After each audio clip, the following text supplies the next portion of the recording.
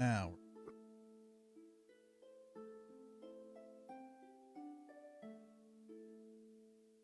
There it popped up.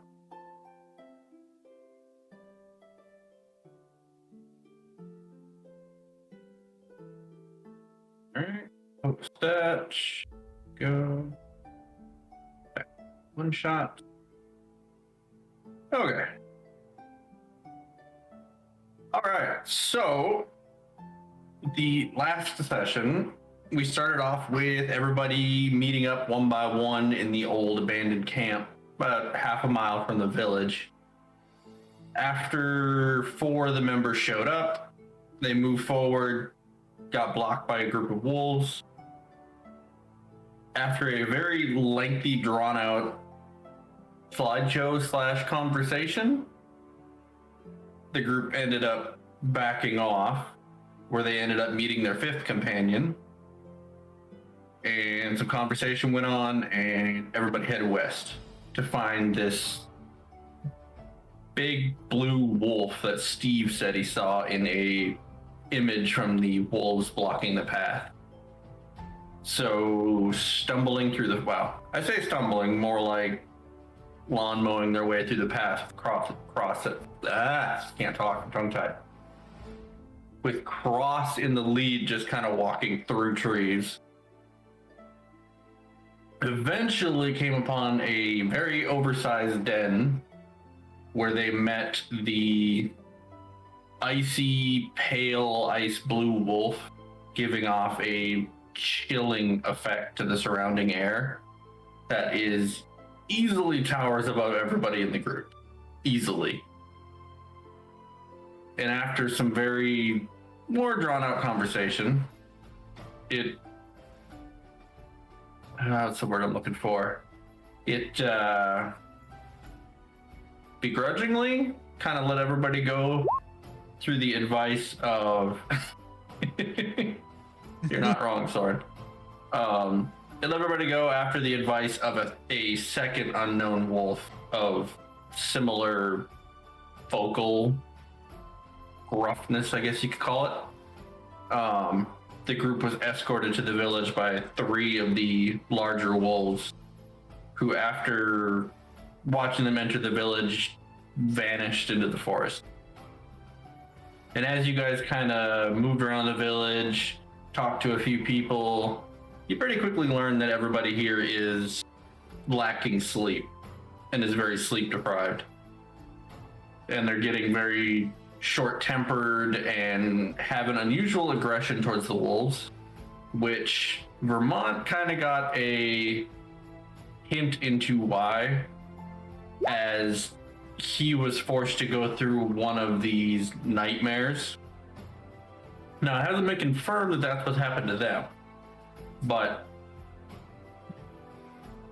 after, right near the end of it, nobody else saw it, but Cross did see a shadowy figure formed out of pure evil mist, you might say, which is just how Cross sees good and evil when tapping into his divine sense.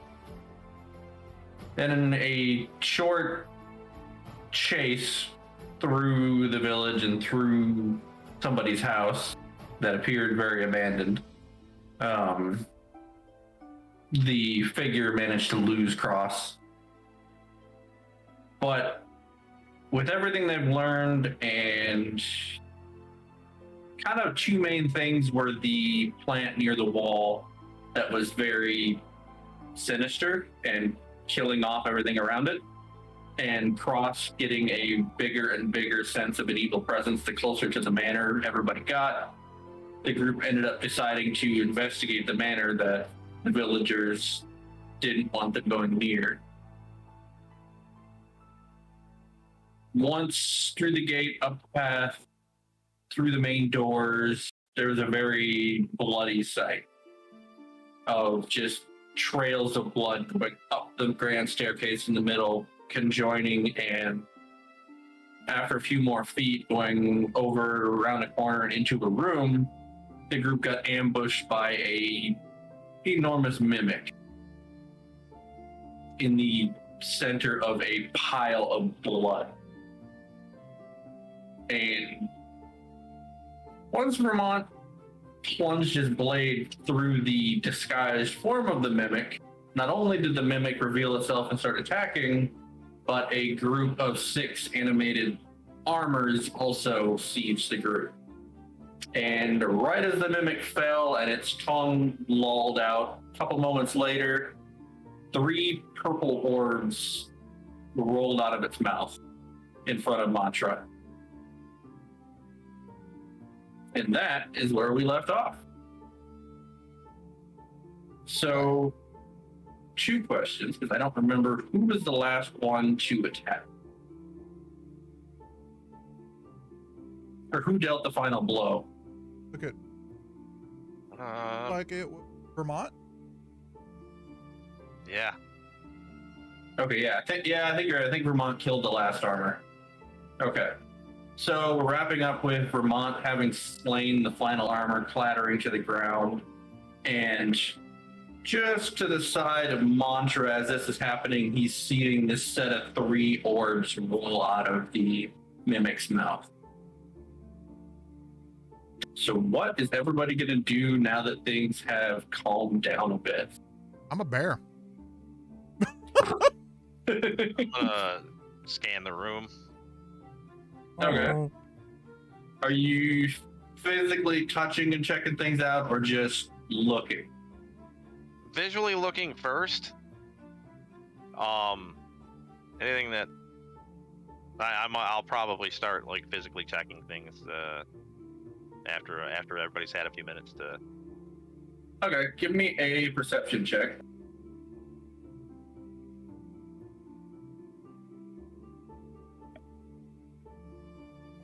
Let's see here.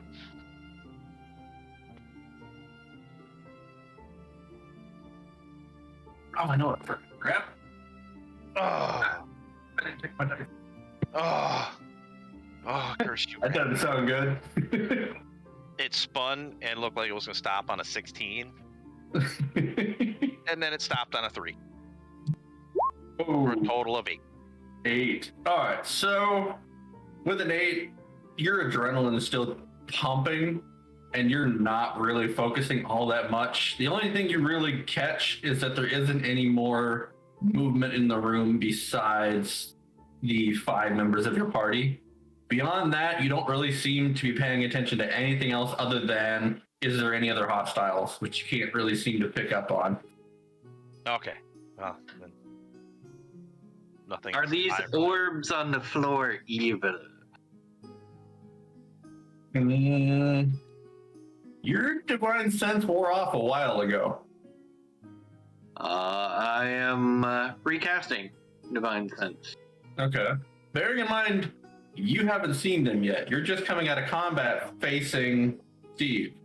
Yeah, because you just healed Steve. Bear. You haven't seen the orbs yet. Mantra's the only one that has seen them. Because they're just in front of the mimic and behind, from your angle, they're behind the burning, collapsed leftovers of the changing curtain. So you don't know they're there. All right, I will turn and look over the room. Okay. Because those statues were guarding something. All right, so give me a perception check as well. Everyone. And while looking over the room, I will be using divine sense. Okay. So is divine sense an instant cast, or does it take a moment of either words or anything like that?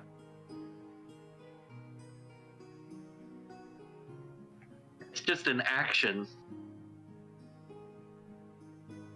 That's all it says it is. I can use it 4 times before a long rest. So it would just be as a basic action. So yeah, okay, so it's just let's a say mental, I focus on trigger. it for a moment to trigger it. Yeah, it's a mental trigger. Okay. All right, so you're gonna begin checking the room. What'd you roll 14. for a 14? Okay. Yeah, I was just adding it up. Okay, so as you kind of eyeball around the room, starting with looking past Steve towards that little wardrobe there, you just kind of pace your eyes around the room. You don't really see much of interest. As you move over the blood pool, you see leftover like fingers, toes, maybe a patch of skin, some hair. Ew. It's very much so obviously a feeding ground. As you move over the mimic itself, even though it's dead, is still emanating a dark aura, the black mist that you see when you see evil. Yeah. So you've still got the curtain blocking the orbs from your sight, but you do see the black mist coming off of the mimic. But the mimic itself is taller than the wreckage. So to you, it looks more like the mist is coming off the mimic and not necessarily from anything around it. But you do see a strong evil presence condensed in that area. The room. Yeah. I want to move like around the room, going over the room looking for clues. So. Yep. Yeah, that's just what you see as you're getting there. While Cross is starting to move closer, because I'm assuming that as you see the evil aura, you're gonna get closer. Yeah. Yeah. Okay. So while Cross is moving closer, its aura should be gone as it's dead. Yeah. So while Cross is moving, is anybody doing anything else? Sitting directly where I am and beginning to meditate. Okay. Thorn will kind of move over that way and just kind of start checking that over while he says over his shoulder to the rest of the group, "Is everyone okay?" Steve the bear is going to kind of go to the right of where Soren is and just kind of sniff that. What is that? A cupboard shelf? There? This thing over there. That's a shelf with a whole bunch of different knickknacks and antiques. What's the this? one below Steve is a wardrobe. Okay, he's gonna sniff the wardrobe. Okay. Trying to investigate. And it's a mimic. All right, so Soren, give me a investigation. Steve, give me a. Are your paws on it, or are you? Oh, he's smelling it with his keen smell. Okay, so give me a perception check. Do you have advantage on perceptions that involve smell? Yep, I do. Okay. All right, I have to use bears. This is where it gets. The bear necessities? To do it? No. Ooh, 30-20. Nice. Oh, so I use my wisdom. Okay. Advantage on this. It's almost like you're not familiar with the druid. Not. So a 16 and a 16. Wow. They come out the same. There is a lot to a druid. Yeah, no, I know. They're probably one of the most complicated ones out there. Yeah, I'm currently playing one in my my regular game. All right, so starting with Steve, you're smelling it. You're not really picking up anything special about it. You can kind of smell a very musty smell coming from it. But it doesn't really smell anything out of the ordinary. Okay. At this point, you're pretty much just getting the smell of musty clothes and a pine or oak smell coming off the wood. Okay. And then whatever chemical was used to varnish it. No, but nothing odd. Yeah, no honey. That's kind of what he's looking. And once everybody does their thing, he's going to slowly make his way across the left-hand side of the room and search all the knick-knack smell. But we can let everybody do the thing. Soren, as you're kind of pushing around and going through the shelf, most of it is just the general pompous antiques you'd get from a noble. Doesn't really hold any practical value. It's all antique vases and various jars and statue busts that have like gold inlay and various things to pump up their value. So your typical things that a noble would have to make themselves look of a higher status. Nothing real beneficial. On the top shelf, you do spot 2 bottles of a kind of a mysterious liquid, but they could be alcohol, they could be water, they could be almost anything.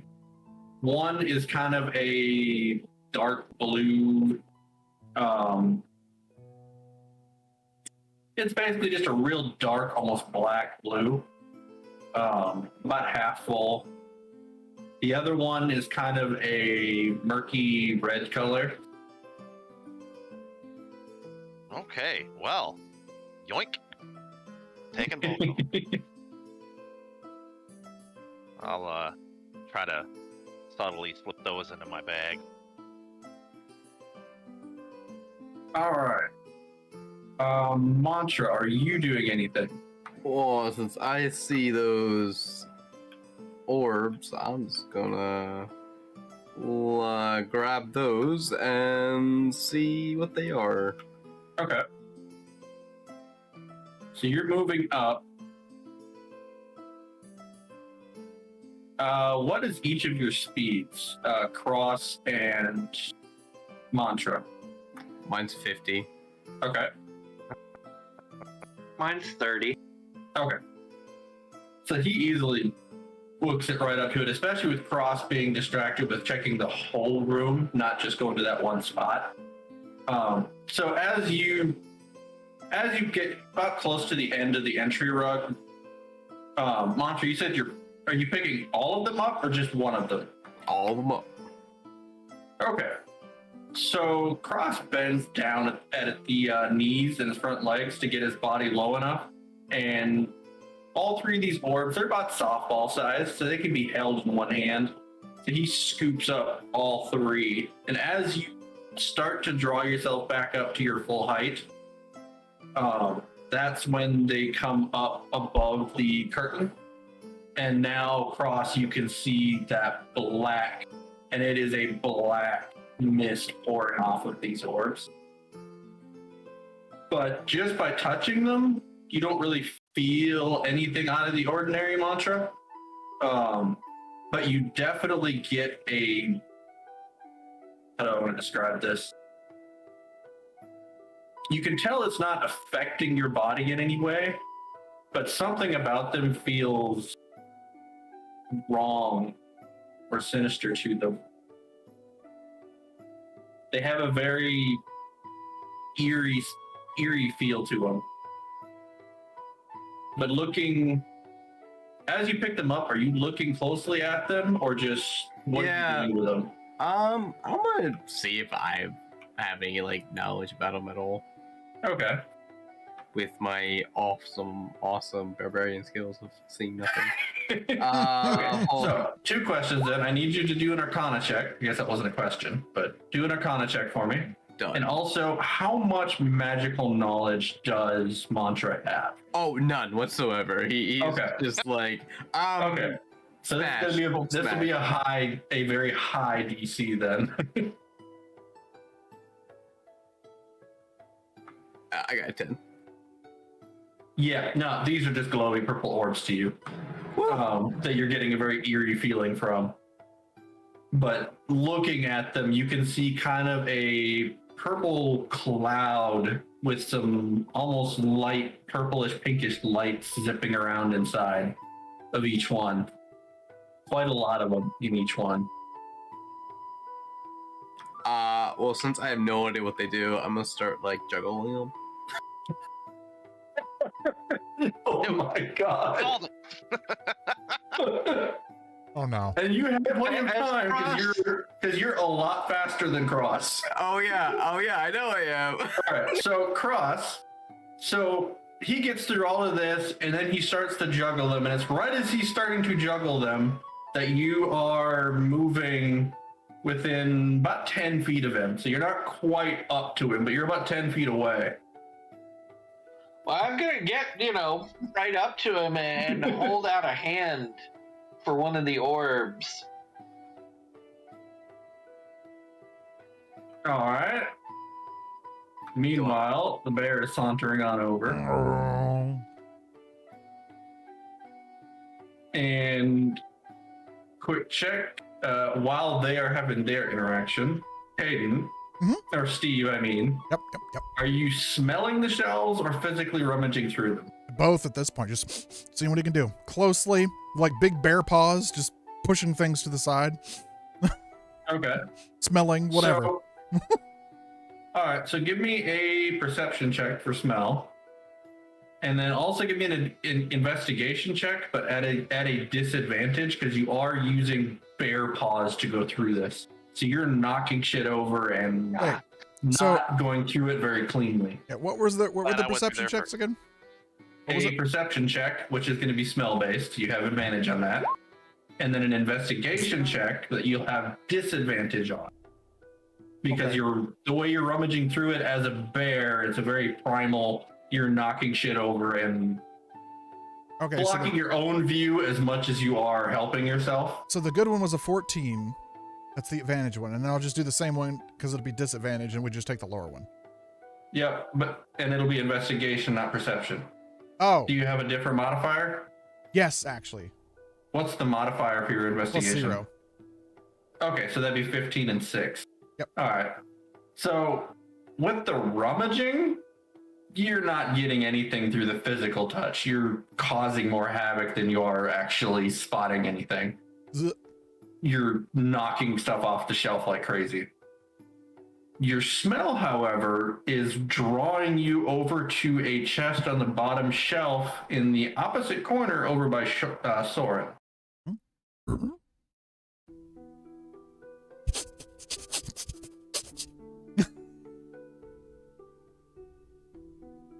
So what are you going to do?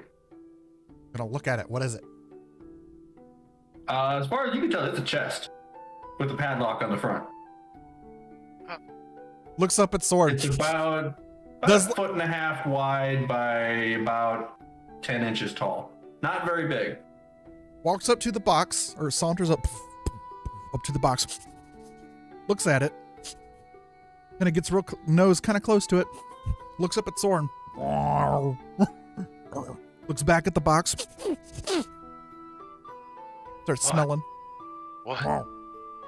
You think there's something in there? I'm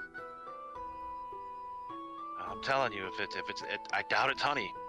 No. Letting you know right now. All right, give me a moment, and I'll reach into my pack again, pull out my spectacles, put them on, then pull out my tools. All right. Go ahead and give me a sleight of hand, adding your proficiency and your expertise. I'm actually looking to investigate the chest first. Okay. Make sure it's all right. Give me an investigation then. Now, are you physically checking it, or are you looking for magical traps, or? I am giving it a very thorough and up-close inspection. Okay. And while this is happening, Steve is sat down on the hind legs, but like looking straight at it. You know how like a dog that gets that face that's sitting really still and really wants a treat or something? Is just mouth closed, big wide eyes watching the box. A little bit of Roxy inspiration there? Yep, just a little bit. Okay. Hey, not bad. That is...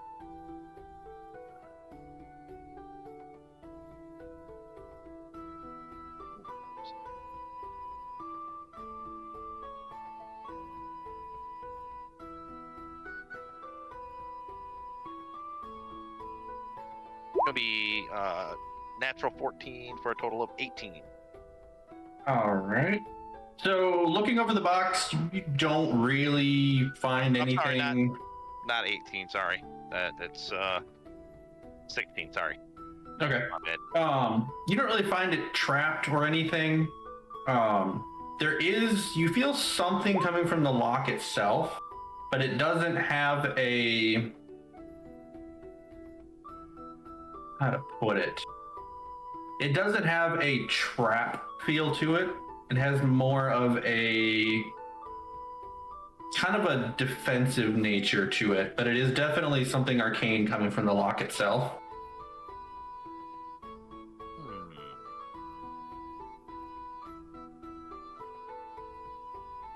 Okay.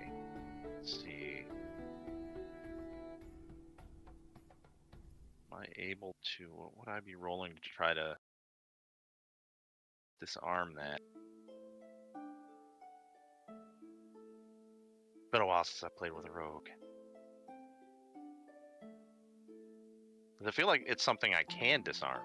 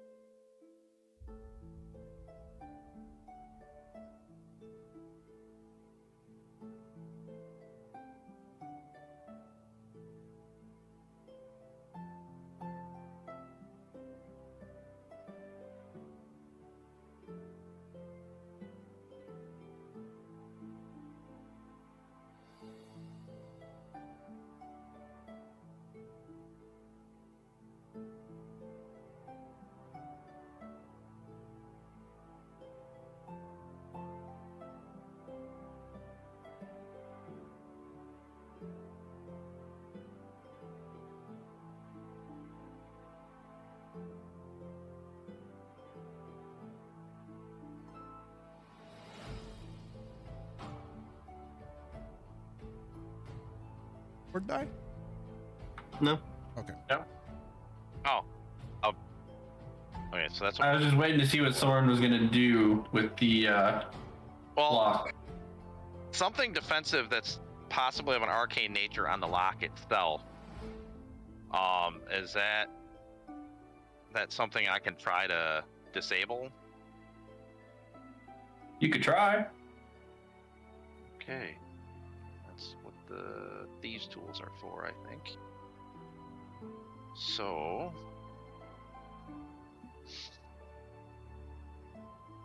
Just let me know how you're gonna go about trying. Well, I'm gonna give the lock like a closer, more thorough inspection, looking for any like glyphs or anything that would not normally be sticking out of it, or like possibly any like strings or wires. Okay. So Things of that nature. okay, so as you don't even have to roll for it, but as you kind of go over the lock and you flip it over, you do spot a glyph on the back of it. What's this? Okay. See if I can either remove the glyph or deface the glyph enough that it loses its power. Okay. So how are you going about trying to scratch off the glyph? Are you taking a blade to it? Are you just taking a fingernail? I'm gonna take the small file from my set of tools Okay. and try to scrape it off. Okay, so as you start to file away at it, at first it doesn't really seem to have much of an effect. But as you keep filing, the glow from the glyph does start to fade. And eventually it just completely vanishes. All that remains is the etched outline of the glyph.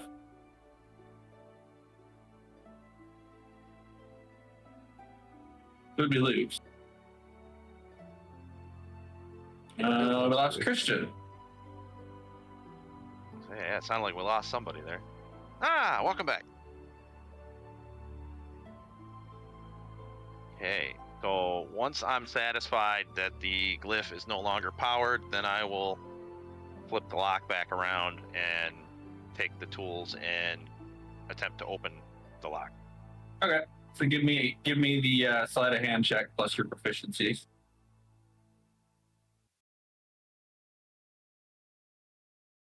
And that image is definitely accurate of Steve and Yes. Mantra.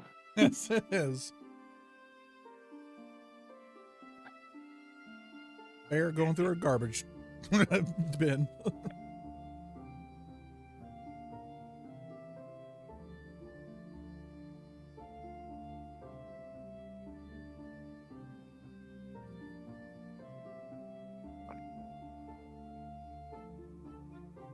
$16. Oh wait, hold on. That was the previous one. Never mind.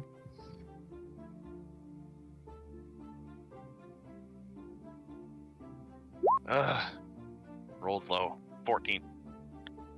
Okay. So, as you start to pick it, you get the first couple of tumblers popped, but then right as you go for that last one, you start to feel your pick starting to get wedged. So as you're feeling that, what are you going to do? I am going to stop. Take a moment. Look the lock over again for another moment. And when I'm able, I will attempt to try again. Okay. So when you stop, did you pull the pick out, or did you just stop where you were at? I will actually pull the pick out because I don't want it getting wedged. Okay. All right. So then as you go again, just give me the same check. Yep, will do. So Steve, while he's picking this, are you still rummaging around? No, as soon as Steve saw that box, he's focusing intently on that box, waiting to see if there's something inside of it. Just like, Okay. just sitting on the hindquarters, kind of in the blood, I guess, on the edge of it. Like feet popped up, Winnie the Pooh bear style, just sitting there waiting, eyes wide, watching the box intently, sniffing every once in a while.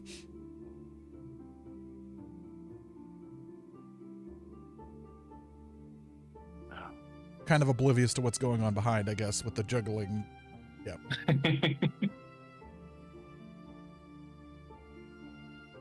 This one's more troublesome than the front gate was.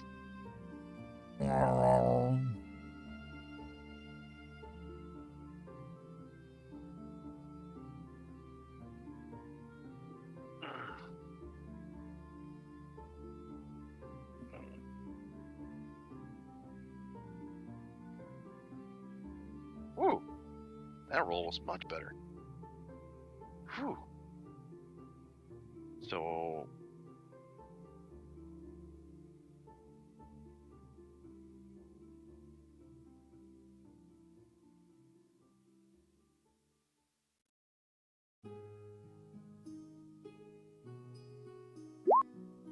$25 that time. Okay. So this time you don't have a lot of trouble. You've already got the first two kind of memorized where you need it to be. So you pop the first two real easy. And the next three, you just kind of pop right through. It's not much of an issue. And the lock pops and twists sideways as it drops and swings on the U-hook. All right. Move the spectacles off of my nose and up onto my forehead. And I will open the box. Okay.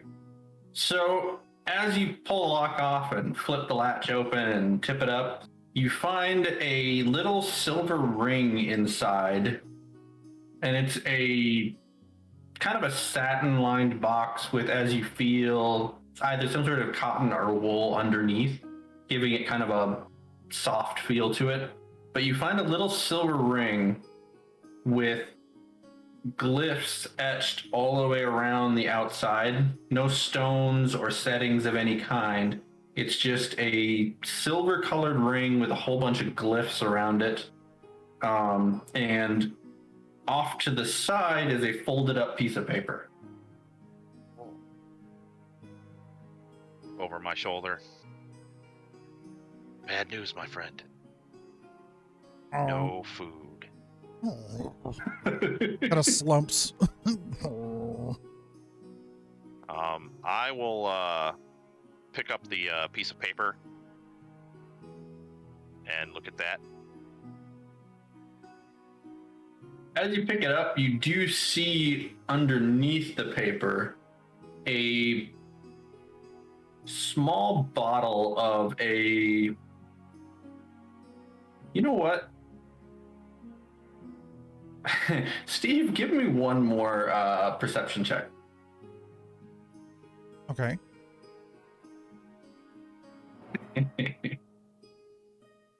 Five and a 6.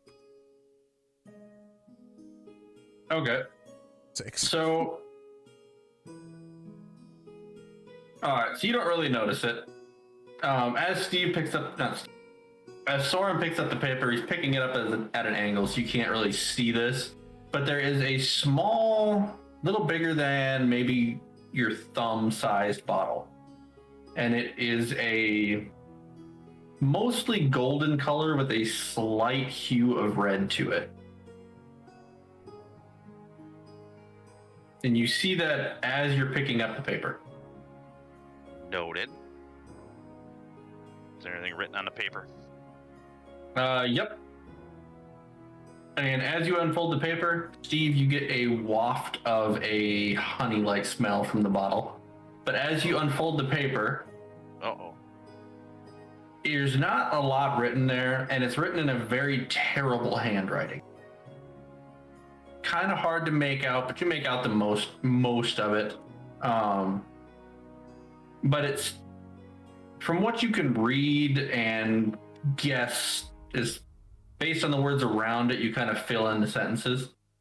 But in summary, it basically tells you that this box is part of an agreement for allowing whoever the writer is to come and stay in his manor.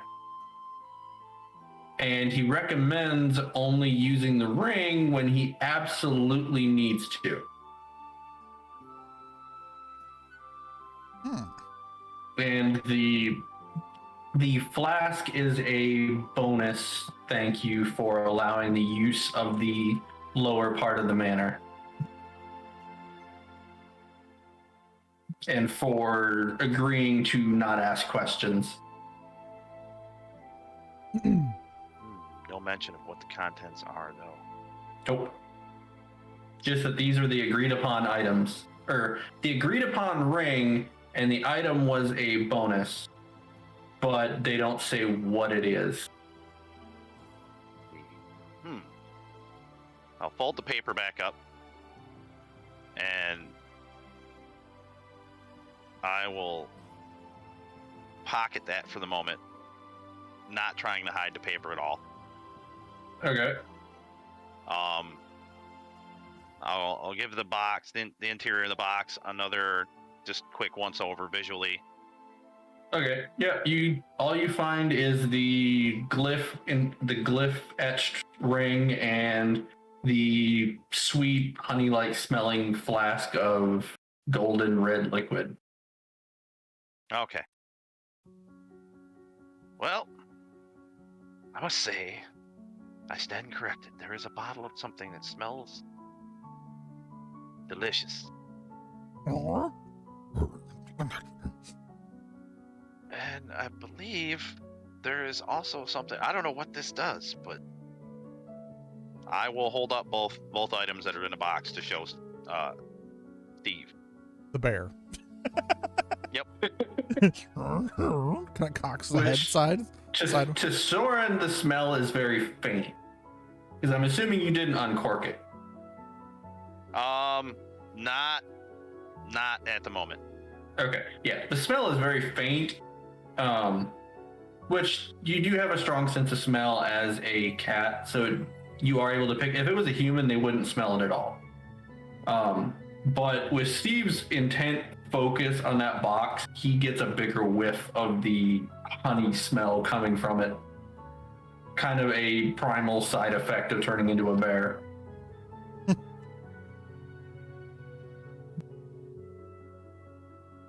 There's no smell coming from the ring, though. Just a faint tinge of metal.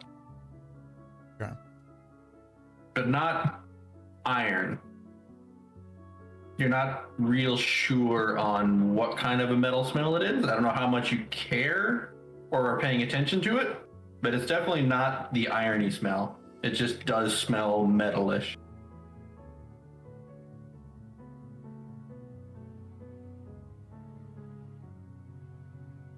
Hand over that orb. All right, yeah. Well, you guys decide what you're going to do with those items.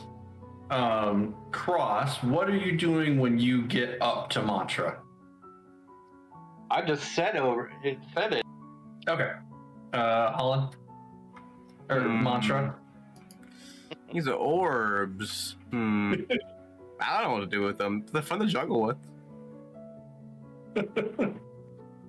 They're evil. Hand one to me so that I can inspect it. And I just, like, while I'm juggling them, I throw them one, juggle two. How well is my juggling, by the way? Oh, we're getting to that. So, give me... We'll do a athletics check. Oh, okay.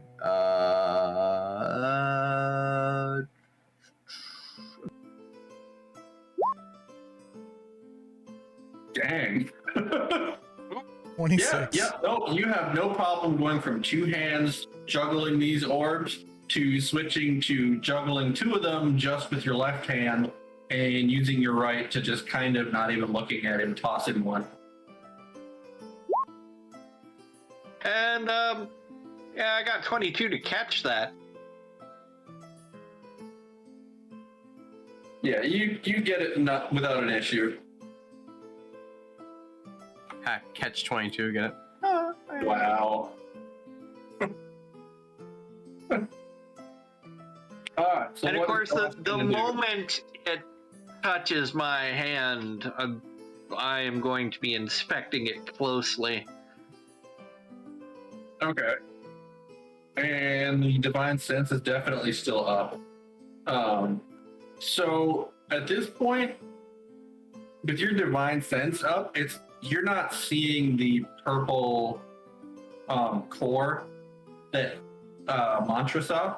For you, there's too much black mist coming off of it, and you can't even really see what it looks like because of all the mist coming off of it from all the mist from your divine sense, obscuring the object itself. So you can't really investigate it with your sense up, but it's pretty obvious to you that this thing is bathed in evil. And If you I can't are see getting it clearly, I would, of course, let the sense fade away. But you do notice, and not only from yours, but from Mantra's as he's juggling them, there is a very thin, wispy thread from each one heading down through the floor.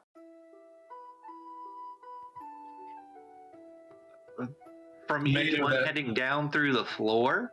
Yep, of that same black evil mist. Oh.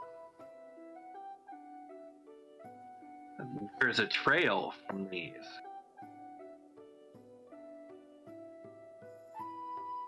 I am, of course, saying this out loud. Anybody gonna respond? Particularly Mantra, being you're standing there. I got a huge bear in my face. They're already distracted. Would I see? I don't even see this trail at all.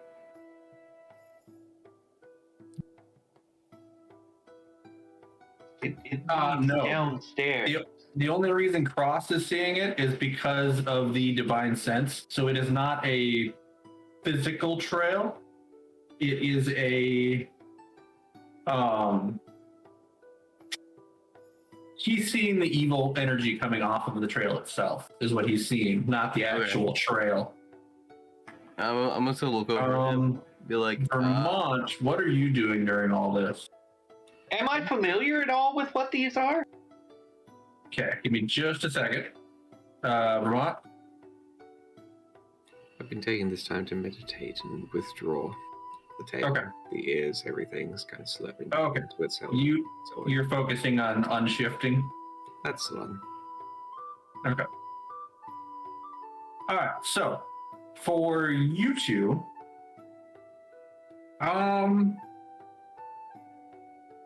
both of you give me a Arcana check. YouTube being. Sorry, I meant Mantra and Cross, my bad.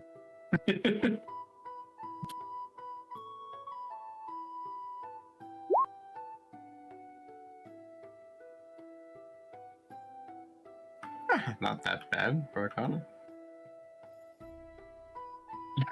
Okay. I can't spell, don't mind me.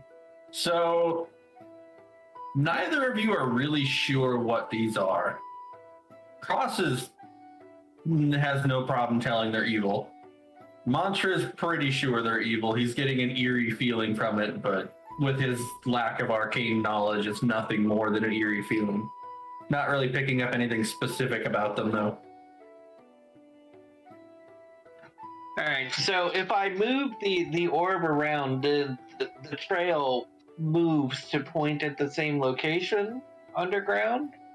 Yes, so as you move the orb around, are you moving it like a couple inches, or are you basically Like moving your whole like body? moving my arm around. Okay.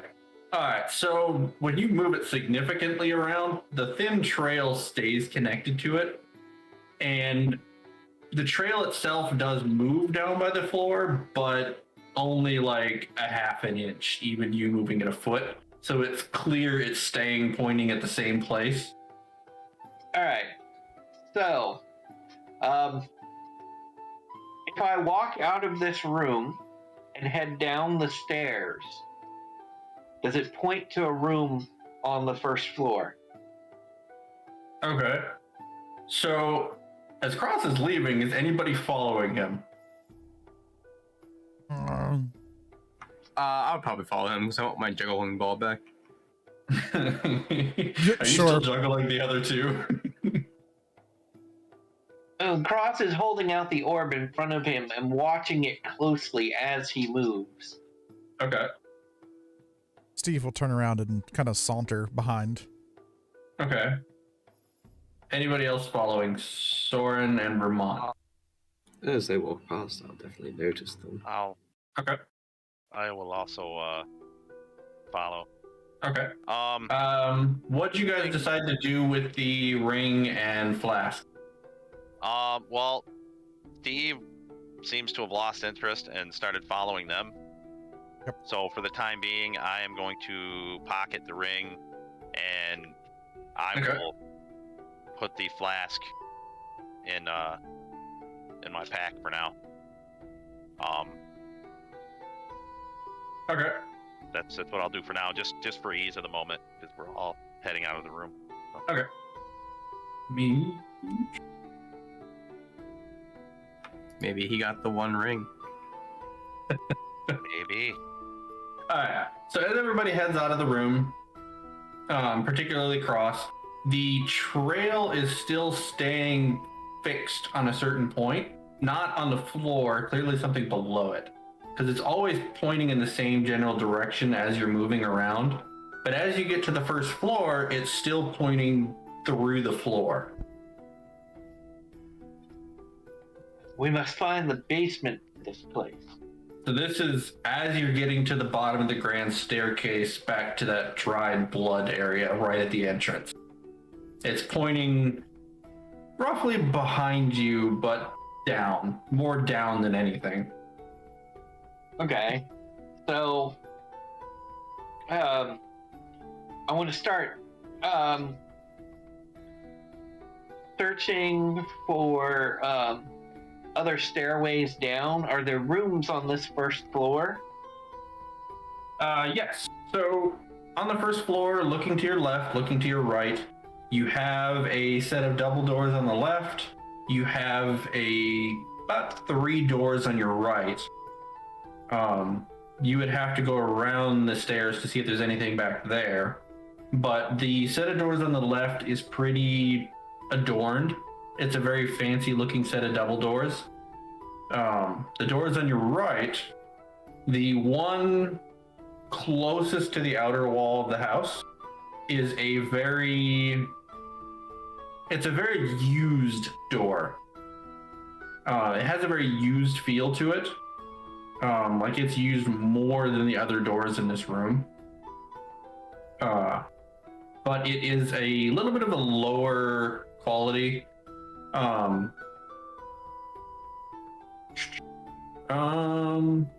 Yeah, so I would be looking for the servant-looking door. It would most likely be unadorned and very plain. Yeah. So do you have any experience with nobles or noble houses? Or does anybody in the group? No. I was No. created by nobles. Okay. Anybody else? I've killed nobles, so I can. Particularly having ever been in a noble's house. Not Steve. Only in the May bedroom. or may not have been involved in more than one heist in a Okay, so you might have experience with accepting contracts from nobles or stealing from them, such like that. I will not confirm nor deny. Okay. All right. Anybody else? Vermont? Not really. Okay. So, Cross and Soren, give me a history check. Oh, let's see.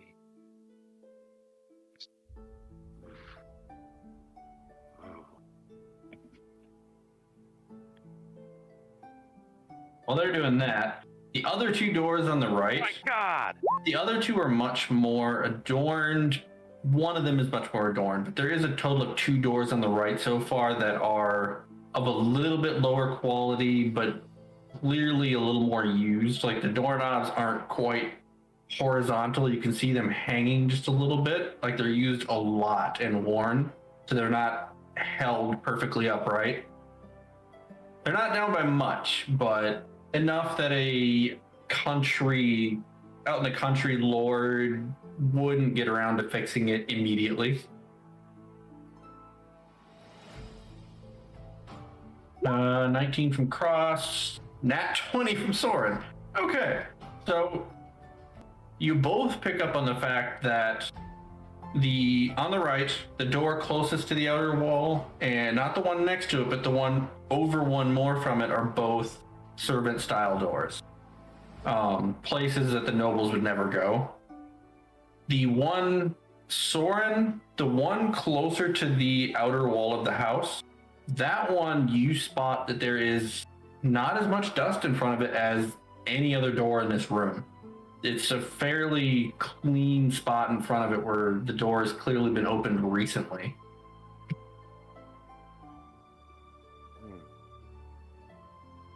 I say, metal one. Don't waste your time going that way. Why? Look at this door. There's much less dust. It looks like it's been used. Well, I had a feeling the front door would be stairs down, being closer to the walls and foundation. Those doors are more common looking. This one's fancier.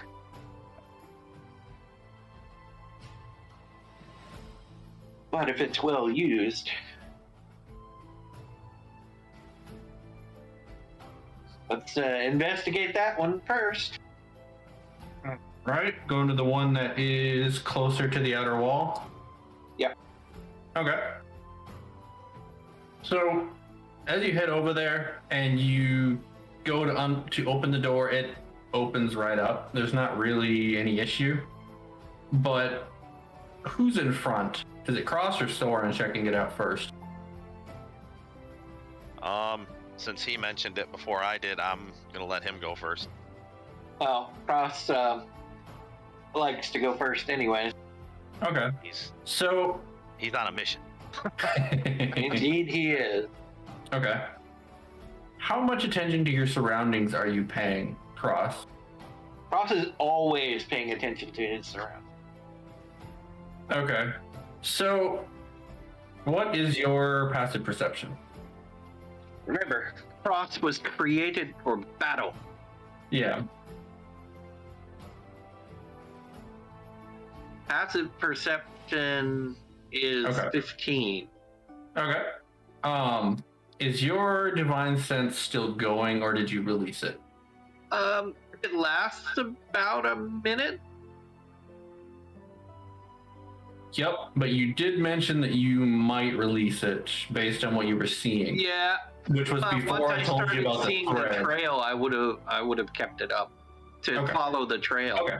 So as you open the door and you notice that the handle's fairly flimsy, it's not all that strong. You pull it, open it up. There is a torch burning in front of you at the top. So it's a very small, almost cupboard-like room, but immediately to the right is a staircase going down. That as it goes down, it turns, and you don't see anything past that.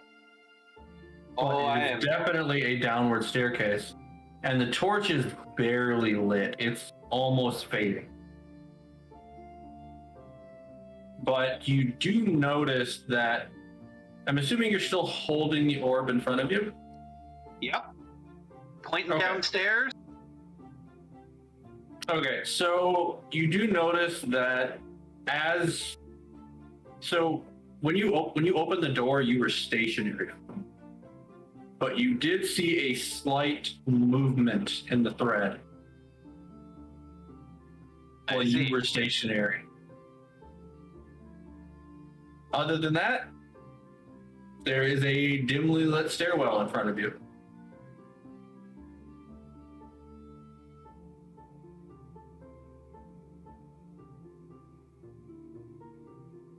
What are you gonna do? I will.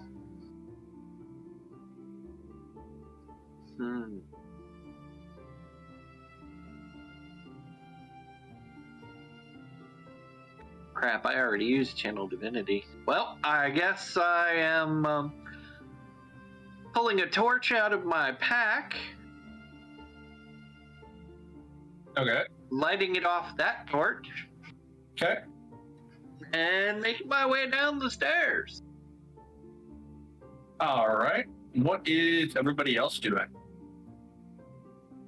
And Cave Bear fit down the stairs.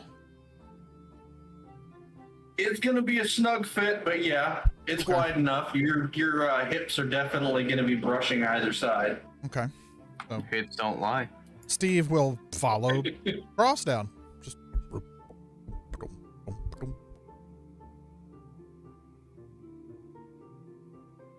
I feel I've become Grizzly Adams with Ben following behind me. Thorin will put his spectacles away and follow the others. Yeah, and Steve, as a bear, one of the reasons why Steve is so close to Cross is because he wants to know more about this metal creature, this metal man that because Steve doesn't really know much about civilization at all.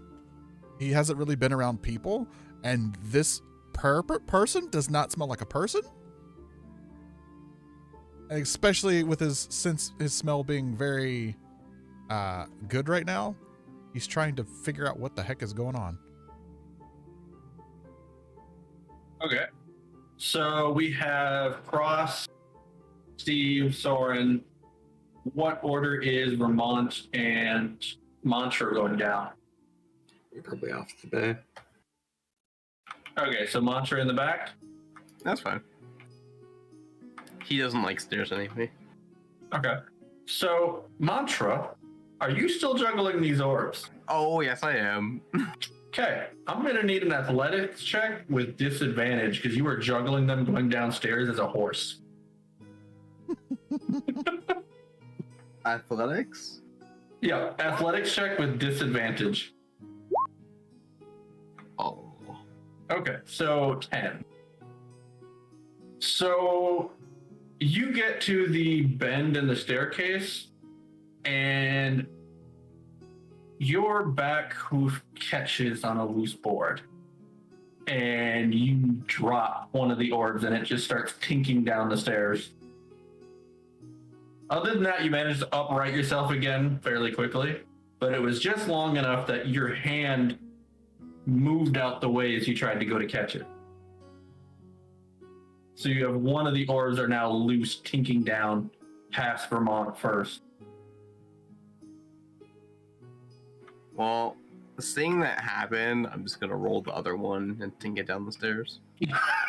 Okay, so Vermont, you now have two of these orbs bouncing down the stairs that you overheard them talking about were evil. Really? Oh, Yes. I believe I was outside. Okay, let me correct that. How much attention were you paying? Because they weren't being quiet about it, and it's not a very big room, so you weren't all that far away. Meditating takes a lot of effort, so I probably was. Okay, so you were basically tuning them out. Mm-hmm. Okay, so in that Taking case, everything out. so you're just seeing two purple, misty-looking orbs bouncing down the stairs next to you. I mean, I'd make a reflex save to see if I can catch him just out of instinct, but I'm Okay. going to be trying. Okay, so we'll do an athletics check for you then as well. Give me one for each orb. Yeah, you swoop them up pretty easily.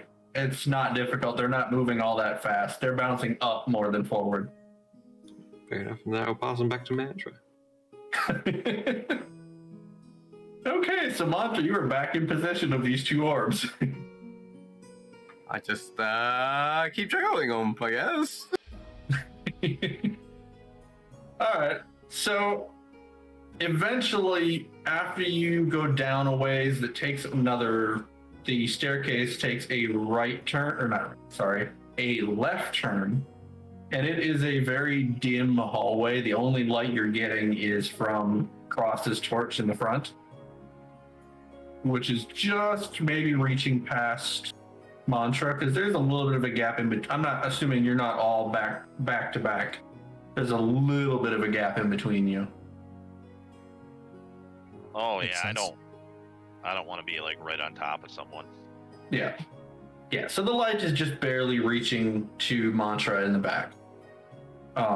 But you do round that last corner, and a couple feet away, you finally come up to a set of very old looking wooden double doors. Which way is our pointer pointing? Oh, you mean the orb? So the trail is now no longer pointing down. It's pointing not straight forward, but there is a slight droop to it. But it is now more pointing through the door and a little bit down. Through the door? Yep. Through the door we go. I'm gonna push that open. Okay. So are you, now you say push, are you just opening it, or are you going crazy and barging through it? No, I'm just opening it. Okay. So as you go to open it, it pops right open and not much of an issue. It's pretty old, and it looks like even if it was locked, the handle would probably jiggle enough to just open anyway. But as you step out, give me just a second here.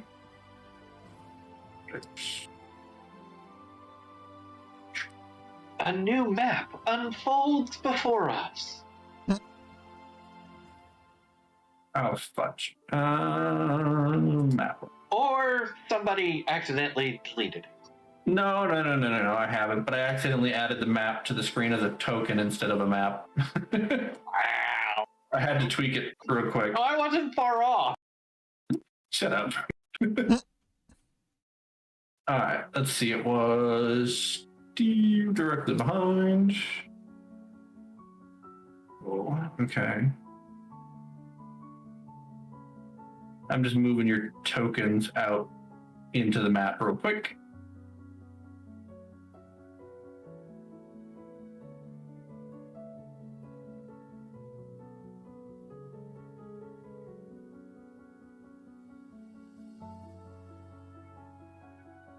Okay. Now. All right, so as you open the doors, you see a long corridor in front of you with a series of doors on either side, about 8 of them, but evenly dispersed along either side. There's torches lit in between each set of doors, a little bit brighter than the one at the top of the stairs. There it is.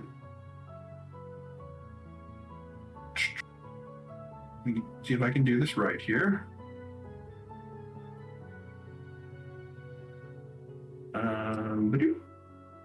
Okay, I think I got it. Yep. All right. So you got a long hallway in front of you. It is a stone brick floor that you can hear the clop clop of mantra on this floor like echoing across the walls. Oh God, how much noise am I making? Yeah, Cross is making a lot of noise. There's no possible way that Cross would be able to stealth in this room. I'm assuming you have metal boots on. Yes. Yeah, so you're very, very loud. So I'm assuming you're not being quiet with your steps. You're just taking normal steps. Correct. Okay. Soren is letting him have plenty of space between himself and Cross. Okay. He's gonna hang back a moment. Okay, so how are you guys, or what are you guys doing as you are coming out into this hallway? And it has, on either side, you've got doors, and next to the door is a wood wall, and then a stone wall, and then another series of door and wood going down the hall. So there's several doors on either side. Yep. You count about 4 doors on either side, so about 8 of these doors. Which way is And the then- curve leading? It's still pointing straight forward. I'm following it. Okay. What is everybody else doing as Cross is moving forward? I'm gonna stick with Cross. Okay. Can't Yeah, see I'll anything stay else close a to huge it. bear ass. I'm following them. Okay. What'd you say, Mantra? I'll be sticking with Cross too. Okay. How are you guys proceeding as far as who's where? You got me right in the middle. Yeah, Well, I actually, figured that. Mantra would probably be ahead because he's so fast. Okay. Well, it depends how much of your speed you're using. All of it. What are you just galloping down the hallway? Yeah, he just galloping. He likes sound. Okay, so you move a little more than twice of Cross's speed, so... Just vibing to the sound of the clip clap. Okay. All I could hear is oh god, what's that movie? Like Coconuts? Yeah. Monty Python and the Monty Holy Grail. Yeah. Yep. Okay, Steve, where are you positioning yourself in reference to Cross? Let me fi- How long does your divine sense last as well? I'll be just right kind of where I am, but like a tile back, so I'm kind of behind Cross, but like right next to him still, kind of diagonally to the right. Okay. Yeah, right there. Okay. Just kind of keeping that pace as we move forward. Okay, Vermont, where are you positioning yourself in reference to Cross? Behind the big bear. Okay. Because that's all he was paying attention to, is just going down the stairs, so he's just mindlessly following behind it. Okay. And Soren, where are you positioning yourself? I'll stay where I am in reference to Vermont. Okay. All right. So Cross. I will Go ahead. proceed forward a few steps back behind everybody else. Okay. So as they progress, you'll fall back one more square yet. Yeah. Okay.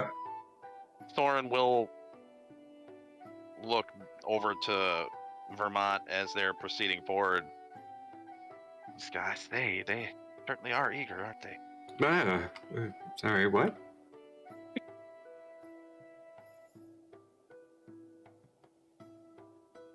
They don't even know what we're walking into. What didn't you do? Nope. So We'll that find can't out be soon really enough. fair to us say that they're walking into nothing when we've got absolutely no idea.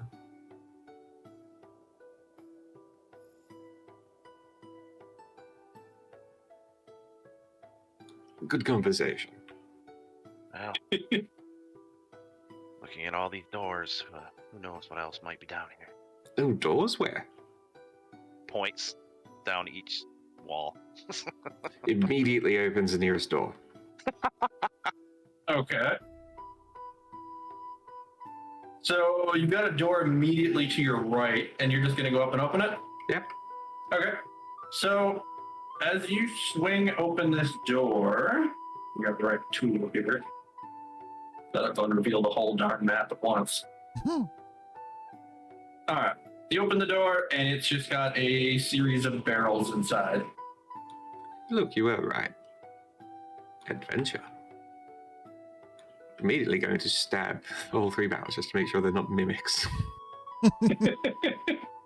So as you plunge your sword into each one, two of them start dripping a red liquid, and the other one a kind of a more darkish blue liquid starts to come out of it. I'm sure this means absolutely nothing. So, but you have a very strong sense of smell, right? Absolutely. Okay. You are getting a very strong liquor smell from this liquid.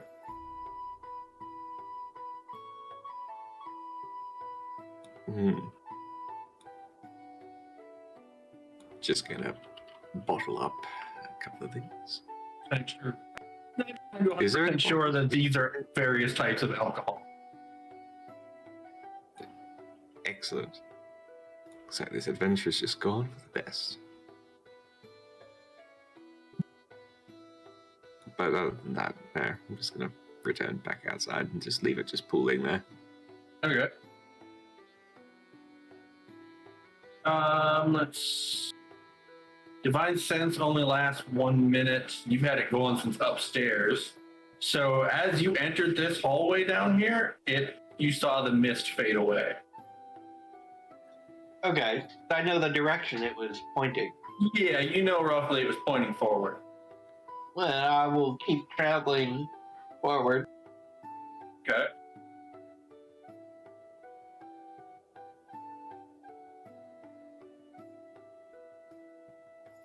All right, and are you continuing to follow them, Vermont? Or are you going for another door? Oh, I'll be going for the next door. Okay. So you just kind of nudge your way past the bear, just focus on the doors. And in this one, it's a lot emptier. You just find a pile of brown cloth sacks piled up against the wooden walls just inside. I'm just gonna look up and then look down and look into the pack sack. You're getting a very not veg smell, a almost root like smell, earthy, out of this room. And in the sack. Are you doing anything to open them? If they're tired, I'm gonna cut them. Okay. You cut the rope, and as you cut it, a series of potatoes just kind of fall out of it. Oh look, Stevie! No, Steve immediately. Just goes straight for the potatoes. Oh shit.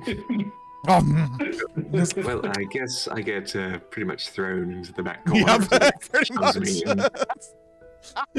Just he barrels in. Bear. Yeah. Yeah. Just eating potatoes ferociously. Wedged in this door to get Yep. in. I actually would probably start following a little bit of Vermont's curiosity and check that door there. Okay. You I'm just sure saw we'll how much hear fun I something was if having. they run into something crazy up ahead. Well, you know what they say, curiosity killed the cat. So this room is like piled halfway up to the ceiling with more brown cloth bags. All right then. Well, I will go on to the next door. Okay. Steve makes quick work of potatoes and just comes back. So is Vermont waiting for him to finish, or are you just gonna try and find your way out? I would not be able to find my way past a gigantic I mean- house bear blocking a doorway, eating How- potatoes. Yeah, he's a cave How bear. He's tall pretty is big. the bear? Okay, you're pretty tall. Yeah, a cave bear is considered a large beast. Okay, yeah. There's only like a foot and a half gap between his Yeah, it's spine basically and that. the door frame. Yeah. I'm adventurous, but I'm not in a desire to get stuck between a bear and his food. Oh, man. He makes quick work of it. It only takes probably like 30 seconds for him to literally eat all of the potatoes. Just Okay. sack and all. Just. Okay. So in this room is more of the brown sacks, but you get a whiff of kind of a rotten meat smell. Ugh. And it's a little bit chillier in this room. A little bit. Ugh. Step back out and close the door. Whew. Right in there. Okay.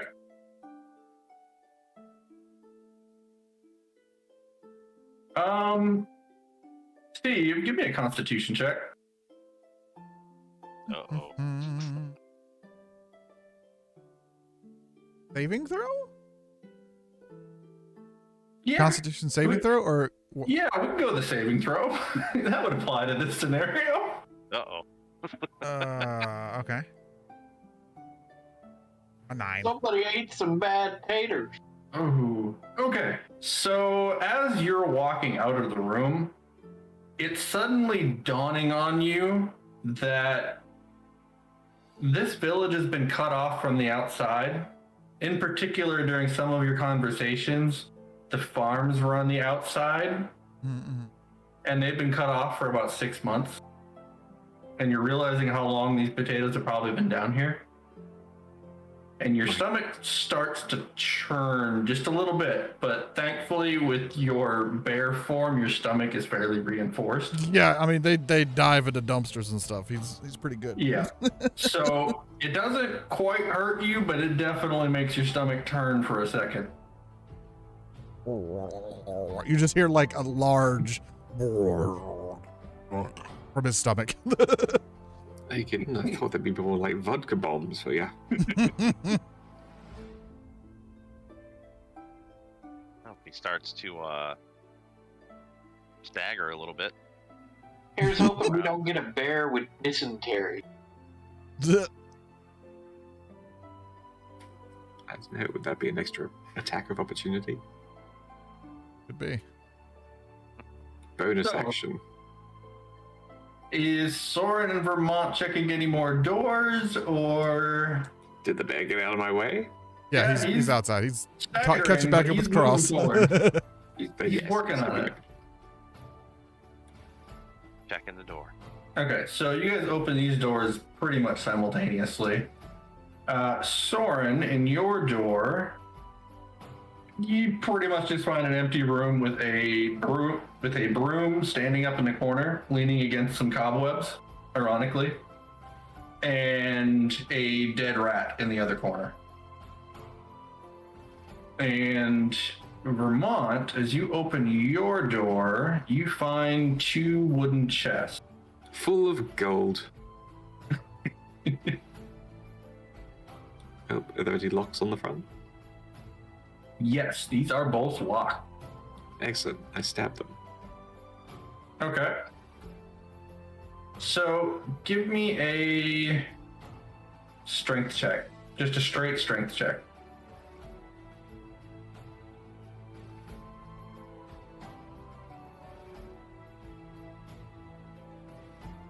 Okay. And one more for the second one. Okay. So the first one you don't really have a lot of luck with. You hit it and you kind of pry on it a little bit, but nothing. The second one, when you hit it and you tip your blade up, it pops right open without much issue. But when you open as you open it, you notice right across the metal band just above the latch, you see the word tax etched across it. And you notice that on the other one as well. So as you flip it open, there is a layer of gold across the bottom. My god. Alright. Next chest I see, I'm going to ask for something else. Oh, I should probably actually move you into the room. Nope, not the bear. Whatever reason, you keep ending up under the bear's lair.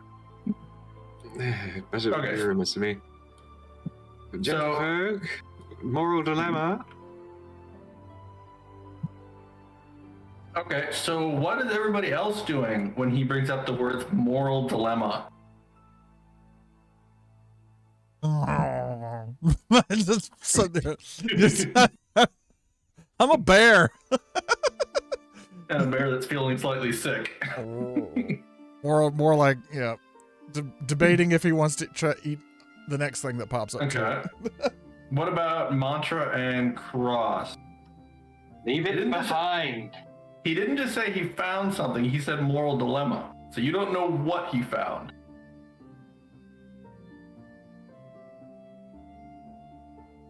For all you know, it could be a body or a prisoner. You have no idea what he found.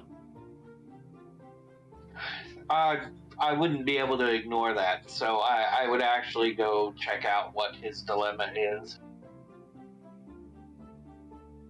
Okay. What about Mantra and Cross? Not Cross. Mantra and Soren. Well, Soren would turn around and poke his head out of the door and see what's going on, and then start walking that way. Okay. Dave, I found a snack for you in there.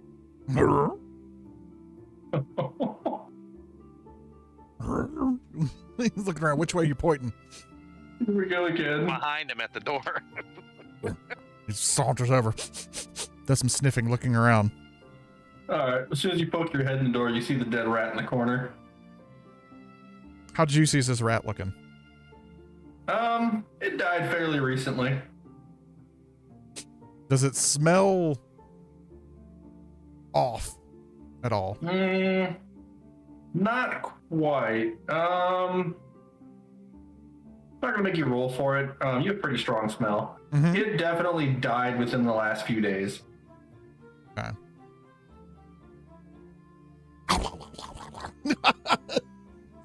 Eats it. Oh my god. He's a bear. Yeah, no, it definitely doesn't cause your stomach to churn. In fact, getting some non-rotten food actually helps settle your stomach just a little bit. Mantra, what are you doing? Well, I found Cross. Let me see. Are you following Cross when he turns around? Are you stopping? Are No, you continuing to but- go forward? Would I get bored? Let's see.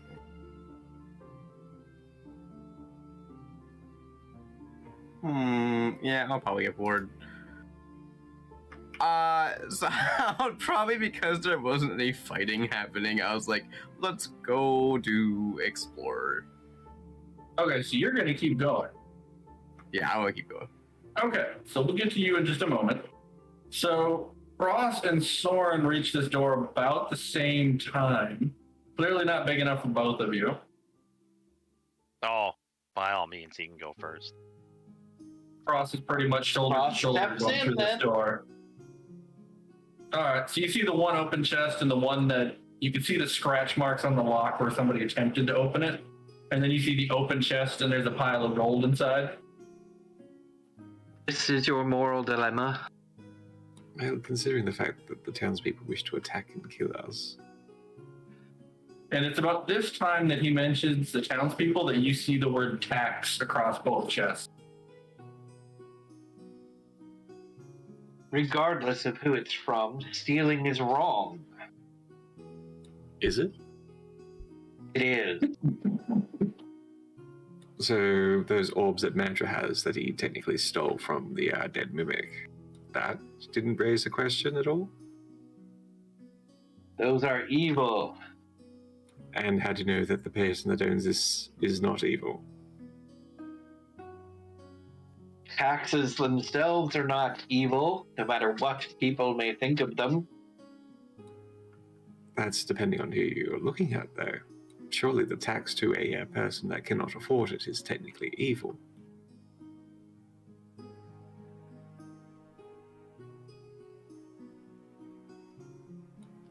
I can almost see the cogs whirling. Odds of regret. No. I'm sorry, what was that? That sounded like a noise. No, the no to the cog whirling. This is my personal cog swirling. I'm trying to figure out a proper response for this.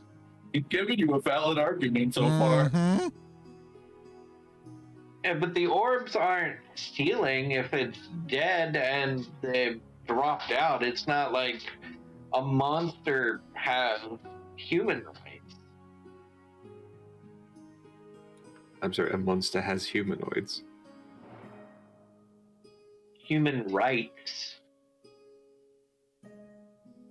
So you can authenticate the validity of this particular thing being owned by a human, correct?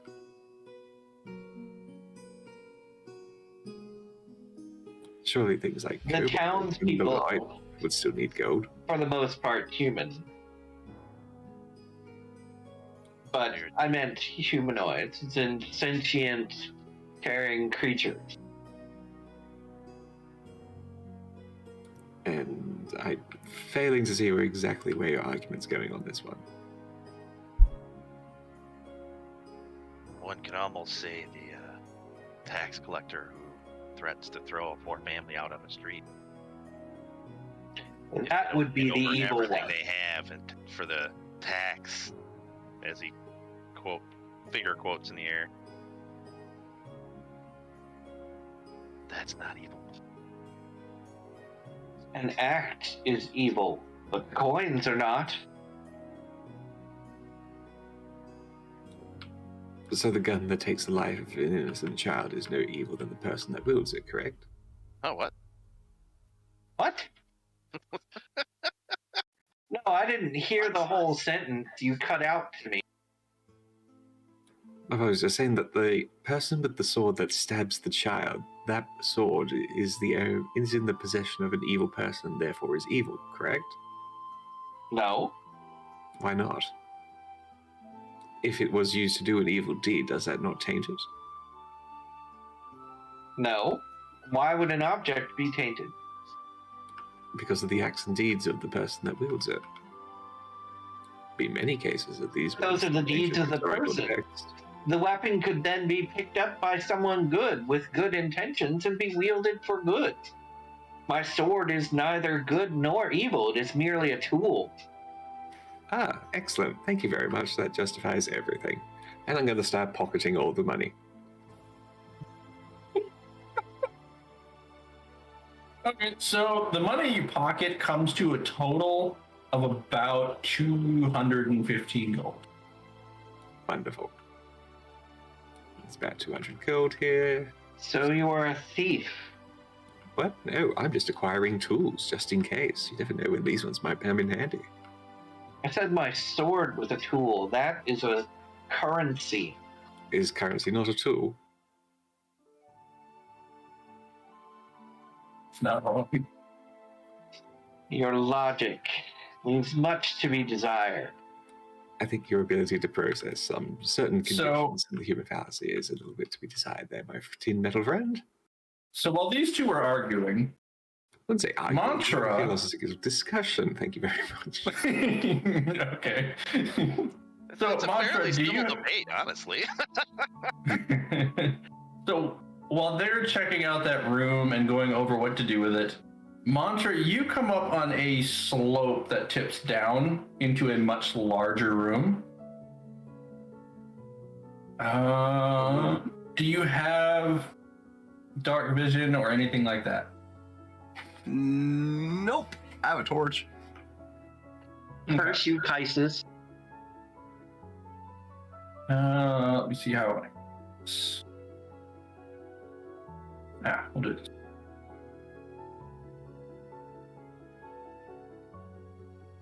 So, how far does your torch reveal? Wait, someone out bust out a torch? Mantra's got one out. Okay, so my torch is. I can find it. Oh, great. Oh, I think it's my backpack. I think they're what, 30 feet? No, they're 20-foot radius. 20? Okay. Or bright light is 20-foot radius, and then dim light for additional 20 feet. Okay. But I don't think I could see past the dim light. Okay, so. Reveal. Okay. So.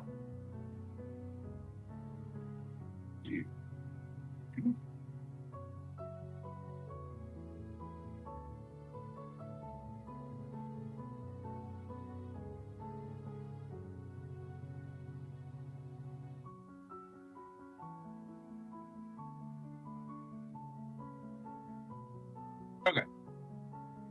So, as you come and you start looking down this slope, which goes into a much larger room, it splits off into 3 directions in this room. It's got a right and a left portion, and in the distance, you can see a bit of a rug and a bit of what appears like it's in the dim light, so it's hard to see it, but it looks to be in the rough shape of a hammock. Either side, you can see cobwebs and spiders scurrying around. There is a forge that's a brazier or a forge type item on the left side that's not burning. It's just a lump of coals in a metal bin. And on the right, you can see just some hints of a ball and chain. But right in the middle is a very large, about 2 foot tall crystal with a very faded but etched in green, sickly acid green color runic circle around this crystal. What are you going to do? I'm gonna investigate the runic circle. Okay. You just Well, walk actually, right up to it? First, I am going to take my torch and see that lovely, the thing I can light in the corner there I saw. So I'm gonna do that. Oh, you're gonna head over and light the Yep, I'm gonna light that. the brazier over in the corner. Okay. All right. So, how are you going about lighting it? Just throw my torch in it. Okay, you just shove your torch down in it. It takes a solid minute and a half for these coals to get going, and it does light up that left half of the room.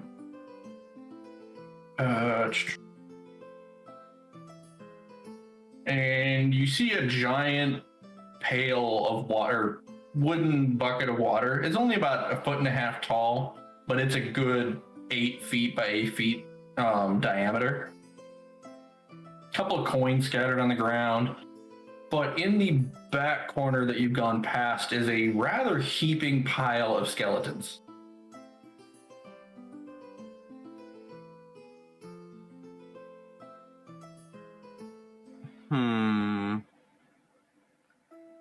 I'm gonna go rummage through the pile of skeletons. Alright. So, rummaging through the skeletons, you don't really find a whole lot other than some shoes that are completely useless. They're ripped and torn. Lots of scraps of clothes that aren't really of any use. But you do manage to find about...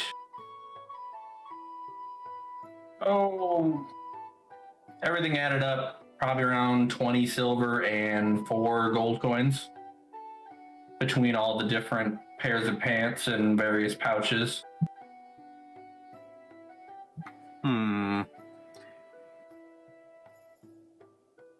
I'm gonna go look at the runes on the circle then. Nothing really interested me. I'm gonna take the money though. I'm just gonna like take the money and go over to the circle. Yep. Oh, you stupid cursor. There we go. Okay. Well, actually, you approached it from that side. So, are you going up to the crystal, or are you stopping short of the runes? Starting short of the. Well, I can't speak to the. Short of the runes, and seeing what color the runes are. Okay. So you see a various number of different kind of symbols in this half of the circle that you can see. There's a couple of them that are across the crystal that you can't quite see because it's in the way. But you don't really recognize the symbols, but everything is etched it's etched into the stone itself, and it's glowing with it's not producing any light. It is glowing, but it's not a glow that produces any form of light, if you know what I mean. It's a very arcane glow, but it's a very sickly acid green.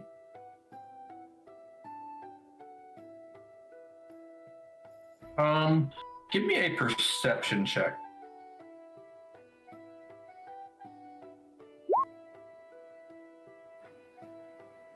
Five.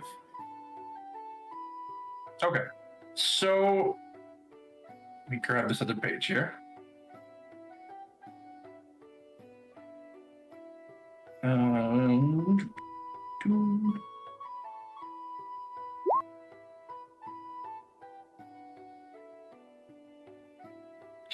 You guys keep going at it.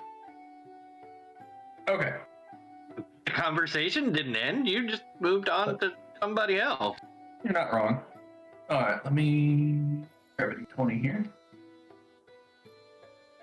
And your perception was at 5. Ooh, that was close. Okay, so you do not see this coming. Inch.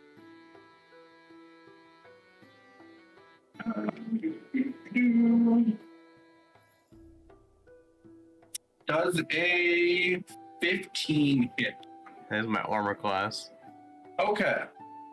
So, while you're focused on these ruins and you're kind of kneeling down looking at them, you suddenly feel this feeling of almost like your life getting sucked out of you. But it's coming from behind you, not in front of you, where the runes are. All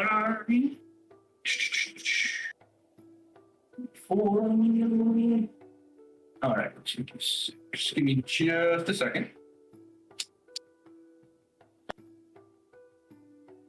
And you take 4 points of necrotic damage. Okay. And in addition to that, if I can get my fingers on the other die here, you lose 2 strength So add a -2 strength modifier to your character. Oh, God.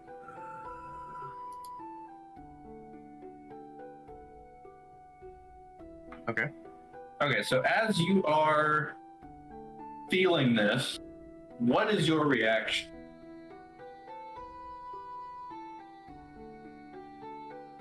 Instantly call crossover. Like, cross! Okay. Something happened over here. So, are you turning or are you just tipping your head up and shouting? I am just shouting. Do Okay. we know his name? Or a guy in You do tin. not know his name. True, I'll be Tin Vermont Guy. is the only one that knows Cross's name. I would say Tin Man then. Okay. So, Cross, give me a perception check.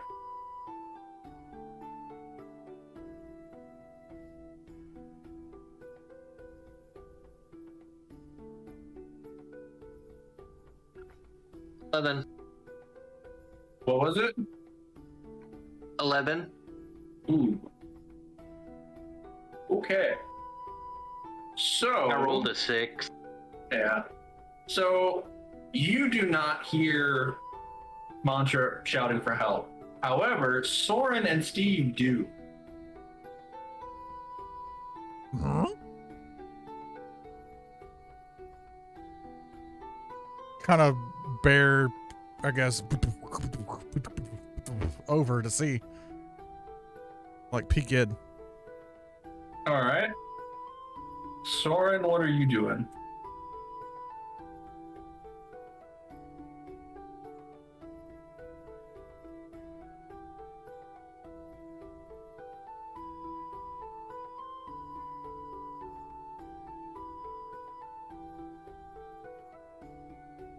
Soren?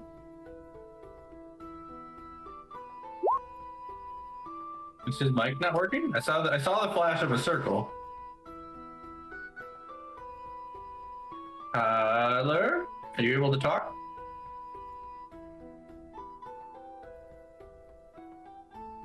Can anybody else hear me? I Yeah, can no. hear you. Yeah. You There hear me? we go. Oh, there we go. Now we can hear you. Okay. So Yeah, what are we you can hear doing? Oh, I said Soren would at this point pull his hood up over his head, and then getting low, he would move over to where he's at, back Okay. behind Steve. Okay. So, Steve, as you come running up, you see something you've never seen before. Oh? Let me It's a grab centaur. it here. It looks tasty.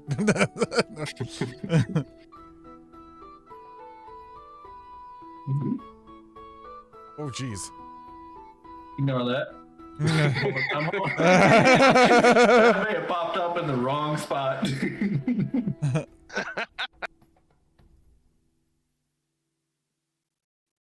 Almost done here. Behind the curtain, you saw nothing. That's very much so the vibes I'm getting right now. Mm-hmm. Let me resize everything here. Mm.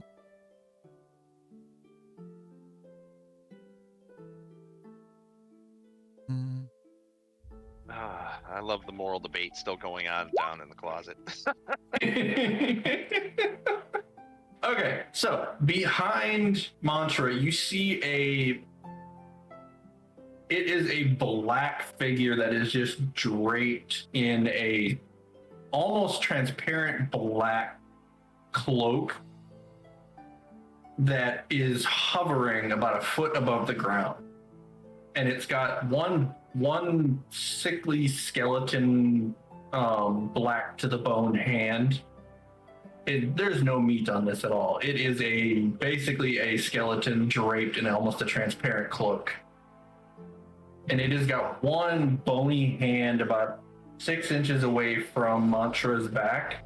And you can see a white light pulling out of Mantra's back.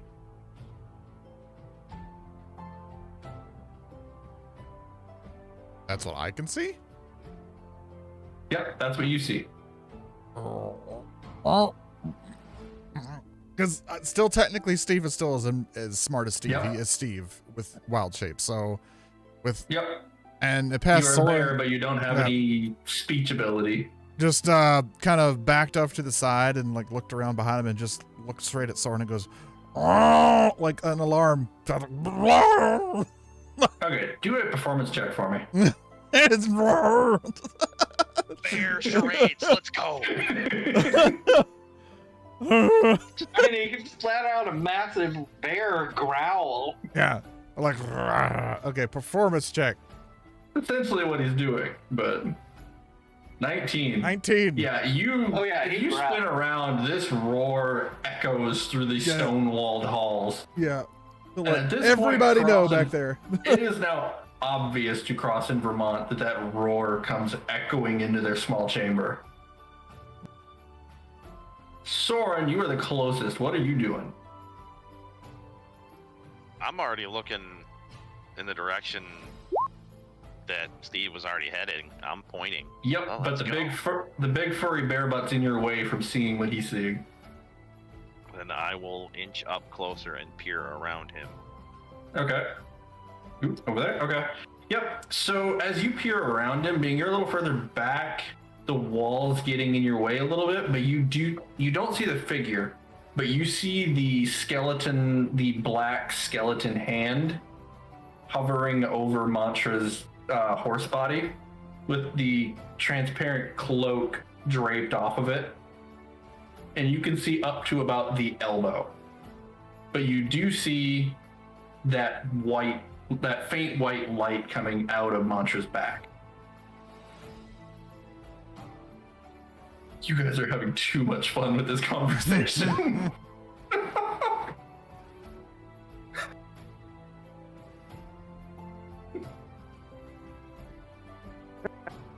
But that's what you see. And it was a very deafening bear roar. Like definitely something's wrong. Yeah, as you roar, Eve. when are you turning to look forward again? Yeah. Okay. You both see this shadow now back off. You just see it fade away to the left, out of your line of sight.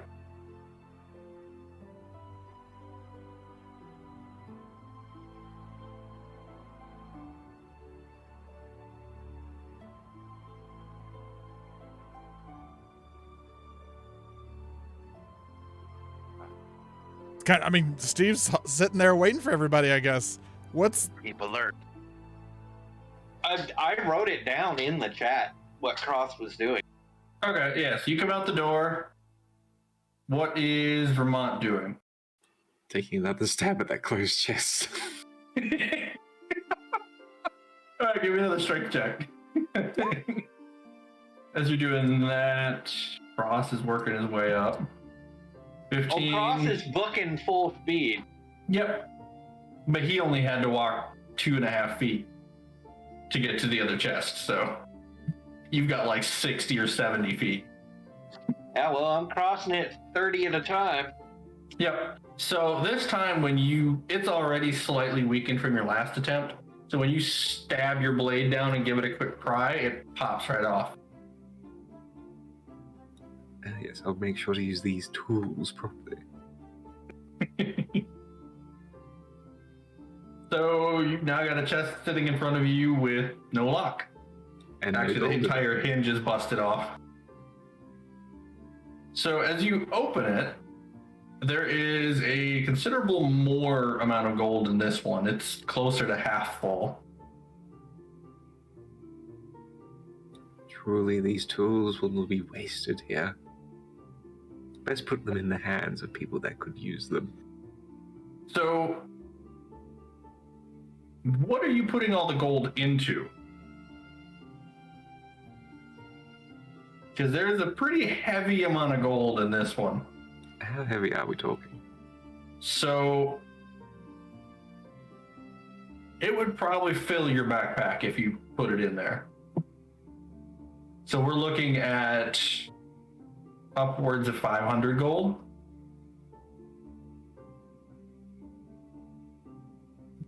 They have it to a comfortable amount.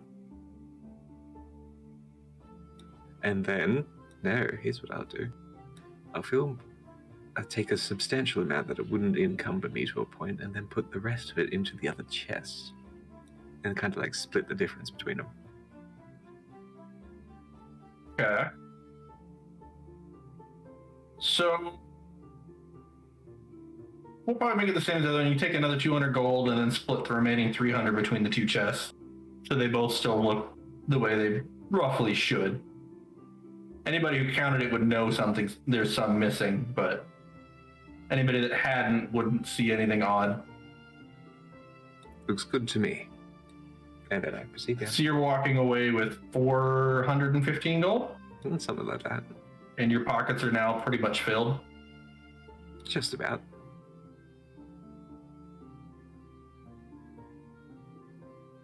All right, so you step out the door, and Cross is now just about down to the circle. And you're running down the slope, and you're seeing Mantra start to get back up to his full height, kind of holding his head with a slight headache. What happened? I'm a bear. I just all I got. Timmy fell down the well. Soren's there. That's Okay, so I'm seeing Mantra just trying to get up, holding his head. Yep. Okay, I would move to him and see if there was anything, if he's hurt or anything. Okay. All right, so you begin checking him over. He doesn't really look... Physically, he looks fine. But how close are you inspecting him? And Mantra, are you letting him just inspect you? Oh yeah. I'm checking him over to see if he needs healing. Okay. So as you pass over his back, you can see a spot where his vest is slightly not burned away, but almost disintegrated away. And there's a little bit of rough bubbling on his skin, roughly on the square of his back. The humanoid part of his back, not the horse part. I would take my hand and lay it over the wound and concentrate for a moment and heal it. I don't know if he actually took any hit points of damage. He did. How many did he take? Holland, how many are you missing at this point? In total right now, I'm 52 of 76, but I only took 4. Yeah, this attack only did 4 for that particular wound. Okay, So so it depends whether you're healing that wound or all of his wounds. see, I would attempt to heal all of his wounds, so I would dump my remaining 10 lay on hands pool into him.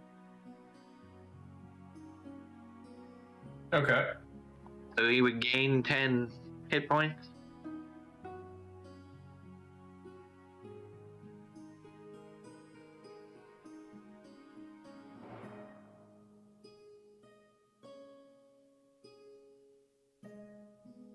Alright, so 10.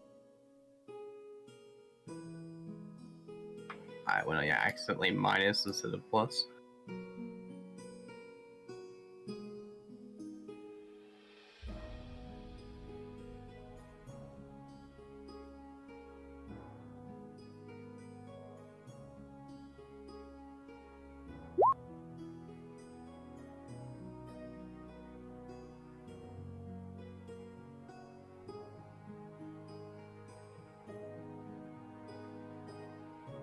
Are you still injured?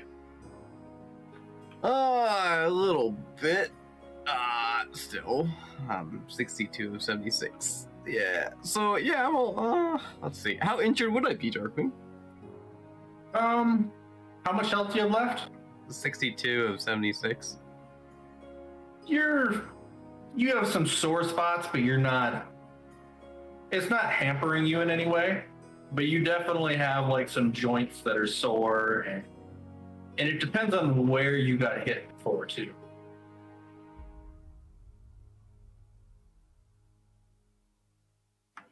That's true. I probably mostly got hit by the fight Like the The armors when they were swinging swords at you.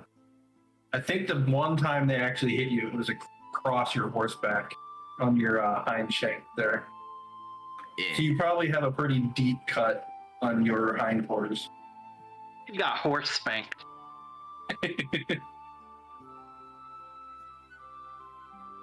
Okay, so as you are healing him, which is taking your attention, so you're not focusing on things around you. Steve, Soren, and Vermont can see some movement in the shadows across the room.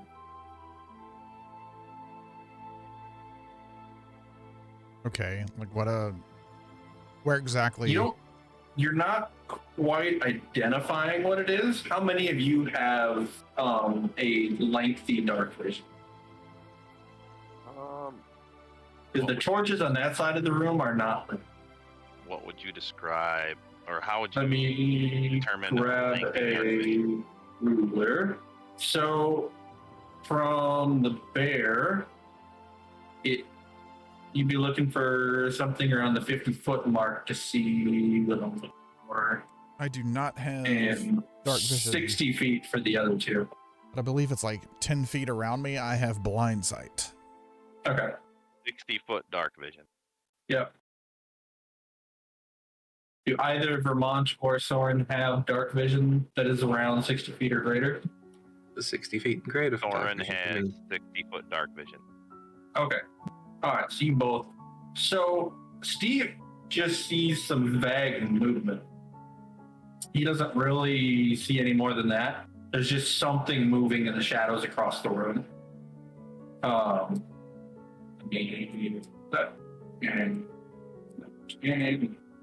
Okay. Soren and Vermont, you two see 3 shapes in the shadows across the room. You make out a fair amount of details, but it is right on the edge of your dark vision. But you can see 3 looks like older looking humanoids who are hunched over with some it looks very tattered clothing. But other than that, you're basically seeing 3 hunched humanoid figures in some rough clothing standing in the shadows in the back of the room. Are you seeing what I'm seeing? I'd hate to bust your bubble, but I do believe this is I am.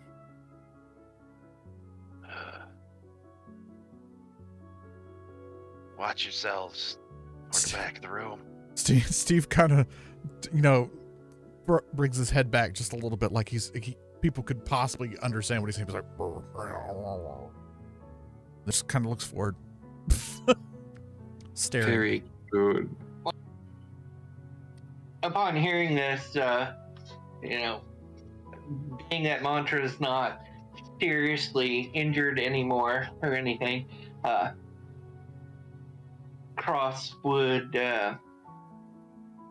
be standing up again and paying attention. Okay. What do you have for dark vision? Not a bit of it. Can't see in the Okay. dark at all. His sword's Alright, still so you- glowing now, right? Yes. You know what? How long does that last? That's a good question. Because I remember he hang on. cast it the other night, or Yep. last session. Yeah, he cast it as you guys entered the manor. Oh, that's We're looking at- constant. Oh, No duration, it's concentration based. no duration. You can end the effect as part of any other action if you are no longer holding the weapon or if you fall unconscious. Okay, so does it take concentration to maintain? It does not say it. Okay, so as long as you're holding it, it stays in effect. Okay. Oh, no, for 1 minute. Oh yeah, it's long worn off. Wait. For 1 minute, you add your charisma modifier to attack rolls made with that weapon. Yeah. The weapon also emits a bright light. Yeah, it's Oh, an yeah, effect it's as a worn off. whole. So yeah, it's gone. So, but there is a torch coming from. Well, no, he shoved his torch in the brazier. No, Cross He is never- still carrying a torch. Oh, okay. I was saying Mantra doesn't have a torch anymore because he never said he picked it back up. And that was what, 20 feet on a torch? I think it's 20 bright light and another 20 for dim light. Okay. All right, so we're gonna stick with that then. You see the figures moving. It's dim light for the two in the back, so I'll give them more detail. So what they saw is what you're seeing up front. Steve still sees shadows moving up there. But Mantra and Cross see those three figures lurking just in the dim light from the torch. You could tell they're hunched. They look like they're older because they're hunched and they have ratty or tattered clothing. Steve is close enough to me that he would see them. Yeah, he doesn't see as much. But he definitely sees the three individual shapes. You guys are 15 and 10 feet closer, which is considerable. But Vermont and Soren, with your dark vision, you definitely make out that they, being in dim light, you definitely make out that they do have hair on them, although it appears to be very thin. You can't pick out colors, but they are wearing some thick, almost collar-like necklaces, and they have a bit of a cloak waving behind them. And what little movement they're doing is just shuffling. They're not really picking up their feet. What is everybody going to do? Well, now that I'm paying attention, what are they doing? At the moment, they're just lurking there watching you. And what is this crystal in front of me? And these So- symbols. Give me an Arcana check. You know a fair bit more than Mantra does, so.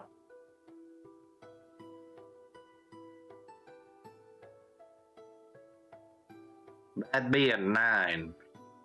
Okay. So you don't know what they're for, but you do recognize the rough setup is some sort of a ritual. You don't know what, but you do see that it is definitely for a ritual, and a crystal of that size can't be a good thing.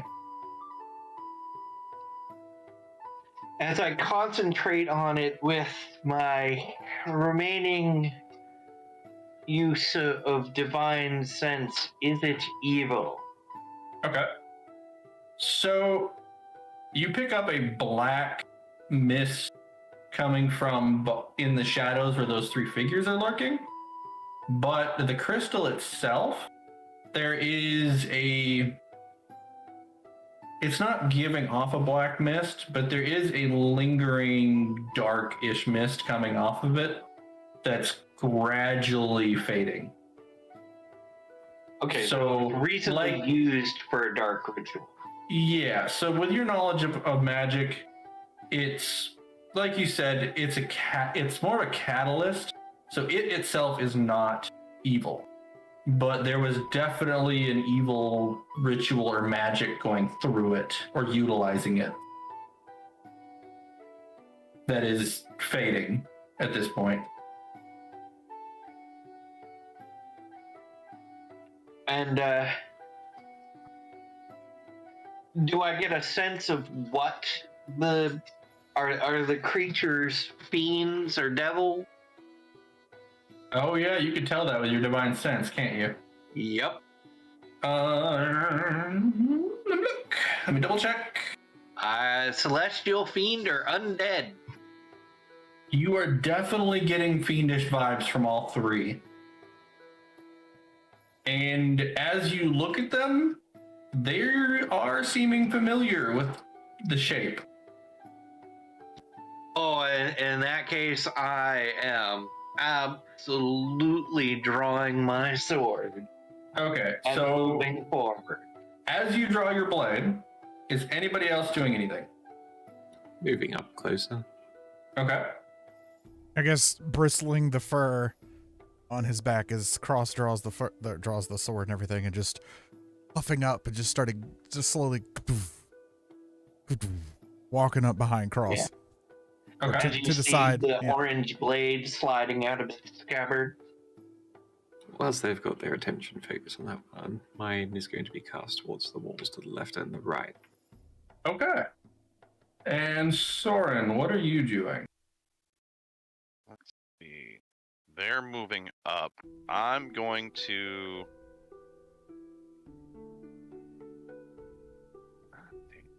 I'll move over here and stay behind Steve. I'm trying to use him as cover. Yep. No, I definitely would consider that as half cover. Large creature. Yep. Fat ass. Mantra, are you doing anything?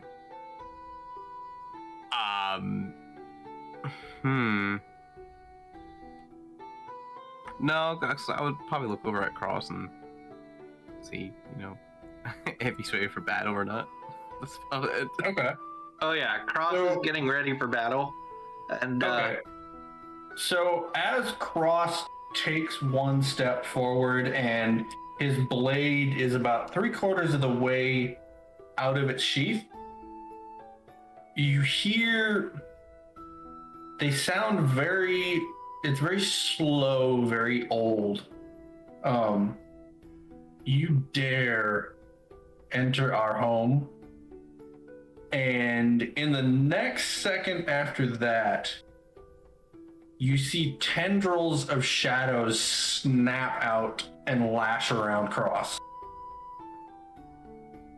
And for Soren and Vermont, you notice that all three of them moved when this single spell was cast.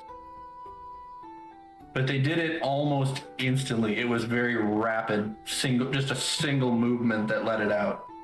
And Cross, I need Cross to make a wisdom saving throw. Let me. wow. Of all the saving throws for you to pick. I have a feeling you're good at those. Okay, it's 16 plus 8 plus 3. Yeah, no, you get out of it just fine. Are you sure? Yeah, I'm pretty sure. Well, actually, wait a minute. But I didn't actually mean that as a challenge, jeez. No, wait. Hold on. And remember, that plus 3 also is anyone within 10 feet of me. It's taking me just a second here because this spell was cast as a group, not individually, as the two in the back noticed. It's still a single target spell, though. Yep. But it's got a special DC for the group casting. No, you still managed to slink out of it. Yeah, these tendrils snapped around you, but with a shudder, they popped off again. And with that, first I am going to do Vermont do a perception check.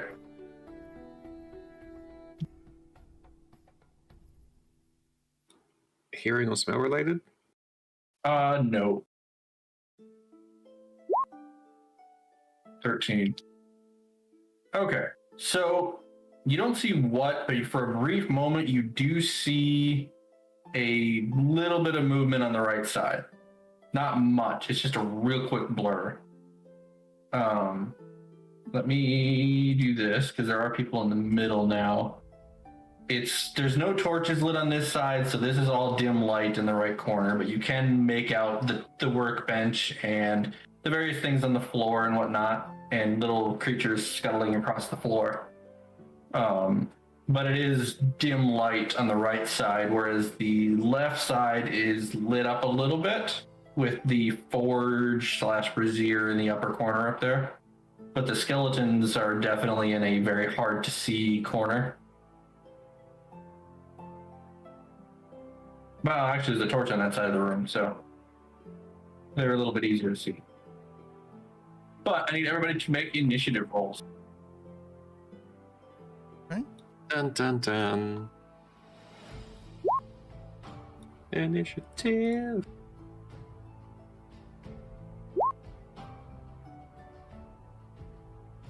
Uh, 21. 20. 14. Mine is a dirty 20, but it's also initiative. Let me.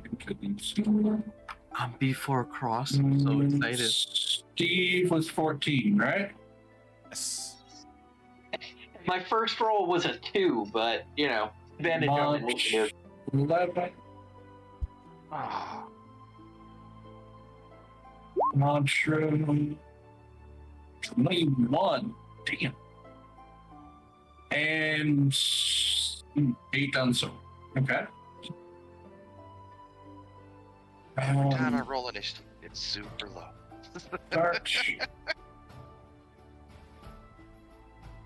Okay. So that did. Go ahead. So I was just saying, just think of it as like a weight limiter, so you don't unleash your true power.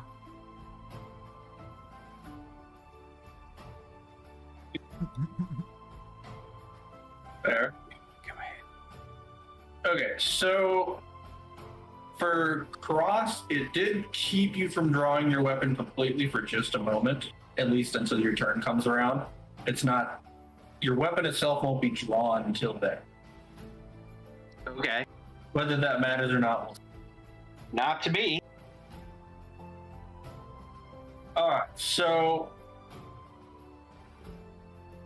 at first there's silence following the spell that failed. It held you for a moment, but only a moment as you finished walking those 5 feet and smashed through it. And you hear a slight hiss followed by damned inhuman machine.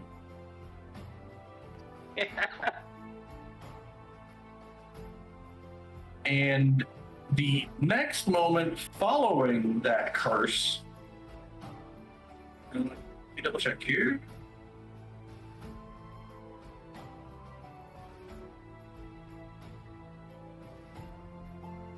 Okay.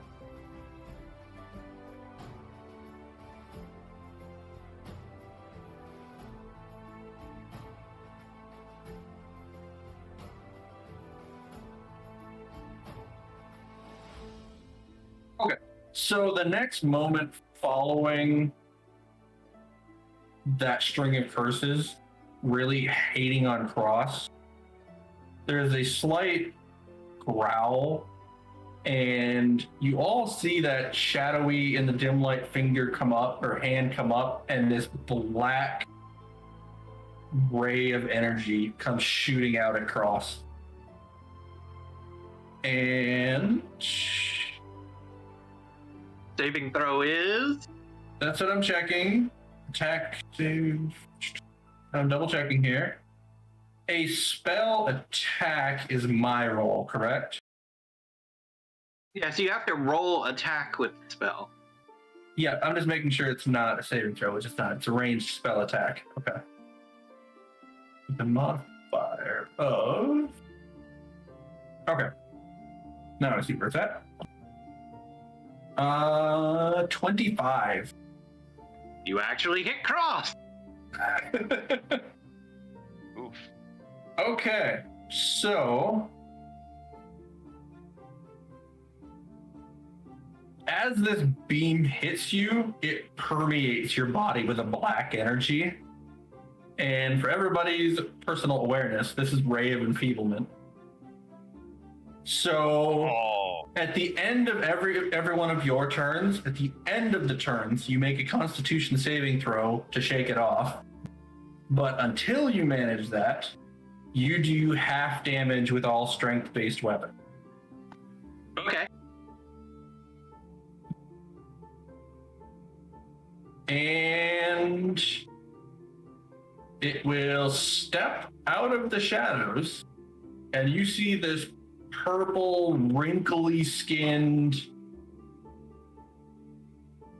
what a lot of people would call a hag. And it has brown leather robes, basically, that are very wrinkled and tattered and torn. Black, thin black hair that you can see its scalp through in various spots. Eyes are red. Very, very red. Very jagged, pointy, almost coffee color stained teeth. Nose is a little up but bent to the side. And it's got this grimacing smile from ear to ear. Very, very creepy looking. And its steps are almost silent. And as it takes its steps, you can see that it's barefoot beneath the robe as the robe floats out of the way for a moment during its steps. But it's just like the bear and the two cats are about the only ones that hear any movement out of its steps.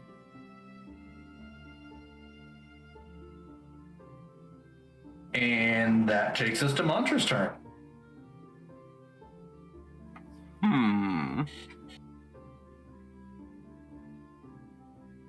Alright, I don't have enough. First we're gonna do is rage. Of course you are. The first thing you have to do. Okay. And I'm just gonna go up to that thing. Wait, I don't know, I'll probably. Okay, you were running right up to it, huh? Yeah. Okay. On the side. And you did add the negative modifier to your strength, right? I did. Okay. Side. Side. On the side. I gotta double check how long that lasts. It is permanent until you do a short or a long rest. However, if your strength is reduced to 0 in this manner, you die. Well, it's not to 0, so we're fine. Alright, I'm going right there on the side of him. Alright, off to the side. There. So as you step up there, you don't have a torch, so you were the only one that sees this. Although, But did I light the thing? yeah, you said you shoved it in the brazier. Yeah. So it is. Oops, that's not the right one. So it is casting some light over here, but it's around a corner, so it's being blocked a little bit by the wall. Well, shit. Okay, we're just gonna go ham on this one. So for you, you get a clear image that the other two are perfectly identical to this one. And what were you doing? You were attacking? Go ham on the first one. Okay. Alright. How should I go about this, though? Yeah, we're just gonna go with,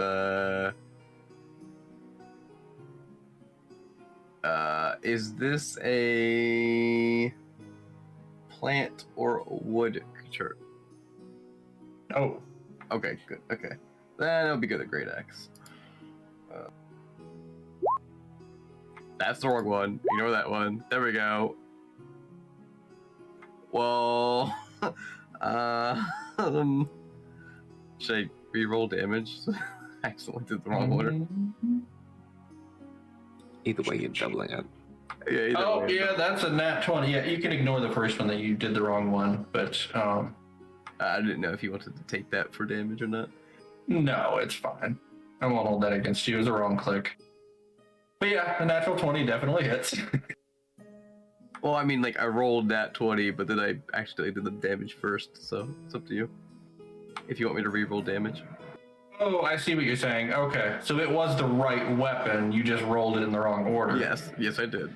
Gotcha. Okay, so then we're looking at 23 damage. Okay. Doubling the roll, not the Double modifier. roll, so it's 23 plus my rage is 25 in total. Plus your reach. Rage.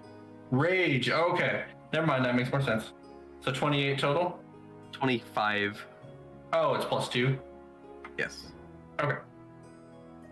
That's the first one. Second one. Is it That misses.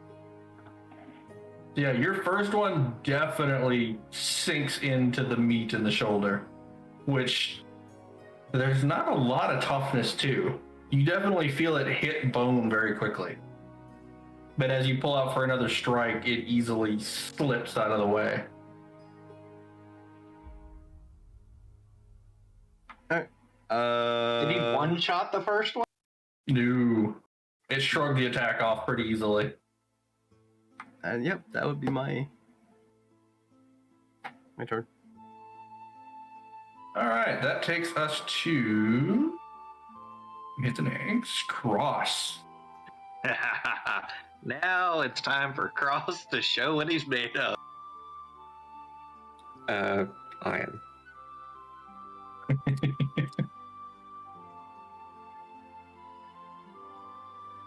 Yep, moving there, and we are casting Searing Smite as we finish drawing our blade. Okay.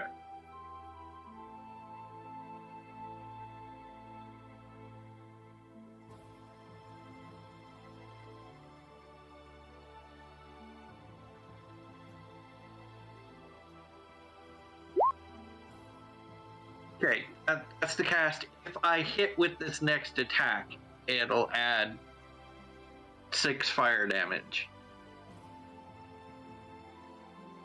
Okay.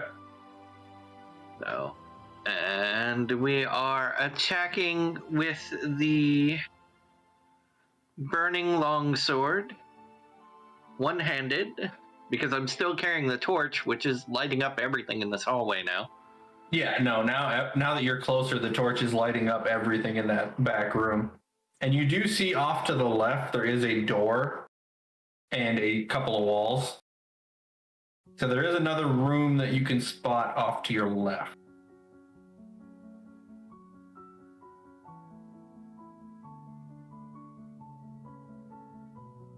It's 17 to hit. 17. Let me grab the right one. That is a hit. All right.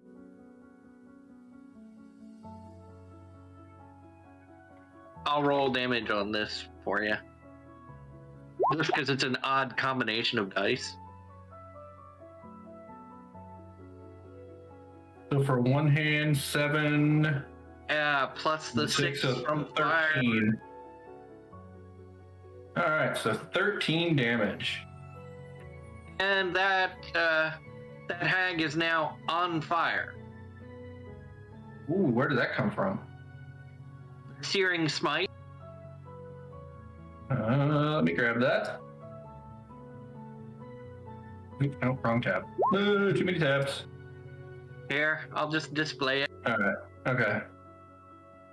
So there, flares, intensity. Ignite flames. Failed save, it takes 1d6. Okay, so at the start of each turn, I need to do a Constitution saving throw. Okay, and if it fails, it takes 1d6. Okay. What is the DC for the Constitution saving throw?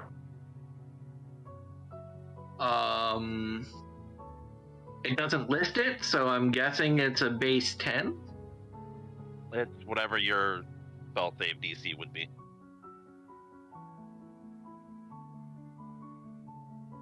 My default save DC is 14. There you go. Okay, that's what it would be then. Okay, so it has to roll a 14 or higher. Okay. And that's the first attack.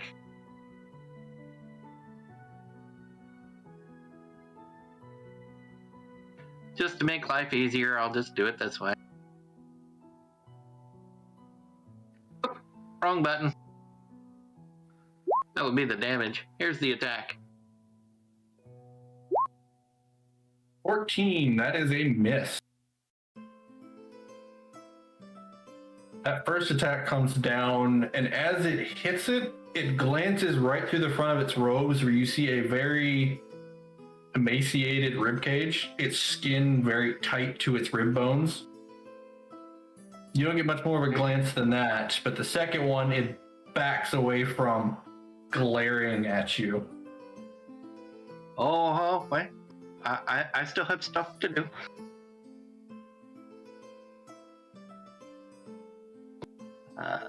Which one was the bonus action one? Darn it.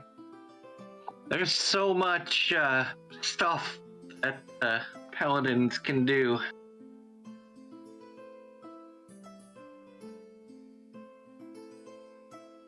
Are there any bonus actions you can take? Because you've already Aside used... from having to do my my Constitution save for breaking that enfeeblement. Yeah, you would... So, hold on. Yeah, I'll just skip the bonus action and do the save. So wait, Oh, let me look here. Where is the one you're using that is giving you the second attack? that's just my normal secondary attack. Yeah, I get 2 attacks per turn. Oh, okay, you do have the extra attack trait. Okay. That's what I was 2 looking attacks for. per turn. I know, I was making sure you weren't using 2-weapon fighting for that. Because that gives you a second attack, but it requires you to use a different weapon. Yeah, no, this is my normal second attack. Yeah, I saw that you get an extra attack. I found the skill. I'm pretty sure the bonus action was the casting of Searing Smite. Oh, yeah, you're right. Which... You are correct, sir. I knew there was something. Searing Smite is not a bonus action. Let me double check here. I'm one bonus action. Oh, never mind. You're right. I missed that part. You're right. You're right. So yeah, your bonus action is already used up. Yeah, well, I rolled a 19 for my save, and I get to add plus 8 to that. Ah, for the enfeeblement. Oh, that's right. You were under enfeeblement. Yeah, but that wasn't a strength-based attack. Your burning longsword. Is you attack with the longsword, correct? Yes, I attack with the burning longsword, but the searing smite damage remains the same. Correct, but the longsword damage does get half because that's a strength weapon. And did it show the plus to fire on that? Yes, it did. Yeah. So the fire damage won't get halved either. Yeah, because that's magic based. Yeah.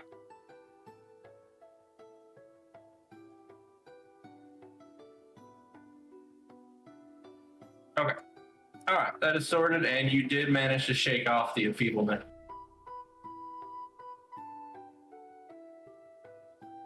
All right, so that ends your turn, correct?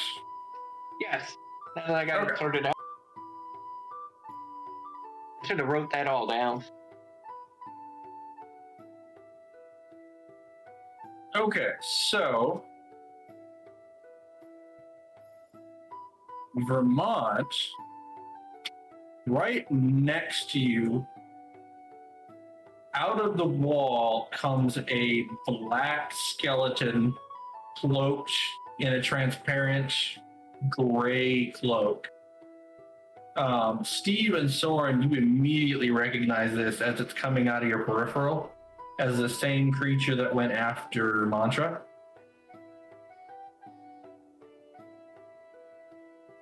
And it fades right through the wall. And you grab its chart here. Here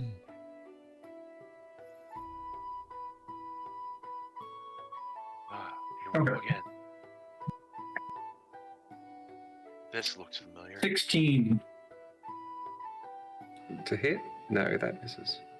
Misses? Okay. And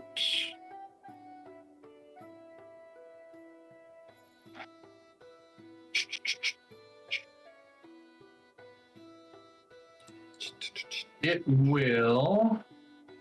There's no dim light back there because it is all torches. It will attempt to get away from you.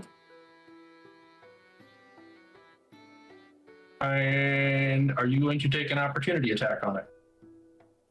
My sort of warning alerts me to the fact that something's coming out of the walls. I turn to look and just react instantly to get out of the way of this beast that is coming from the wall. And as it seems to glide away, I will indeed take an attack of opportunity against it. Okay.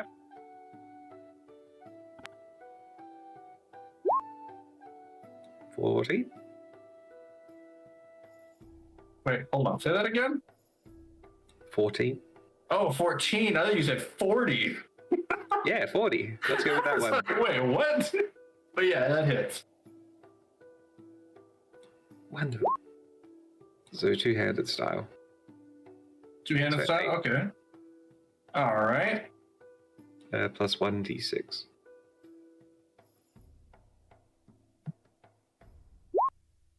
Just 4. Well. Yeah, no, this creature is now, it's hovering away, but it is like a stagger style hovering where it's not staying smooth. As the sword arcs through the air, its cackling electricity from the blood right sears into its flesh as it glides away. Well, whatever remains of whatever one would call flesh. That's a good point. What kind of damage did you add to it? Lightning. It's still lightning from the previous round. I haven't put the sword away, so that round Okay. Thank you. But even with that, it is definitely moving slow and unsteady. But it does drift back into the corner back here. And as it does so,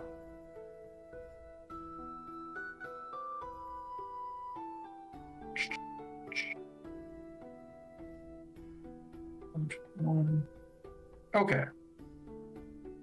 What is your passive perception? Vermont, Soren. Oh, not Soren. Soren can't see that part of the corner. Steve and Vermont, what is your passive perception? 13. Like 18 for the back. Passive perception? Yep. Where was it?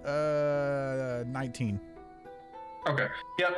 You two see it move into the corner and it just fades away.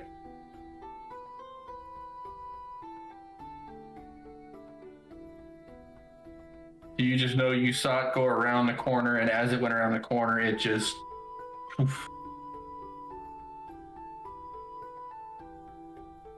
Good shit. And that makes it Steve's turn. A low growl as Steve sees the specter or whatever kind of go into the wall as he looks that way. He kind of hears the clanging and whatnot up ahead and the vague shadows and sees the shining, or like, I guess could barely see cross kind of up there. So he starts barreling forward through the chamber up to, I guess just straight forward, barreling through. Cross is holding a torch, so... Oh, okay. Go seize the torch? Okay. You can see everything up in that top part now. Okay. If that's the case, he'll go to the right-hand side of Cross. Okay. And surround this thing. Okay. And face it. Go.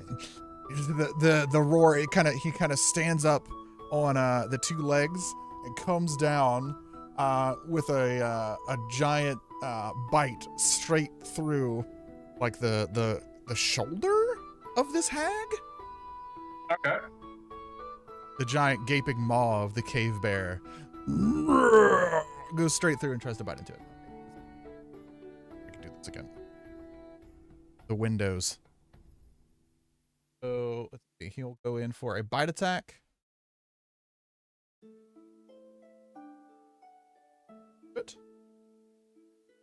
Uh, Now, a 9 to hit. I think it's 9 to hit. Is that what it is?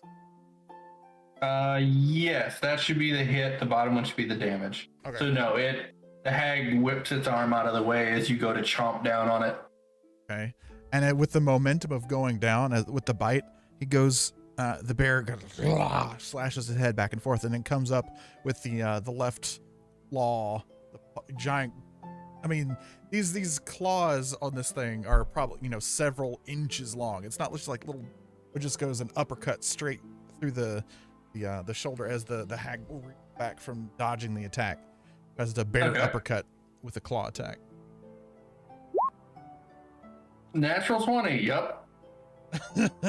That definitely hits. Nice. So it would be altogether. Is it doubles? Right. Let me look here. 10 plus 0. So yeah, 20. Just like You have- I believe you just said that straight to the GM. It wasn't a public one. Oh, okay. Oh yeah, it does say from Steve. Yeah, you sent it to me only. Okay. But yeah, it was a natural 20. Which might be because I think. Actually, no, I don't know why it would do that. Me neither. But yeah, you have a plus 0, so yeah, it just doubles the whole thing. So.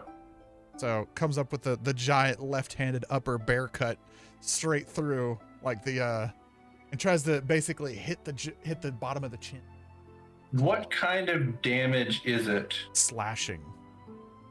Slashing? Okay. Did you just claw its face off? I think that's what he's trying to do. Okay.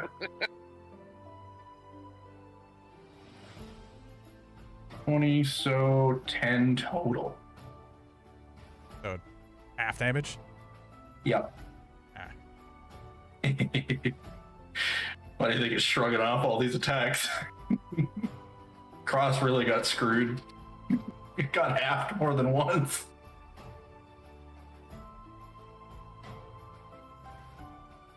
Oh, that's about to change. It has a number of resistances. All right. Anything else, Steve? Just gonna straight at its face. That's it. And that leaves Vermont next. Well, seeing everyone charge up and everything, he's going to go straight for that crystal and start smacking it. Okay.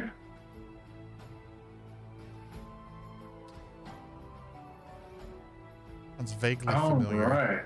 I got no idea what you're talking about. Everything as good has happened with crystals and me attacking them. I kind All of right, make an attack. subconscious vendetta against crystals. I don't know. 26, that definitely hits. Are you sure? It's Yeah. a stationary floating object. Yeah, no, it somehow doesn't manage to dodge out of the way. Surprising. So 7. Plus that. Okay. 5. So 12 points of damage. So your blade hits it and it stops for just a moment as it sunk about half of the blade's thickness in and stopped. But then the electricity crackles through it and it shatters a piece off of it. Wonderful. And as soon as you do this, all 3 hags are now glaring at you. And then I make the secondary attack. That's another 20. Yep. Yep, definitely hits.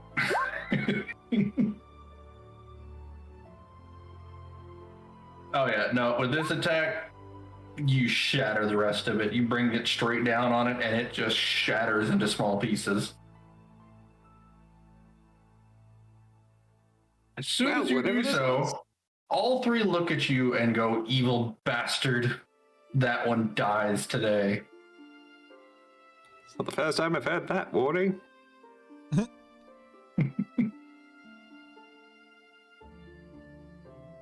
Wait, evil bastard. Yep. Well, that's my attack. I can't get through to anyone else. So I'm just going to take a defensive stance, but not do anything. Okay. Soren. Okay. So, I will begin moving toward the group. I'm going to use my racial ability, feline agility, to move at double my movement speed. Okay. So I'm going to swiftly move across the room over here, Okay. taking cover behind Steve. And then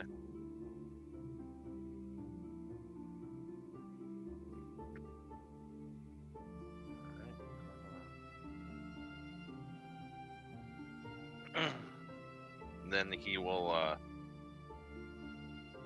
reach his hand up as though he's holding something, and as he goes to make a throwing motion,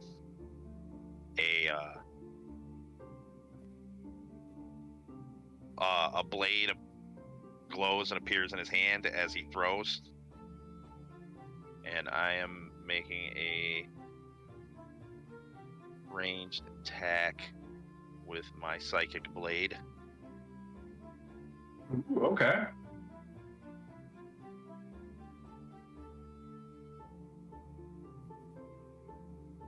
I don't think I'm getting any flanking bonus because I'm not right up on it, so I'm not going to worry about that.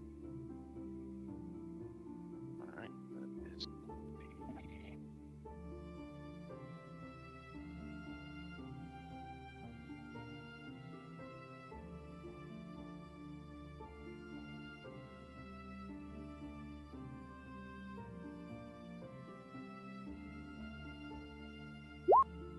$22 to hit. Yep, that definitely hits. Which one were you targeting? Oh, I'm sorry. This one. Okay. The one that everybody Yeah, that definitely hits. mauling on. Okay.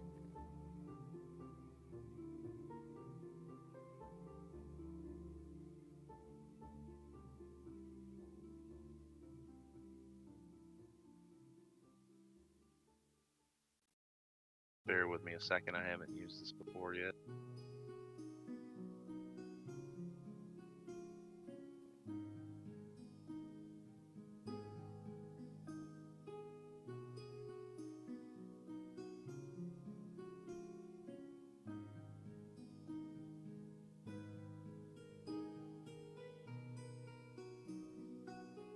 Okay. Sorry. You will be. Oh, that sucks. That is...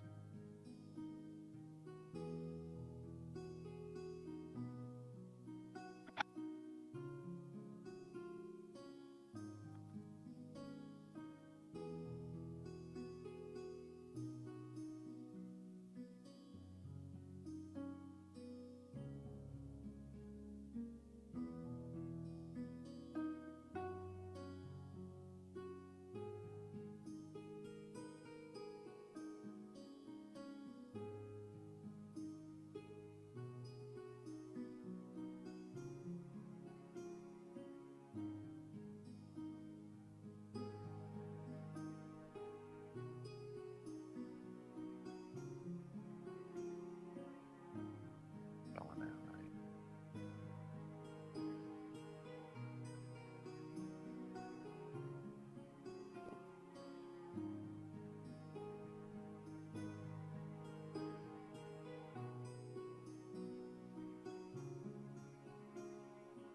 That's...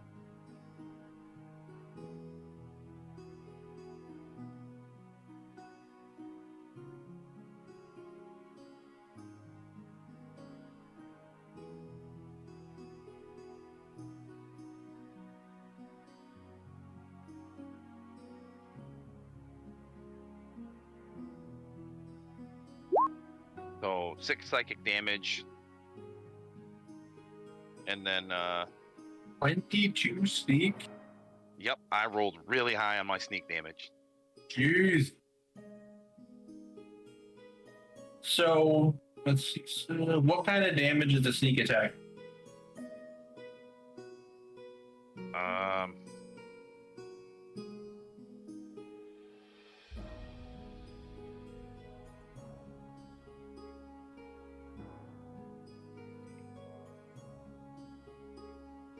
That is a very good question. It's being done by blades, right? The blade is a psychic manifestation. Colin, do you know What was that? where sneak attack would take its damage type from?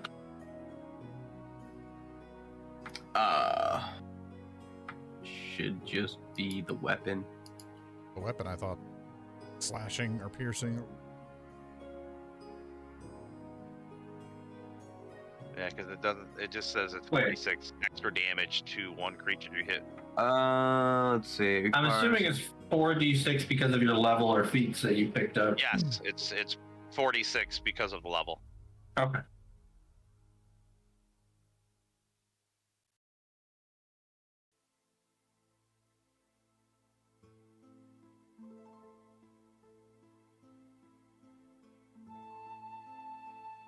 Yeah, same type as the weapon doing the damage, the main damage.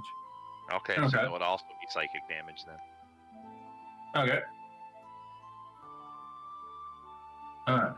So, And it requires a where was it? It's finesse. Yeah, the psychic blades are considered. Ranged or finesse. Okay. so as your blade sinks into it, you do notice that this hag is starting to breathe kind of heavy. And the psychic blade actually leaves no physical evidence of a wound. Yeah. Yeah, it's mental damage, basically.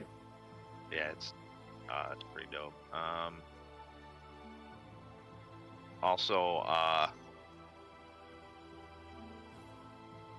I will then take my offhand and do the same motion and do a bonus throw attack with a second psychic blade.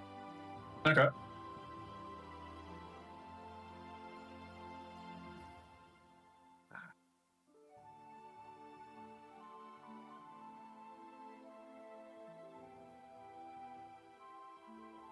Yeah, it's a natural 1, so that's gonna miss completely. Okay, so that was a natural 1 with 3 allies directly around it. So Wait. roll a d6 for me. All right, see here. 6.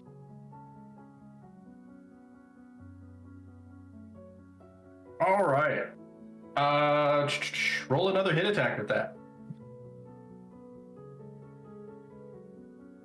Oof. And this one is slightly off course, heading for Mantra. How did I know it was me? Yep, I did 2 was Steve, 4 was Cross, and 6 was Mantra. Payback for the campaign. 1, 3, and 5 was it hit nobody. So there was a 50% chance not to hit anybody. Okay. So that's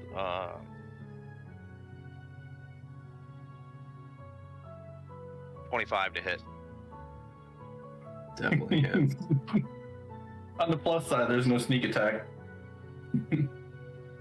Yeah, Because there's no advantage on it, because he's not flanked. But it's psychic damage. I don't take half. Oh, yeah, psychic damage gets around the range. It's not as high a damage though.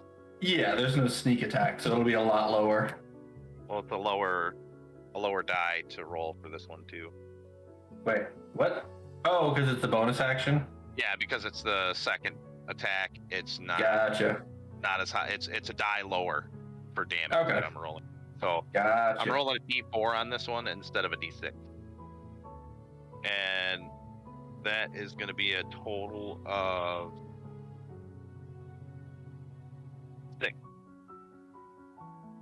psychic damage. All right.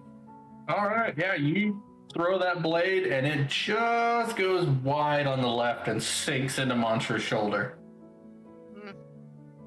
Making a cake, you gotta break a few eggs, you know.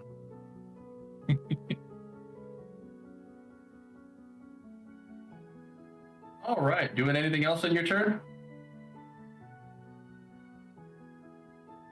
Nope. All right. Actually, no, because I already used my bonus action. So yeah, I'm good. Okay. So, the hag directly in front or directly above Steve is still glaring right at Vermont. And looking right at him, you will pay. And all three of them place their hands in the direction of each other, or in the direction of this one. The other two aim their hands in that one, and then out of that one, there's a crackling sound. And a moment later, a bolt of electricity launches itself through Steve and through Vermont. And I'm going to let me see what the Squares are 5 hit for feet, this. correct? Huh? Squares Yep. are 5 feet, correct? Correct. They both have +3 to any saving throws. Nice. Okay. So I am going to need dexterity saving throws out of each of you. That is Steve and Vermont. Being that plus- I'm right behind Steve, 16 plus for the month. 3. The attack is traveling. No, I don't want that. I want it centered. Ruler, snap to center. Wait, so that was a natural 1? Sure was. Oh yeah, that's an automatic fail. So yeah, it's traveling along this path here. So no, you don't get hit, Soren. okay.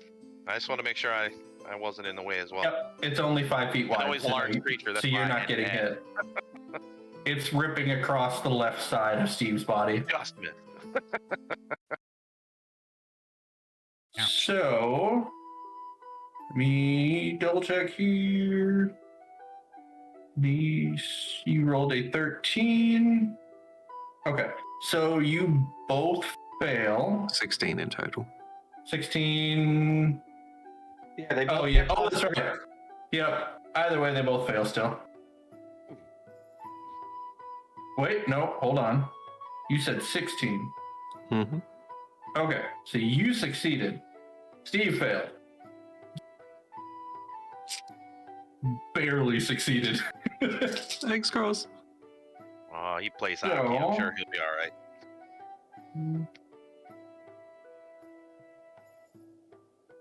Hold on, that's a lot of Aura dice of rolls. protection's a bitch, isn't it? You.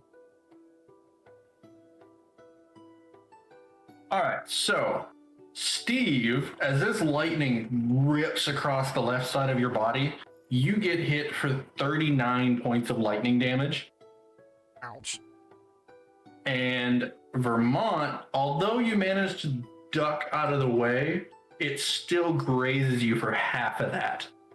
So 19. So, how much again? 30? 39. Cool. It was half damage on a save. Cool. Minus, Anybody smell a hamburger? minus 39, you say? Yup. All right. I bet that hurt. A little bit. God, the burnt hair smell. Oh, on both of them. This bear is not happy right now. Not looking good. But he's still a bear. And as that attack finishes, all three just start this low, evil cackle. Just laughing. And right as that attack finishes, me see how far away. Okay. Out of the wall behind Mantra comes another shadow.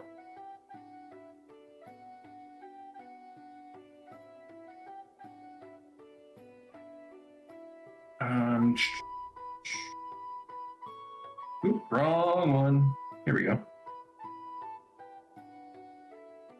Push all these dice out of the way.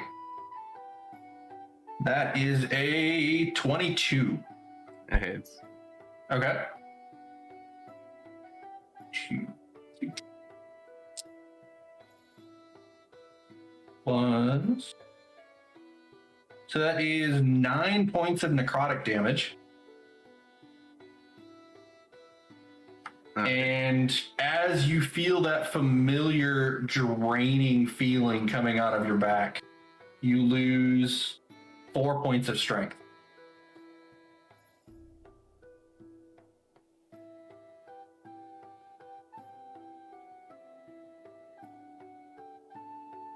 All right. What did you lose the first time? Was it 1 or 2? It was 2. 2? I'm -6 so far. Yeah, ouch. Are you sure they stack? Yes. Yep. No, that is part of this. Okay.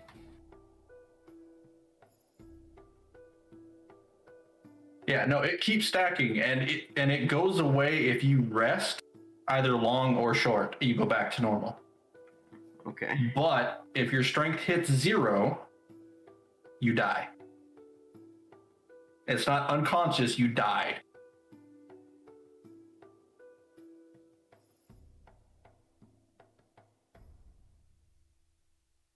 All right. Next. Another shadow slips out in front of Steve. And just like with Mantra, you see its hand come forward and pull a white light streaming out of Steve. Jeez. For 18 to hit. Oh, that hits. Okay. That is 12 points of necrotic damage. And you lose 1 point of strength. The bear loses 1 point of strength. Yes, I suppose that would be true. Yeah. But But the you issue can't- is, You can't alter that stat. right. Not. So, Holland, I have a question of advice. So, a spell that affects stats directly, would that still apply to the polymorph form or the original caster? What does polymorph do? Not technically Or- Steve right now. It's He's a wild shape. It's Okay. wild shape. It's not technically polymorph. Yeah. Not polymorph, wild shape. So what does wild shape say?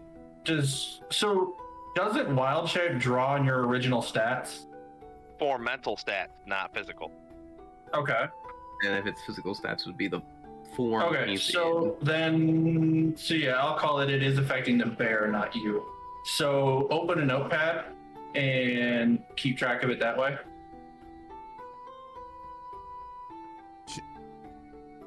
Hmm? Just open up a notepad or somewhere where you can write down notes. okay. And just so how much strength does the bear currently have? Oh, it's not. Before It's gonna the be mod- irrelevant. Before the It's, modifier. it's gonna be irrelevant. Trust me. Because this pops him out of bear form, anyways. Oh, okay. Yeah. So this bear form just goes boop. So upon taking this damage, the bear takes the hit, and you see like the magical form dissipate as it transfers over. Okay. And so it was how much damage total? It was 12 points of necrotic damage. Okay, so Steve will take 9. Okay. He is And no I longer will a bear. call that as the side effect originally affected the bear. So Yeah. that was the original target. So Yeah. I won't sap the strength out of Steve on this. All right. So now the next hag moves slightly over, and once again it points towards Cross this time. Now it's your turn to die. And the other two point their arms at that one, and that familiar crackle streaks forward once more as a giant lightning. This one hitting Mantra and Ross. Does it actually hit me? Do you have to roll an attack for that? You are going to do a roll in just a second here. Soren and Vermont just barely skirt outside of it on either side of the bolt. Just this energy of lightning just licking across the ground. And I need Mantra and Cross to do, I believe it was dexterity. Let me double check so I don't misquote it here. What spell are you casting? It is Lightning Bolt. So, Yeah, it's a dex yes, save. it is a dex save, yep. But we still have +3 on all saves. Yep. It hits regardless, but it affects how much damage you take. Nice. They said. I rolled a 16. And okay, so dirty 20 for my save. I got a dirty Oh, 20. dirty 23 for my save. Sorry. Okay. Got a dirty 20. Okay. So you both do save. Let me do some rolling here.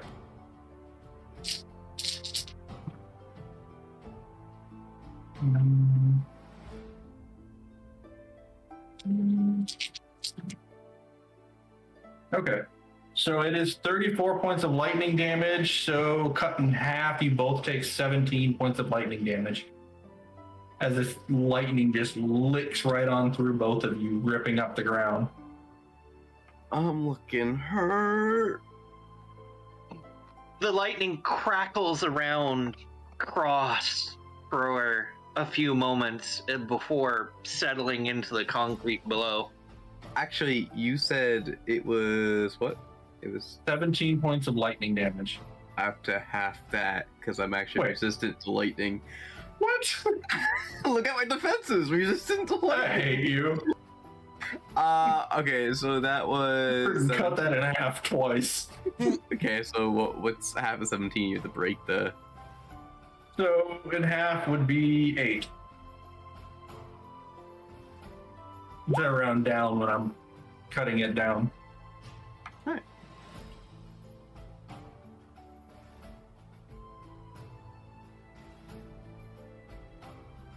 After that spell, all 3 are visibly starting to breathe a little heavier, showing clear signs that this group casting is taking its toll. Well, yeah, they're all 3 burning a spell slot each time. Yep. Alright, so now the one in front starts looking around. It is completely surrounded. Trying to figure out what its best plan of action will be. Cross Let me- still looks undamaged.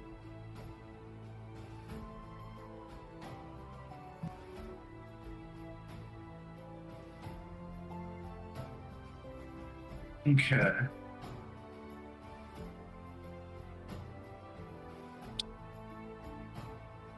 Uh,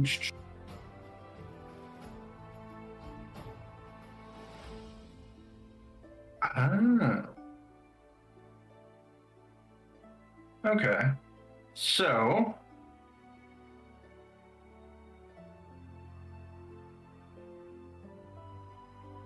So what are you, Mantra, and Cross currently doing with the orbs as you entered combat? Probably I chose. stowed the orb in my my belt pouch. Okay. So that's where it's hanging out at. Yeah, I Okay. probably would have put like an outside pocket on my backpack. Okay. So, question, was the orb destroyed by the lightning strike? Hold on, let me roll something here. No.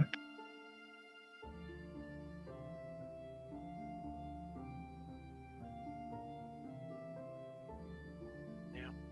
That is a good point that I hadn't thought of, though. They said now it's your turn to die, but they have yet to kill their first target. Blackers.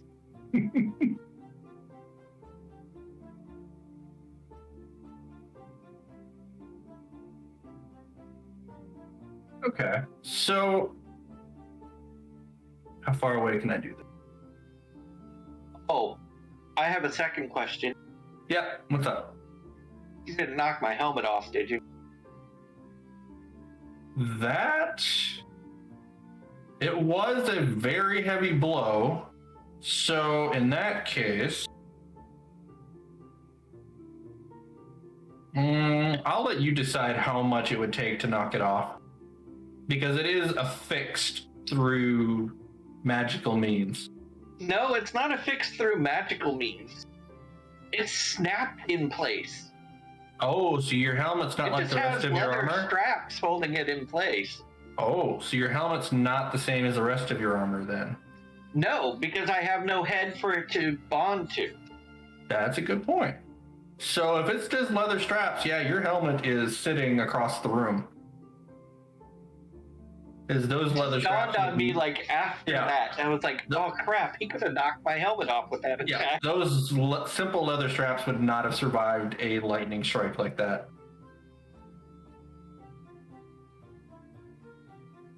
So yeah, your helmet is now about 20 feet behind you. Sitting like over here. Oop, I gotta switch control. Well, like Hey, over did here. they get a reaction to try and catch my head? I'll leave that up to Vermont and Soren. You guys see a helmet come flying past you. Do you grab it, dodge it, ignore it? Watch it as it sails across the room. Okay, Soren. Just, Oh yeah, no, not so. Huh? Go ahead. Go ahead. Yeah, so neither of them catch it. They just let it go flying. And you all now see Cross standing there with no head. Just a faint white glow emanating from the center of his armor. God, cut his head off. Sorry, I'm not even paying attention to that at the moment. You're focused on the crystal. More along the lines of I've kind of had half my face burnt off. That's a good point. More of a ow. Yeah, you probably are still reeling from that one. Although by this point, Steve's probably paying pretty close attention. So does Steve or Mantra react to a now headless Cross? Steve's facing the other way. Well, no, he would see it because he's looking at this one, I guess. Yeah, Who's you were attacking? facing the hag in the middle when you lost your transformation. The other one struck you from the side, as did the shadow. I mean, I was just off to your left a bit there. Yeah. Definitely within sight range. You still see it standing too, or sees Cross standing. I mean, other than, no head, Cross is standing and moving just fine.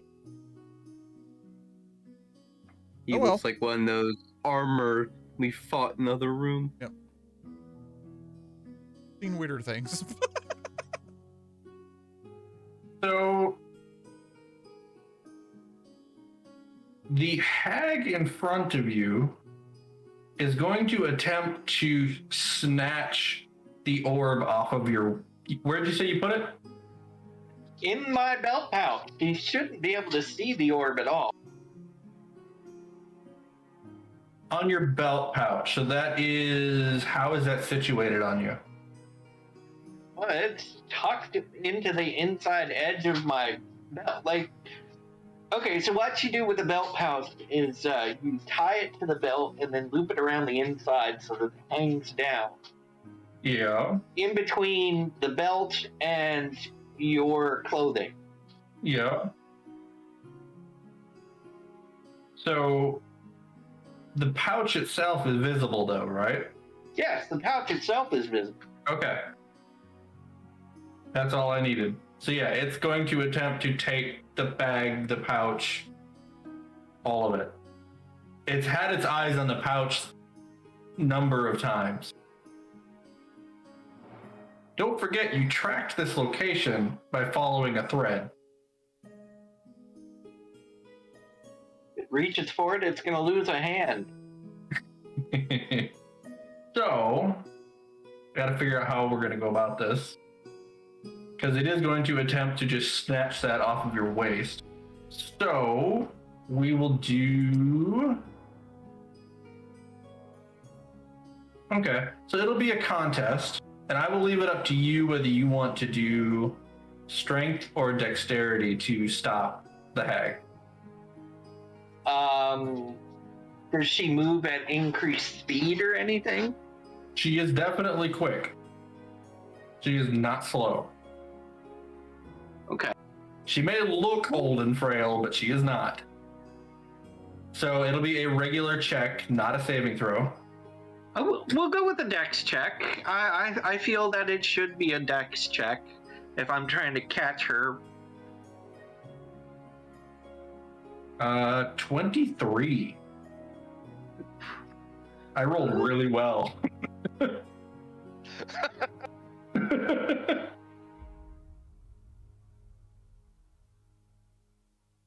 Yeah, she got it. I rolled a 6. Okay. And I only have +1. So. She got it. Okay. So that is her action to take the orb away. I mean, look. I don't know if she really has any useful bonus actions. No. Okay. So that is her turn. She manages to grab the orb. Yep. And bring it to her. Yep. She took the orb. That was her turn. But the bag is still out in the open in her hand, correct? She would have, as she took it and brought it to herself, she would have removed the bag. The orb is what's in her hand. The bag is on the floor. The orb's in her hand in the open in front of her. Yes. She hasn't had time to do anything with it. That's all I want to do. And that makes it Montra's turn. Okay. First of all, I'm gonna do something I forgot last time. We forgot my stupid aura. Yeah, you're not looking so good, are you? So behind me, because I have to pick whoever I want, that ghost thing is going to do a dex. Okay. So the shadow. Yeah, the shadow's going to do a dex check. All Oh, right. are you going to kick her in the face?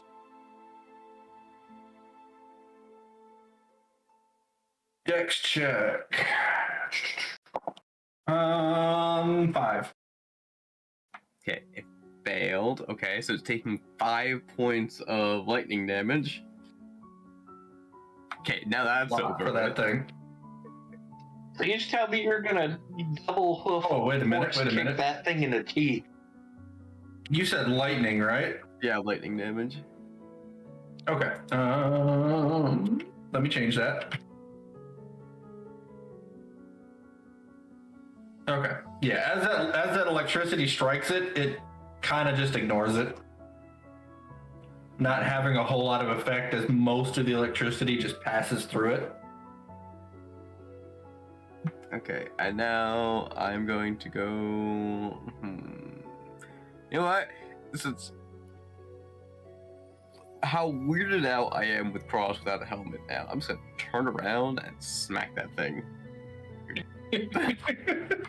Pain in my ass, is that what that thing is? It's sapping the crap out of your strength.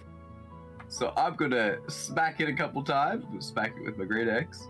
Okay. There's the first one. That definitely hits. Oh wait, and does rage add to the no melee damage. Okay. So that's the first one, so there's a damage plus 2, so it would be 12. Right. And here's the second one. That would be a 12 to hit. 12 to hit. Just barely. Oh my god. And it just barely does damage. Just barely does damage. So it's 4 damage in total for that one. Alright, so 2 damage. Yeah, so your first attack swipes right through it, and it takes time for the as it goes through it, you notice that even the bone doesn't seem to stop your swing. It definitely reels from the attack, but it reforms fairly quickly as your blade's withdrawn. But the second one, it kind of shrugs off, although it is starting to vibrate a little bit. And the edges of it are starting to almost mystify and just starting to fade. Okay. And for I don't know how some DMs do it. Are using potions a free action or a action?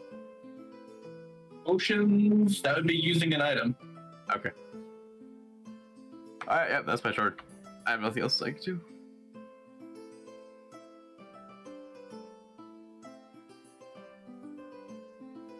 That makes it Cross's turn.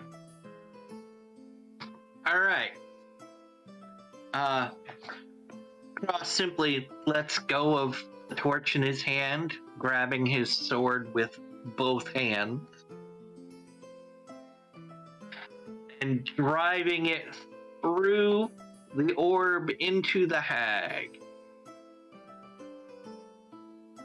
Okay, you're trying to go through the orb, huh? Yep. And are you coming down on the orb, or are you jabbing with it? I am doing a full stabbing motion. Okay, Like- so you're trying to pierce straight through it horizontally? Right. Okay.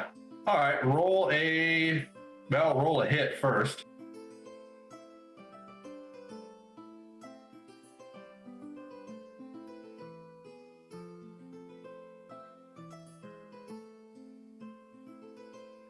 $24.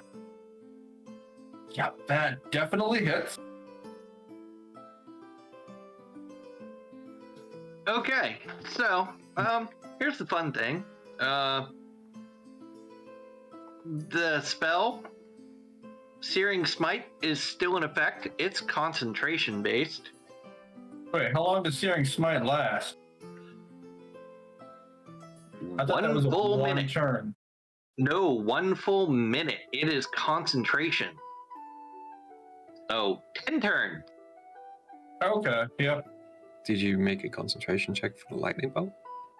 True. Oh. That's true. It's a concentration spell, so you do need to do a con save. And it was a fair amount of damage. 19. Yeah, you're fine. I rolled an 11 and I have +8 on con save, so.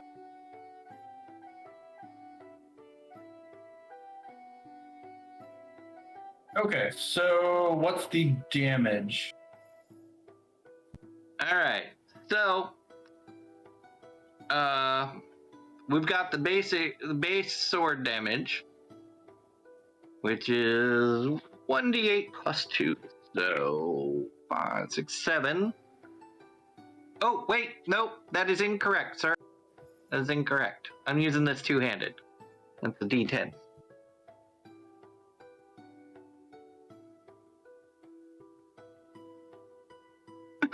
But I rolled a 5 again, so 7. Okay. And then 1d4. Takes 1 extra point of fire damage from that. That's just the sword itself.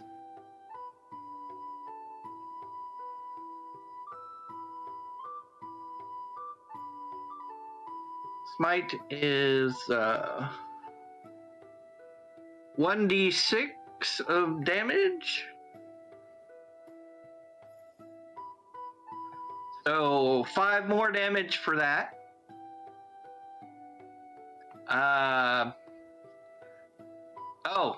At the start of her turn, she was supposed to make a Constitution saving throw for the fire that she was already burning from. Yep, you're right. What's the DC on it? 14. 14. Well, I rolled a 14 before I even had the modifier, so Well, and she saved, and she yeah, so the didn't fire take any fades. damage. Yeah, the fire faded Okay. away. But it just got reset because I just hit her with it again. You did not hit her. You hit the orb. Oh, that's true. I hit the orb. So how much damage in total did you do?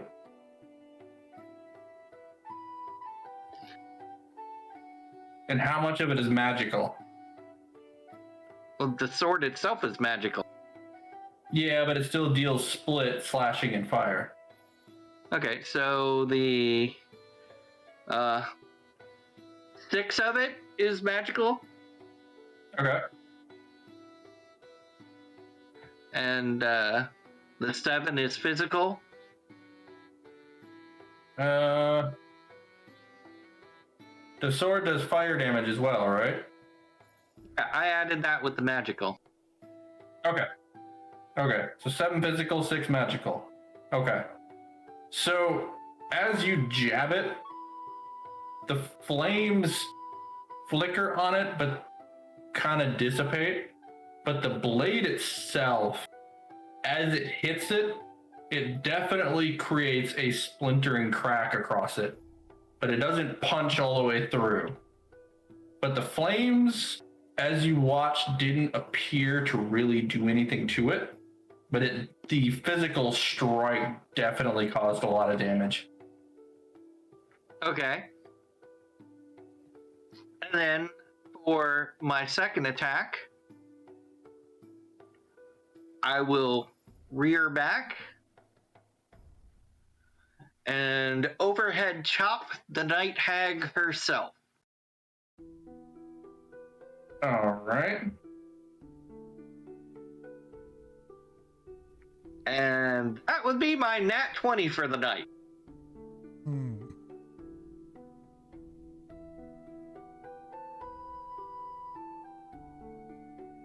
So if you want to add the +5, it's 25 to hit her. Yeah, no, that definitely hit. A nat 20 is an automatic hit. Okay. It So doesn't matter what your modifiers are, a nat 20 automatically hits. all right, so we're gonna do the damage for the sword and the smite first. I'll do this the fast way.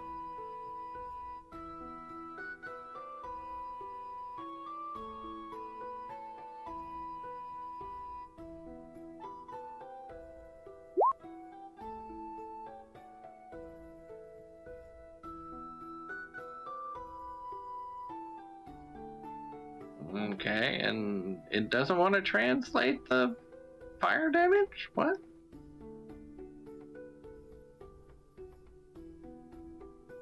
Oh, there we go. Now I gotta do the fire damage. Okay, so 14 total. Okay. Okay, and now for the fun part. I am burning a 2nd level spell slot on this attack Okay. and channeling my divine energy through the successful attack. It is. It's called Divine Smite. Hold on. Let me find it here. Find smite. It's when I hit with a melee attack.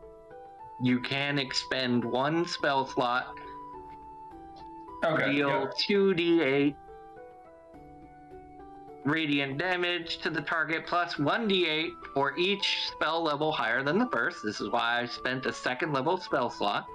Okay. So And then 3d8. it also adds 1d8 against undeads or fiends. Okay. So 4d8. 4d8 extra damage coming up. And that is all radiant. Okay. Yes, sir. Let me put in that other damage quick. 15 radiant damage. All right. And that was critical.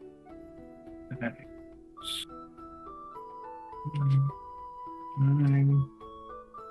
And that is radiant. Let me double check.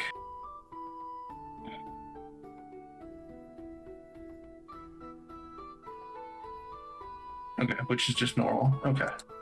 15. Okay. Yeah, this hag is looking rough. She's starting to hold her chest and breathe very, very heavy.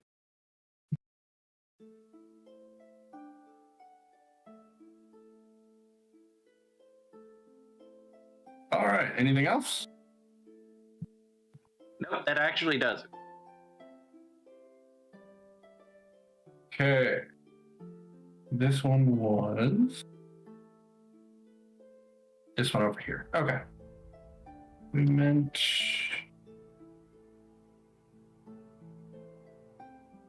Okay.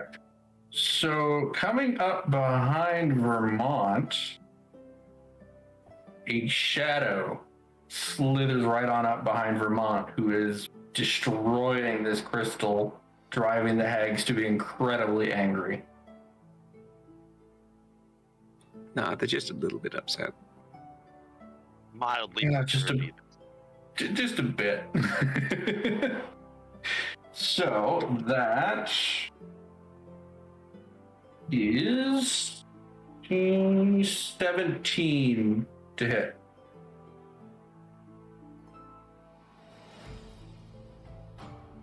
Sorry, just trying to remember, just because I had to make some adjustments here before my next go. Yeah, that's on hit, so that would hit. That's a hit. Okay. That is 9 points of necrotic damage. And just like before, he's pulling that white light out to his black, bony, stretched hand out of Vermont. And that is -3 to your strength modifier. To my modifier or to my actual? Yep. So you click on strength and add a -3 to it. Thank you. I was wondering how I did that. Yep. Yeah, I didn't mean to say to your modifier. That was a slip up. It is -3 to your strength.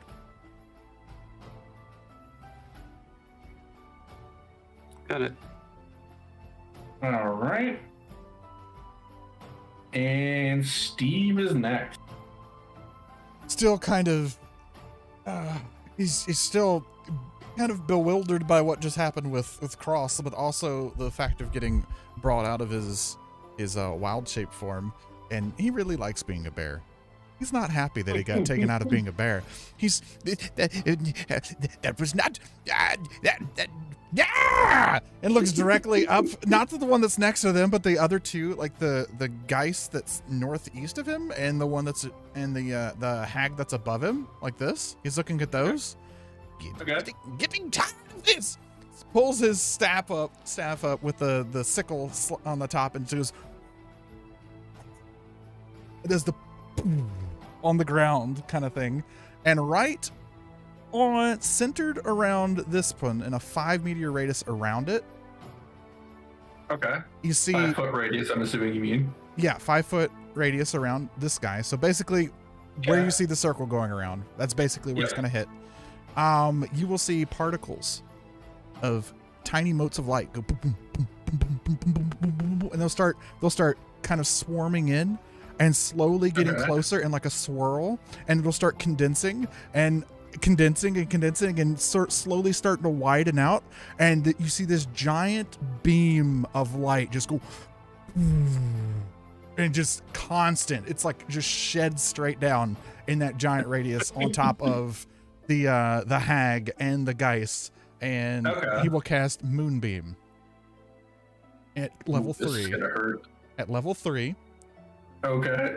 and there's no save to, or there's no hit to miss. It's just a con save. Okay, let's see. 24 radiant damage. Ooh. And it's a Constitution saving throw. Yes, it's a con 16 save. If you Okay. pass it, you take, I think, half damage. Okay. Yeah, half That is a pass for the hag and a fail for the shadow. Okay. Oh, damn. How much And is that? 24? 24. And keep in mind, Nice. it's radiant damage. I Okay. don't know if that makes any difference for our friends Oh, here. it does. Yeah. So the hag is rid of the right one here. Okay. Let me double check. Consistencies. Okay. Roll for her. 24. The hag shrugs it off. It definitely, she withered under it, but she recovered from it real quick. The shadow was absolutely ripped apart as it took extra damage from the radiant. Yep. It was absolutely annihilated. Yep. Just as a note, that did 48 damage to that shadow. It is gone. There is a screaming wail underneath that light. And when the light fades, the shadow is gone. The light doesn't fade. It's a concentration spell, isn't It's it? staying there, and I can move that. Oh, damn. Now, mind you, Steve is, as it goes, when you see this particle accelerate, basically, it's like a particle accelerator beam that just goes, and it's just constantly sitting right there on top of the hag. Steve, So how often does it strike? It says a silver beam of pale light shines down in a 5-foot radius, 40-foot high cylinder. Until the spell ends, dim light fills the cylinder. So there's light all through there.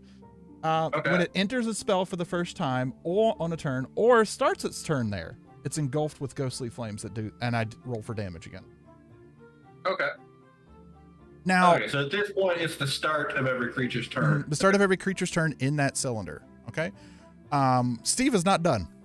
Steve looks directly at this one that's next to it and the one up there with the moonbeam going, and he just starts at the thing just going away, and just poof, and he transforms back into a bear with a bonus action. Okay. And now the moonbeam's going, and he's a bear. Went back to being a damn bear. Yep. As a bonus action, God. he is Damn now it. being another bear Wait. right there with the Does moonbeam. wild shape take concentration? Moonbeam is not a concentration spell. Okay. What? Yeah, Wait, Moonbeam- Moonbeam not. Moonbeam is a concentration spell, up to 1 minute. It is? Yeah, I'm looking at it right here. Sorry, I didn't even see the little C that they put in here now. So it's a 5-foot radius, not 5 foot around. Yeah, that's what he said the first time. Is 5-foot radius. So yeah, 10-foot diameter total. Yep. So he's now a bear. Okay, so let me take a look here. Where is? Look at this Moonbeam. Definitely concentration. Where's wild shape? Because that's not a spell, is it? Nope. Class feature. Features and traits, Yep. most likely. And he's a Circle of the Moon druid. As an action. Circle of the Moon, my friend. Circle of the Moon does it as a bonus action. Bonus action. Oh, okay. Okay. Yep. We're all good then. Yep. I hate you. That's both your wild shapes used up then, right? Oh, yeah. And I don't keep in mind I don't have my freaking pet because we had to dismiss it. So Yeah. Okay. I just saw that it was only 1 out of 2, so I was just double checking. Okay. So Give Steve an hour. He'll be able to do it again. short rest. I get both back. Yes. I think. yeah, half hour. Long rest. Yep. Okay. Anything else on that turn? He looks at the one in the beam and goes, "If you could hear a bear laugh, it's looking at it."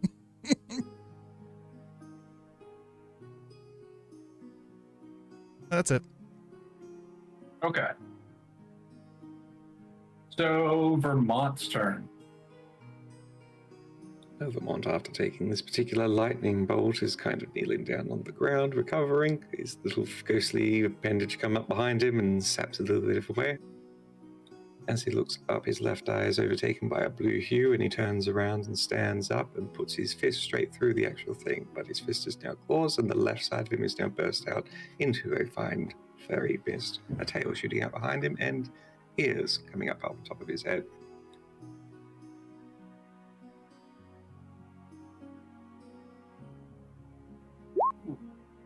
Does 15 hit Wraith?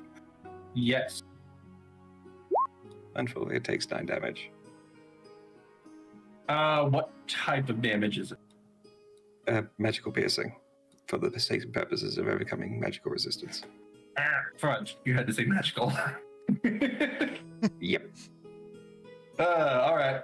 So that shadow, as your claw pierces right through it, also vanishes in a ghostly wail. Wonderful. And then seeing on that one, turns around and leaps over the bear. Into the moonbeam? 15. Oh, yeah, there's a moonbeam there, by the way. That is not care friendly or foe. I can't. Whereabouts is it centered location? It's centered on the hag, so all the It's- squares adjacent to her. Wait, so that would make it 15 feet wide then? Everything within 5 feet of the hag. It's a 5-foot radius centered on the hag, so Yeah. everything within 5 feet. But that means it'd only be 10 wide.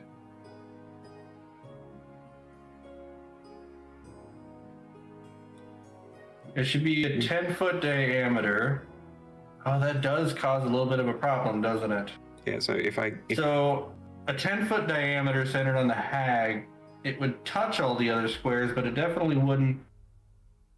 like if it was centered Overlap in the them middle all. of here, they would hit. Yeah, I would think hit for a last time. 10-foot diameter, it needs to be focused on a cross section there. But yeah, it goes. It Otherwise- starts here, and like this is 5 feet. This is 5 feet. This is 5 feet. This is 5 feet. This is 5 feet. I can't show you, but You Yeah, seem- I know what you're saying. But what he's saying is technically, if we do just 5 feet from the hag, that would be a 15-foot diameter because it would hit it 3 squares. Is it a? Let's see. It's 5-foot radius, so it's a 10-foot total. On a point from a point? That's the Yeah, point. so it'd be a 2x2. They consider the point in the middle of all the squares the point, and then Oh. you just take a 4x4. So, I mean, so that being said, so if you focus it on a point, yeah, so it has to be focused on a point, not the center of the square. So not this. Okay, so like it would be. Where's my Yeah. mouse? the Like intercept. there would be it. Yeah. Okay, so it hits that 2x2 grid then. Okay, that Yeah. makes sense. That's where it would have been then. Yeah, they call it Okay. the intersection of the grid lines, what they call it. Yeah. Well, seeing that one, I don't think it'd be wise to go that way. So he's going to go up in this particular direction here Okay. and stab at the hag. Next to the Alright. headless cross. Do not care. Oh, actually, it's on that one. Imagine being natural, alive would have gotten a little bit of his eyes. natural 1. To attack, yes. Hmm. I'm not the only one. So with a natural 1, give me a D4. With a 2 or a 4 being mantra or cross. and it does miss everybody. So it does just end up going wide from the hag. Still a little bit dizzy from that electric shock passing through you and having your strength sapped out of you. Woo. All right, anything else? I'm not below 20. Actually, I'm going to need to cast a wisdom saving. DC 8. Okay. Wonderful. Never mind, everything is all good. Okay. And I believe that's it for now. All right, so that leaves Soren.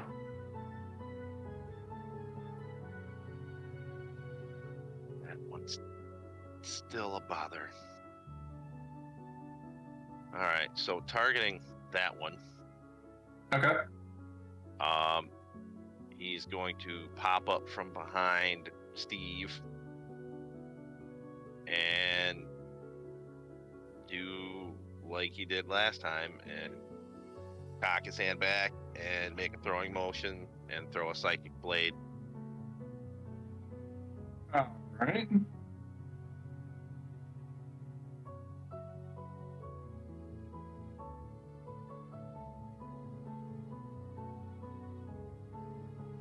That is 14 to hit. 14. Come on, load. Does not hit.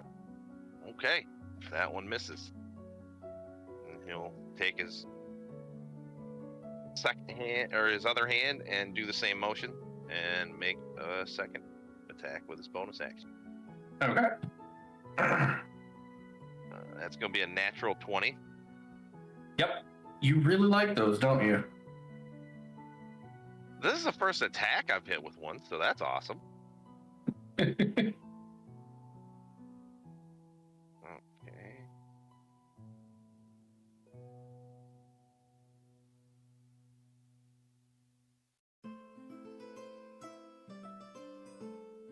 so that is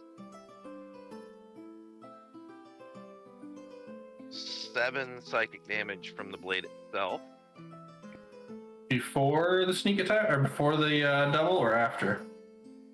That's before doubling.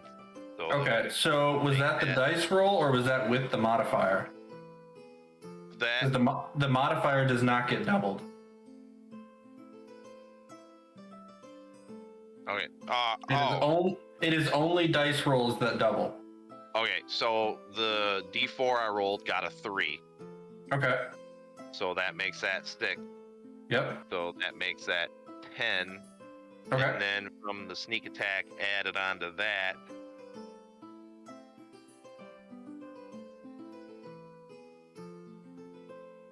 another 14 psychic from sneak attack. Before or after double? Before. Okay. If that's getting doubled, then that would be... Yeah, so that's 38 points of damage total. Yeah, that's nasty as hell. Yep, that sneak attack is really bad. And I've been rolling really good with the sneak attack. Yeah, that's pretty close to max both times now. Actually, this time I didn't roll as high on sneak attack as I did the first time. Earlier, I was like 4 points shy of max damage.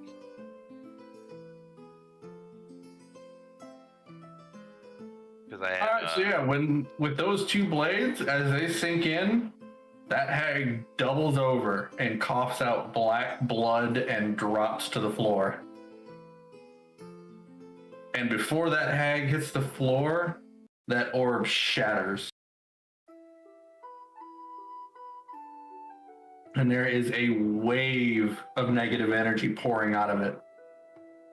As there is screams and wails from what look like spirits or souls just pouring from it. All just pitch black in how they look.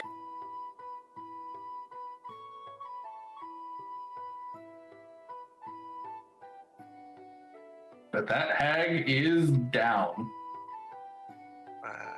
I think those orbs are tied to these beasts.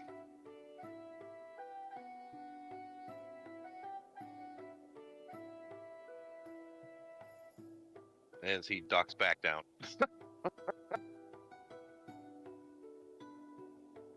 My turn. All right. So that leaves the night hag. So they've gone from being very angry to suddenly being very scared. Which one is C? That is. Oh, does it actually show you guys the turn order? Yes. Yeah. Oh, nice. I wasn't sure if that showed for. Yeah, I didn't know if that actually showed for everybody.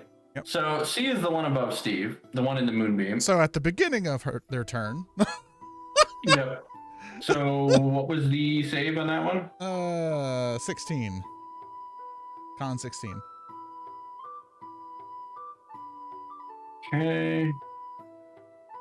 That is a pass. Okay.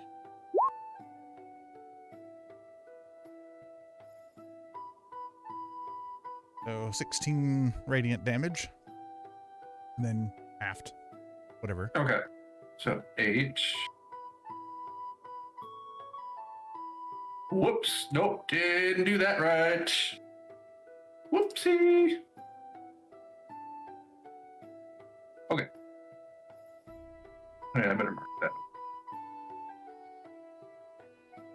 Okay. So it's going to take one step. Let's see. What is the best way to do this? Okay, it'll take one step to the left, or its right, just stepping out of the beam of light. And staring at the corpse of one of its coven, it looks up and looks across the group and then states, "We'll make a deal.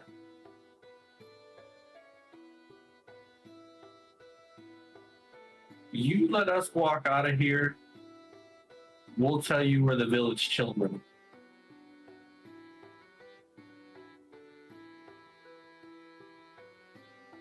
And as you guys think back, you never saw one child in the whole village.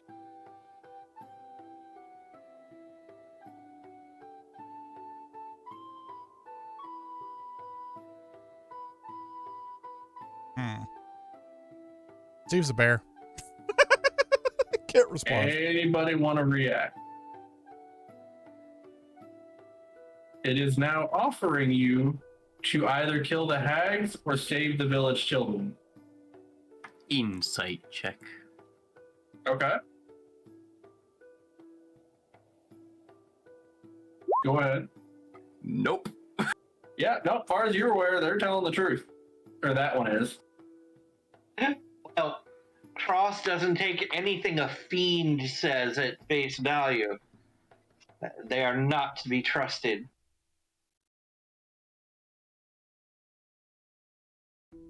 Are you saying anything? He will say they are not to be trusted. Okay. So We'll just hear this echo from his armor. Okay.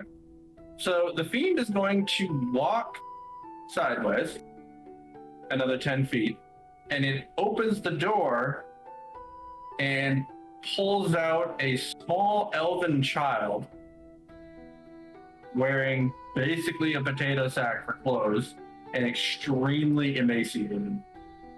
It was behind door number 1. Well, it just showed us that the children are here, so... So we have a couple here for what we need, but the others are held elsewhere. Still feel we're lying? So I need only keep one of you alive to talk.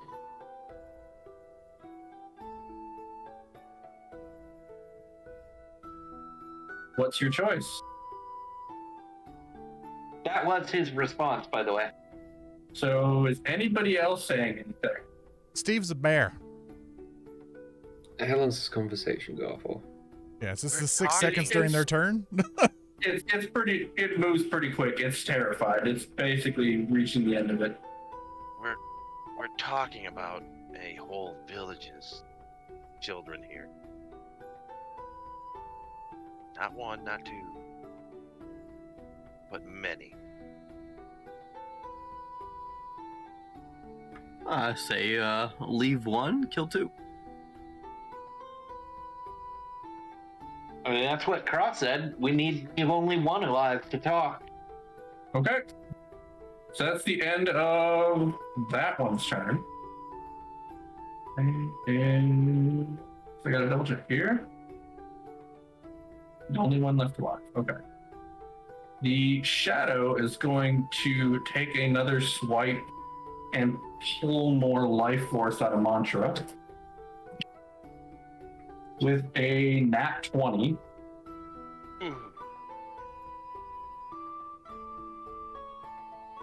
So that will be 15, 17, 19 points of necrotic damage. And Okay. trying to get these little damn triangles out of there is a pain. And 3 more points of strength lost.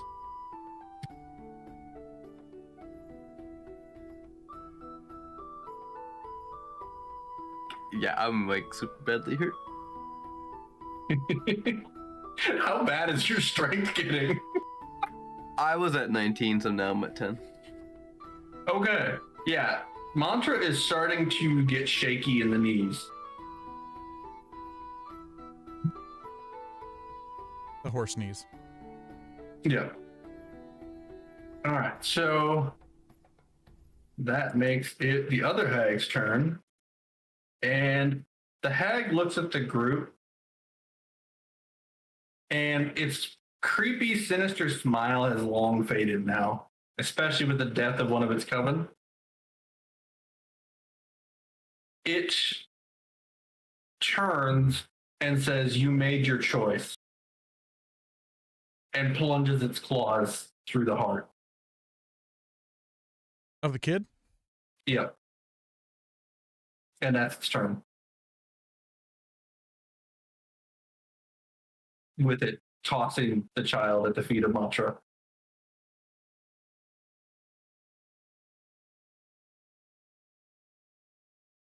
Making it. Nope, that one's dead. Mantra's turn. Alright. We are going to.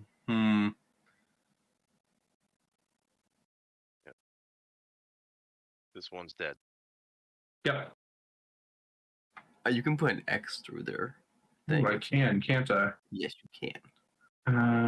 There we go. It's like the little cogwheel, and then put a symbol of an X, I think it is. Okay. First thing to do. Health potion. Oh, I got an 8. Okay.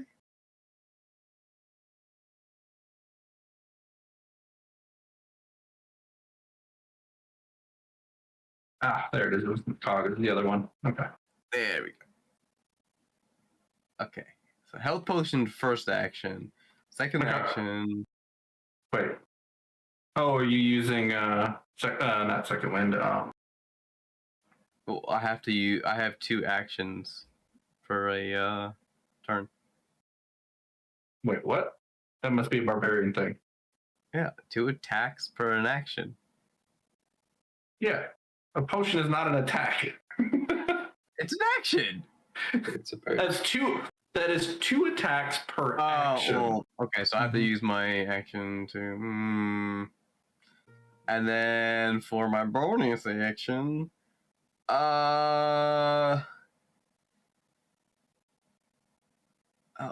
know what? It just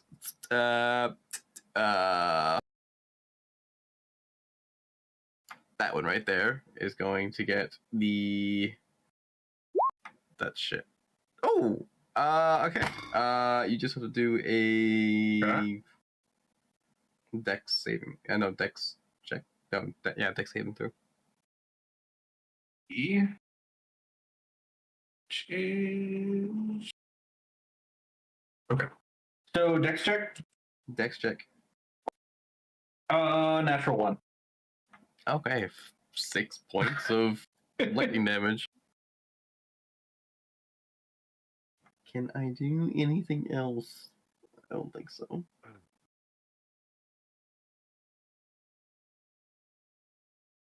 Nope, can't. Alright, that's my turn.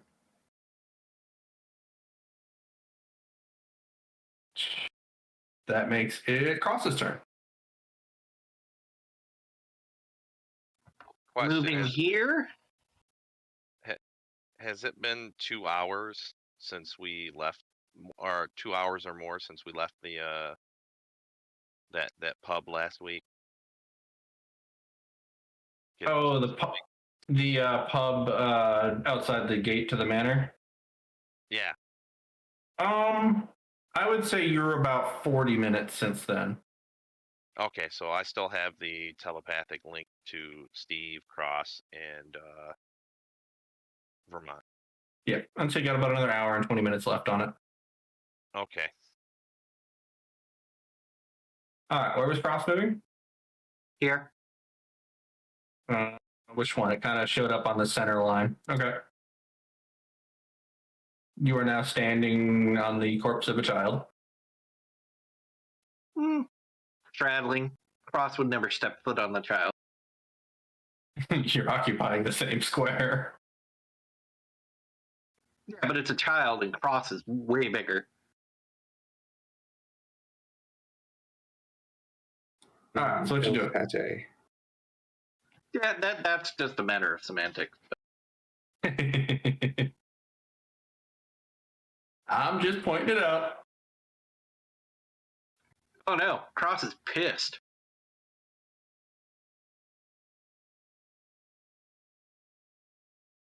And this is a full two-handed swing. I am gonna try and cleave this one's head clear off. Okay. Okay. Since it doesn't take an action for me to send a message with psychic whispers,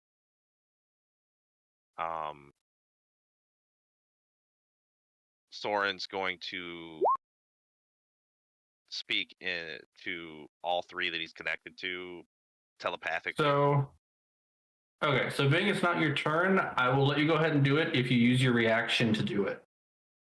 I'm cool with that. Being it's outside of your turn. I'm cool with that only because of what's at stake here. Yeah.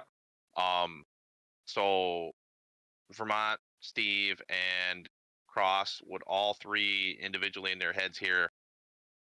I think those orbs are tied to these fiends.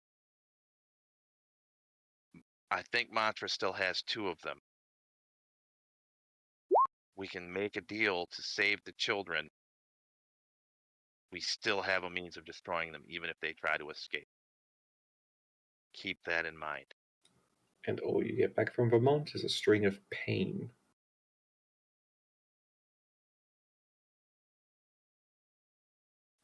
You can just feel rage from Cross. Steve can actually, he keeps his wits and everything, so he could respond without speaking. Yeah, it's Yeah. mental. Yeah. All right, so They it's just showed us the 19. door. They're right there. 19 to hit, so that hits. 8 slashing, 4 fire. Okay.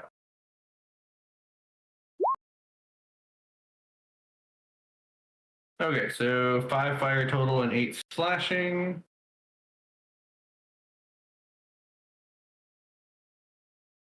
So, okay.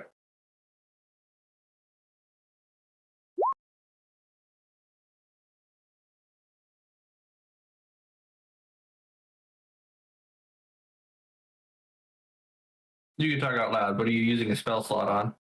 Oh, it's it uses one of my spell slots every time I used it. Oh, your Divine Smite, the radiant damage one? Yep. It's only going to be 3d8 this time. Gotta let the people watching.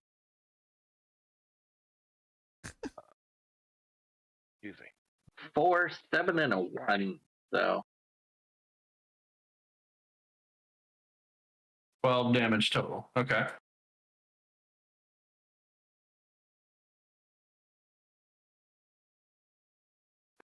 yeah, 12 radiant damage. All right. It definitely deals a fair amount of damage, leaving a nice big gash across its shoulder, spanning across its chest. But it still looking strong. Even with That was the first attack.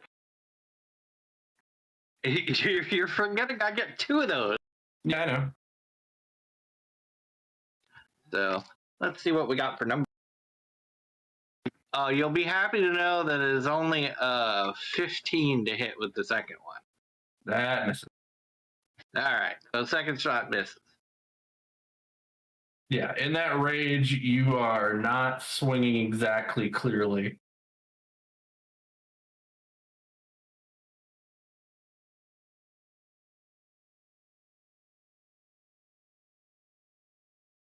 All right. Anything else on your turn?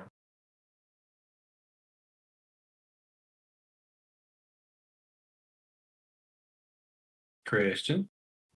So I have a curious question. Okay.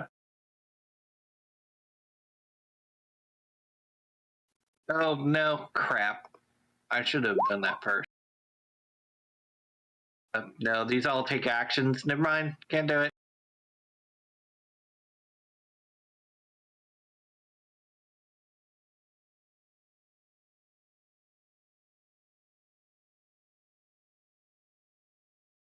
Yeah, that's an action, so ignore that.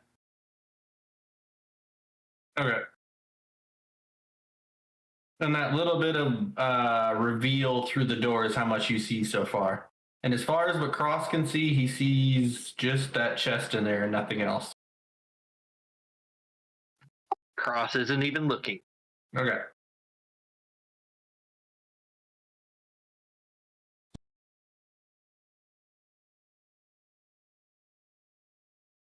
And that makes it Steve's turn.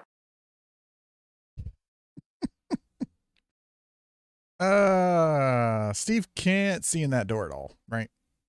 Not Not from there. Not Yeah, from not where that you're at. Yeah, not from there we're at.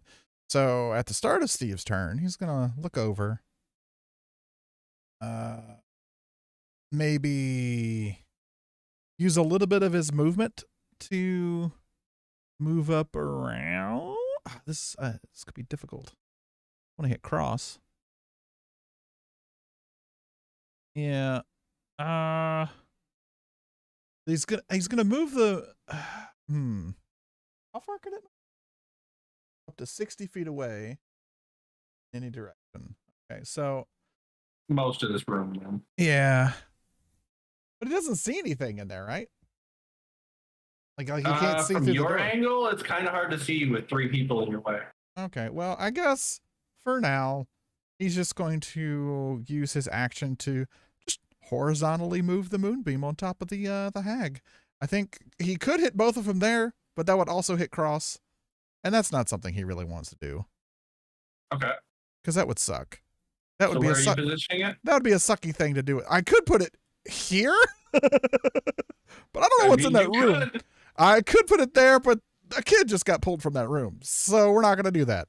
We're gonna or here, you know. But we're gonna move it here, I think. Okay. So it just hits that one right there, this one right here. Okay. It's just gonna go.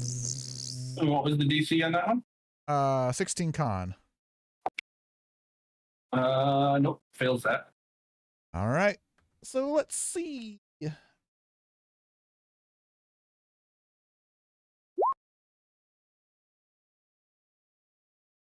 All right. Thanks.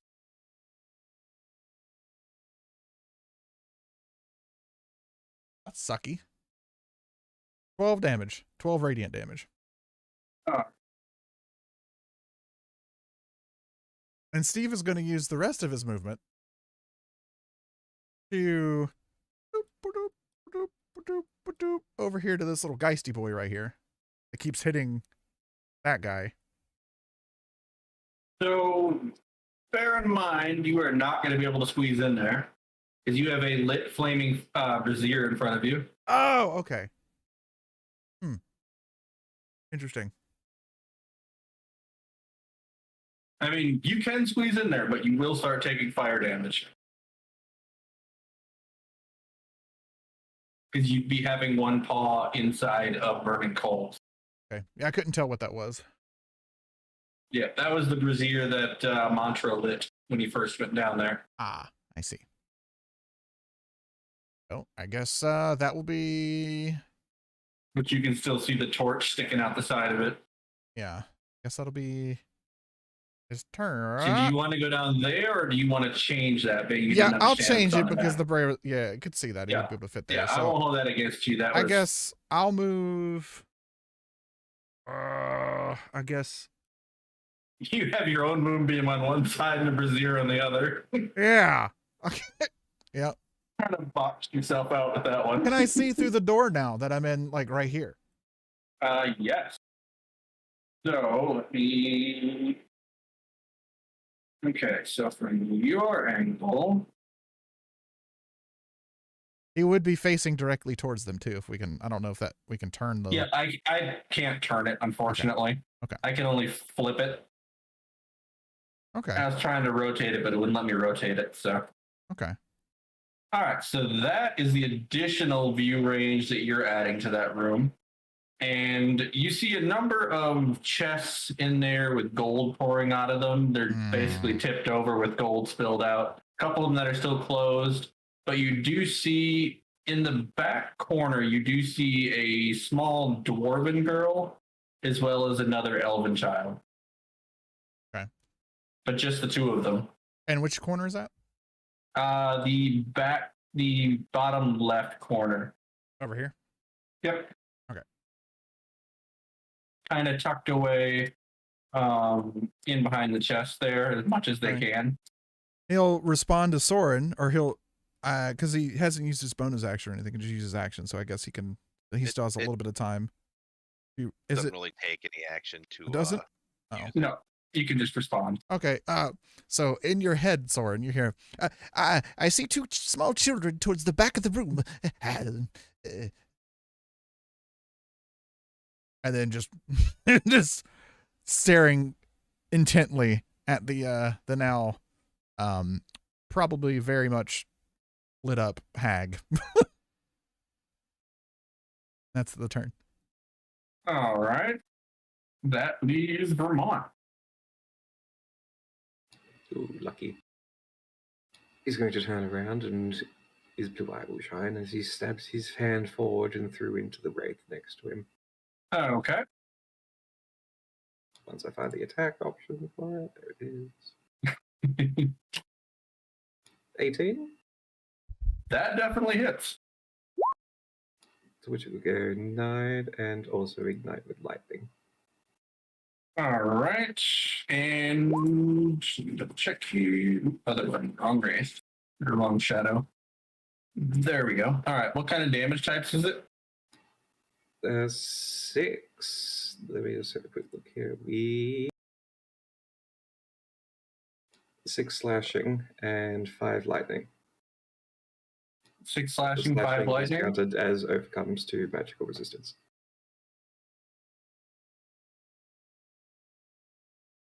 Wait a minute. I'm seeing a 9 and a 5. Yep. Hold on. So Sorry, my bad. I just completely zoned out there. I saw D6. So it would be 9, which would be counted as magical slashing. Sorry, slashing. Okay. That goes with magical, and 5, which is lightning. okay. And yep, that is still enough. Okay. So as your blade cuts right through it, one more ghostly wail and it vanishes into vapor.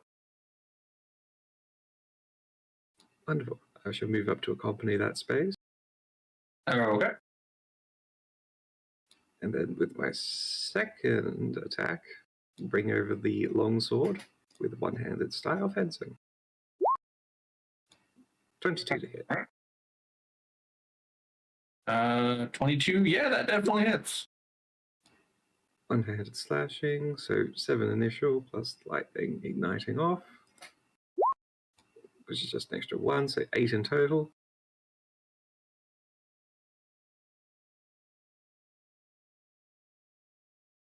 Total. Double check my resistances here. I have to keep toggling back and forth, so I'm getting them mixed up here and there. I want to make sure I keep straight. That's fair. Slashing.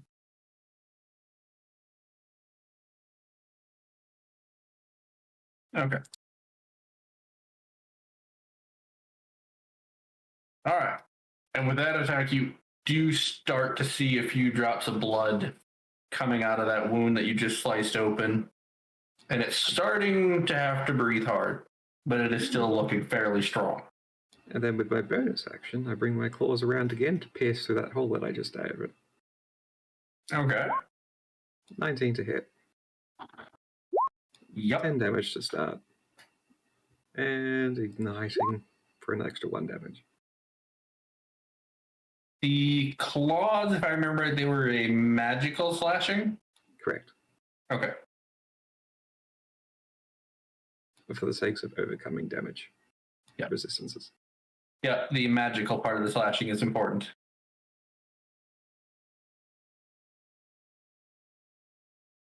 All right. Yeah, it is trying to back away, but it is bumping into the wall and not having anywhere to go. And there's just ferocious growling. One blue eye piercing, one yellow eye just glaring down a bit. And that will be my turn.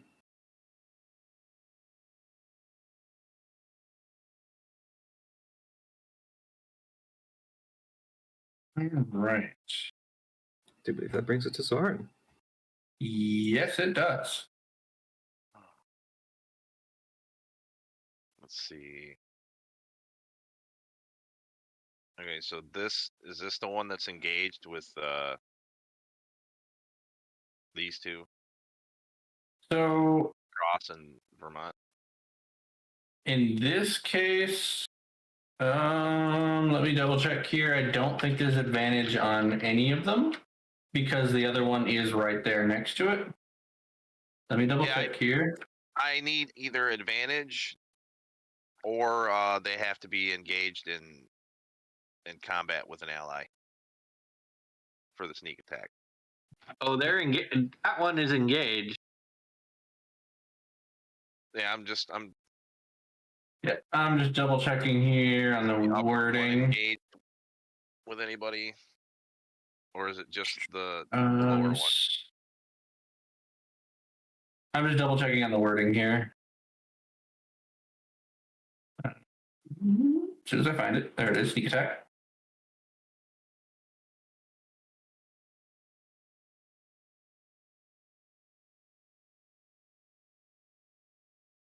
Okay. Yep. Because you don't have disadvantage, so yeah, your sneak attack does apply. To both or just one? And it says it's got Just the one. within 5 feet of a another enemy. Yeah, I guess that would apply to the other one then. Cross is there. He's not engaged with it, but I was there. thinking they needed to be engaged, but they just got to be within 5 feet. I'm looking at it too right now. I think the engaged is for advantage. But you definitely do not have advantage because they're not flanked. But because of the But you proximity. do get sneak attack because of the proximity. Yeah. Let's see. I use that all the time with Jane.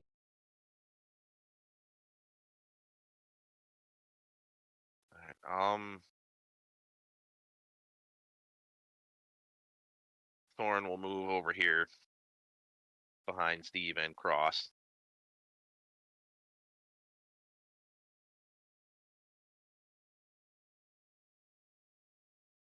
And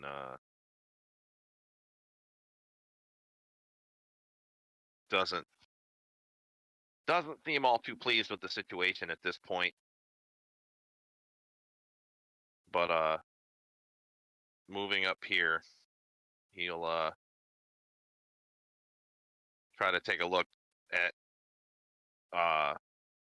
both of the hags, and does one look busted up more than the other?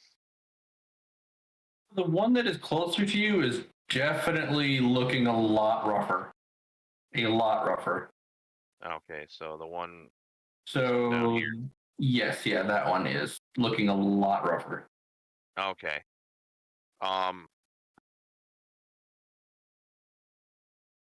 Well, since Cross kind of doesn't have a head, I think I should have a clear shot if I huck over him. Yeah, well, based on where you're at, you're be shooting more over Mantra than Cross. Well, I He moved up. He told moved you. up here. Oh, yep, I missed that part. That's my bad. That's all right. There's a lot going on, and you got to keep track of more than I do.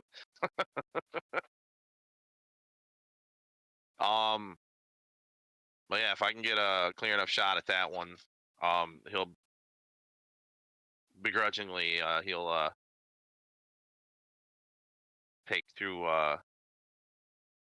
take a throw with his psychic blade. You're already taller than Cross, and now he's a head shorter. Yep. So Yeah, you don't have any issue with them being in the way.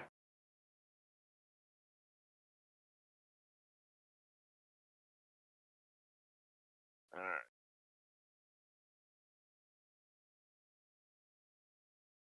All right. That's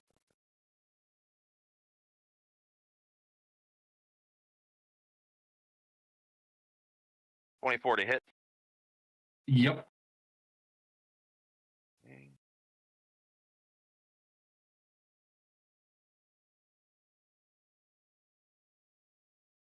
That is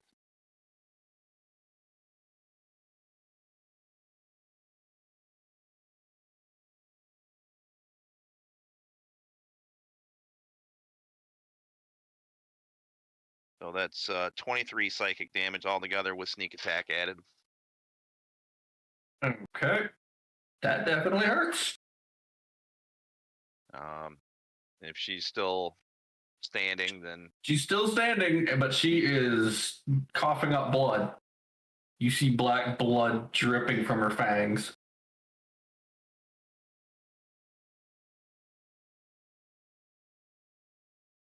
okay.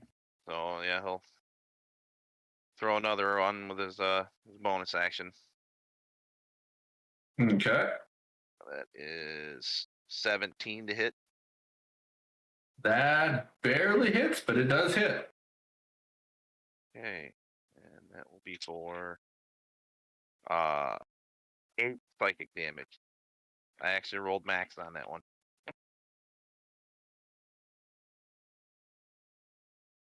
Okay.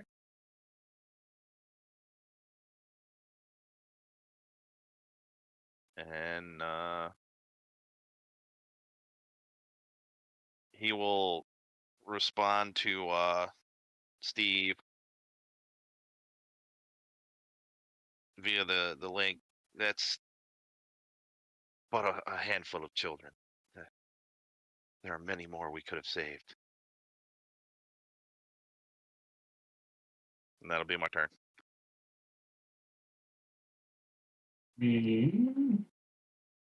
So with Soren there, you can see the other corner, which is just more chests of gold. So that one's dead now, No, it is still standing. but just barely. Really Yeah. tore up though. Yeah, it's coughing blood and not able to even stand up straight. Which it is its turn now. Roll your save. For Fire from the smite. sorry, smite. 14 DC. 14. 15. Lucky. Yeah, I barely got that. If it wasn't for the modifier, I wouldn't have had it. All right. What do we want to do? Missing one hag makes this much, much harder.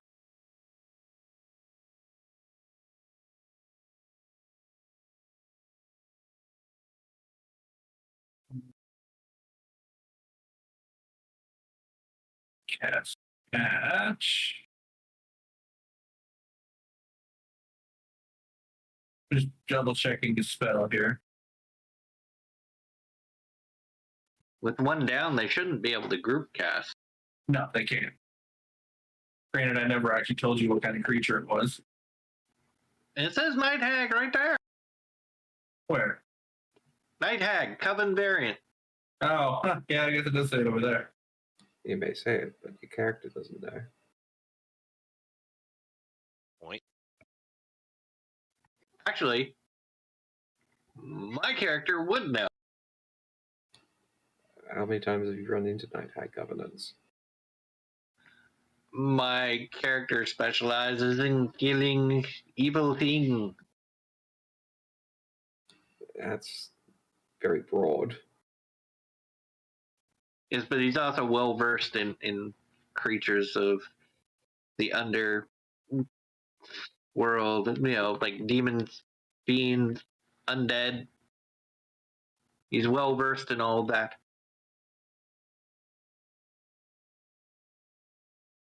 If you say so.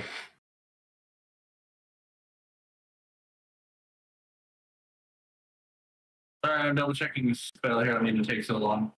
Sorry, I realize I came out as a little bit condescending. I didn't mean it like that. I mean, like, if you say so, because I do not know what your character's background is. I apologize. No, it's fine. I figured you didn't mean anything by it.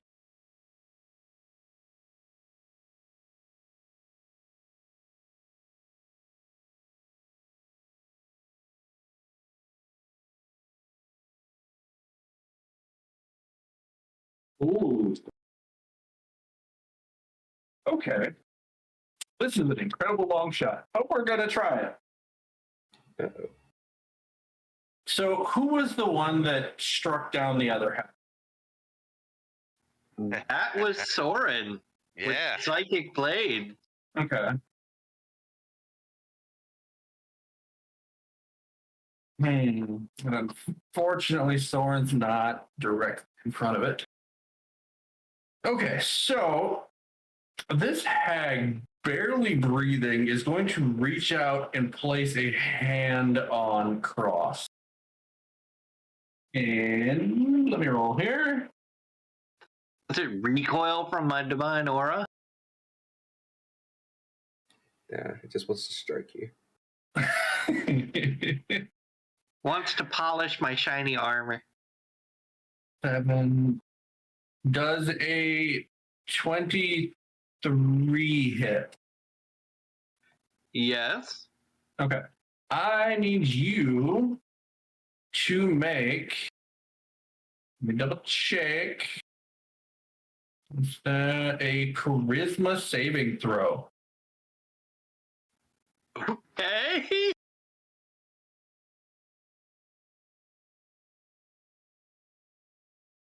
So I rolled a 16. I have +9 and then +3 on top of that. Wait. What was the number you rolled? 16? No, okay. So you rolled a 16, right? Right. I rolled a 16 and I have +9 and +3 added on to that. Wait, +9. Yes, my charisma saving throw is +9. Jeez. Okay. Yeah. How broken your character is. And I have the +3 on all saves for his aura. All right. All right. So that will fizzle out and won't work. I hope it wasn't her poison attack. No, not that. I mean, I kind of know what it is out of character. And good attempt. And that would have been hilarious. It was the only way to make it work on an unwilling creature. All right, so that ends her turn. She's just too exhausted to make that level of a spell work. Shadow's dead. The other night hag. Moonbeam damage and save. Yes. 5.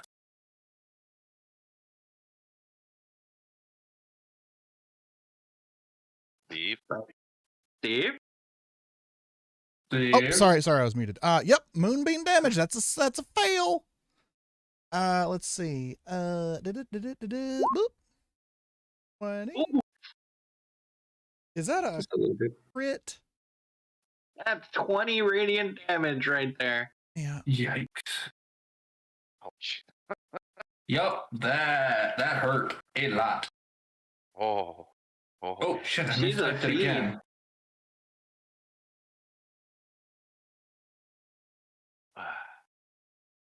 She ain't shrugging that moonbeam off this time. She doesn't have a weakness to radiant though.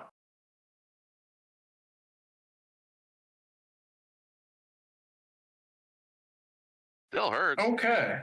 Oh yeah, no, it definitely hurt. They are both breathing pretty heavy. But she's not resistant to radiant damage either. No. Like they are to everything else.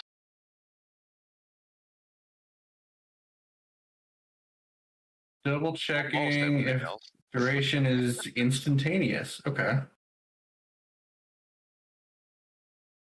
Okay, so the hag is going to step forward and reach down and grab the hands of the one in front of it. And it starts to speak a few arcane words in kind of a fiendish tongue. Let me see what language they know. Hag. Dang it. There we go. Does anybody know Abyssal? Yes. Looking. Nope. Okay. Thorn does. Anybody else have Abyssal? Nope. Nope. Okay. So, in that case, roll an Arcana check for me, Soren. Oh boy. Let's see how this goes. I bet Kaisis already knows what I'm up to. No I got an idea. idea. Christian probably does too. Yeah, I have an idea. Actually, all of you probably know what I'm about to pull. Hags are cowards by nature, so. Oh my god, natural 20. Okay, so So that's a total of as you hear these words coming out of the hag's mouth, you pretty quickly pick up on the fact that it is about to cast a plane shift spell. So, They're trying to shift to another plane. who all are you? You're not mental linked with Mantra, right? Nope, I'm saying that aloud. Okay, I'll let you use your reaction to say it aloud. So the 3 that are within melee range, I will say can take one reaction or one action against them before they plane shift.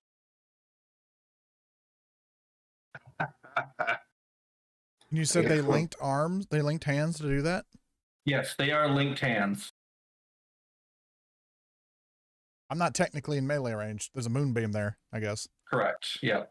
Yep. So you're not able to hit them from where you're standing. But so we'll do initiative order. So Mantra first.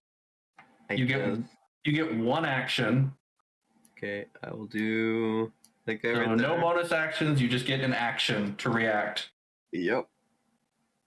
Technically, I'm still raged, so this is gonna be interesting. This is gonna be reckless. It does not trigger your storm, by the way, because it's not your turn. Okay. There's gonna be a reckless attack to this. Okay. Oh my god. And both miss. Or Both of your attacks end up coming short, and the second one just planting into the floor. Okay. Next, Cross gets one action.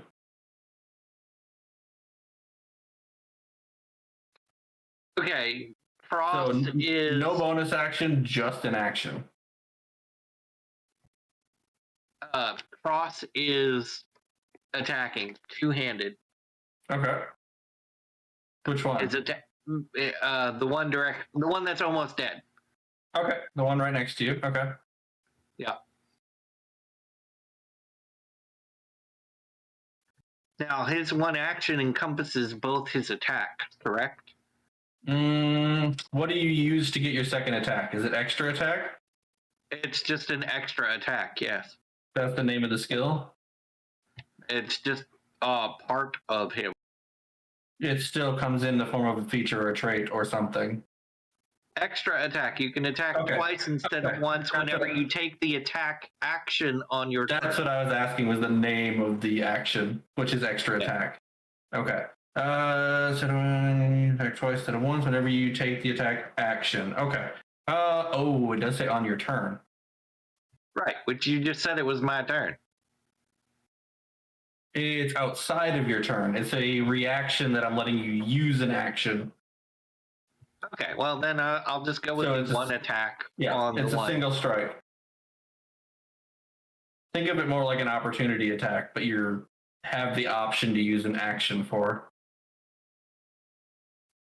All right. Well, in that case, it will just be the one.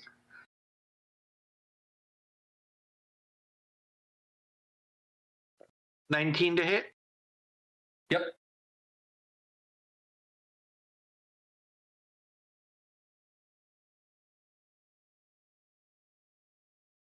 Eight slashing damage.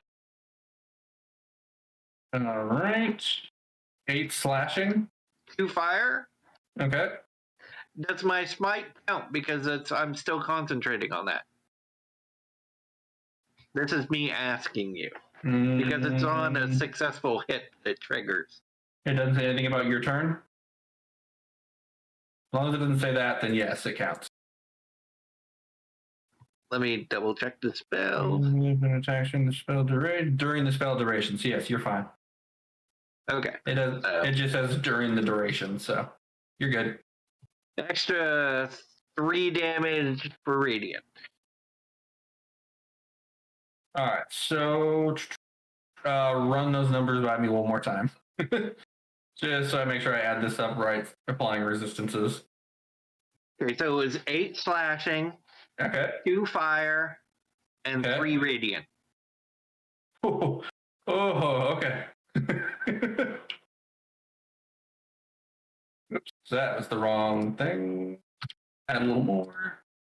Okay. Go ahead. That damage from the smite, that was from the searing smite, right? Yep. So it's fire, not radiant. Searing smite is fire. Yeah, damage. that's right, fire. But Yep. Okay. Extra damage. So, and yep. What's up? never mind. Okay, and Vermont. And the one in front of you it's kind of a surprise they're even standing up straight. Are they the one that's casting? No. They are, you could probably breathe on them, is the way they look, and they would die. They're being pulled along with the spell. They're not the one casting. Wonderful. I'd like to pick up and throw the night hag at the other one. How did I know you were going to do something crazy? Awesome. I love it. All right. Break the So- concentration. How do I want to go about doing this? I Okay. use counterspell. I mean, throw hag. So that will be a grapple check with the first one to pick them up. So the hag gets to use strength or dexterity on a grapple check, where you have to use strength. Good fucking luck. Yeah, I had a feeling about that. Oh yeah, that's not gonna happen. Yeah, 19. Whew, So you definitely pick her up. So make just a normal 2-hit attack. do you want me just to use unarmed? Yeah, just use unarmed. But you're flinging 2-armed. Oh yeah, nope, that definitely hits and knocks her to the floor.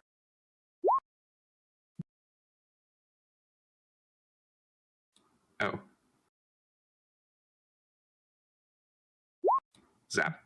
So they are definitely both prone now. Does that one die from the impact?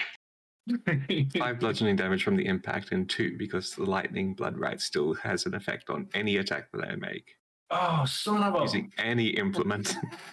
So... A corpse. Corpse. Well, I have to think about something here. Before she hits the other hag, she's passing through the moonbeam. Oh yes, she enters Oh. the moonbeam. So what I'm wondering, though, is how much of the body is left after that? Well, it's a moonbeam. It's doing what I don't type think of it's- damage? So Certainly doing a radiant moonbeam is not going to disintegrate a body, right? No, it just does damage. It's not disintegrate spell. It's radiant damage. I'm trying to decide. I'm trying to decide what impact it's going to have on the dead body. Probably just sear away Because some at flesh. this point, it's a dead body hitting the other hag. Because even on a fail, it's still half damage, right? Yeah. Yeah. No, any damage kills this hag, so it literally has 1 hit point. And it's called great. Wow. Yeah. Wow. It only just barely got away from Cross's attack. Wow. It's massive overkill. So yeah, it dies as it passes through the moonbeam, Wow. but it still knocks the other one prone. And how does your attack work one more time? My attack, Yours, Oh. yes. the moonbeam. The moonbeam I'm not even going to worry about because Can I roll it it just still to does. see? Yeah, you can roll it just to Okay. see. Okay. All it is basically I've picked someone up and I've thrown them against someone. Oh yeah. Oh, Okay, so you pick someone up and continue. And then I throw them against someone, but just because it's still an attack, it still has lightning charge going along with it. Oh, okay, so you're adding the lightning effect to it. Okay. Mhm. Okay, so that's 2 lightning damage. We kill that one off. And that one... Lightning... Okay, Just got hit with an electrified body. that moves it to Monster's turn. And that one is now prone. In the moonbeam. Yep.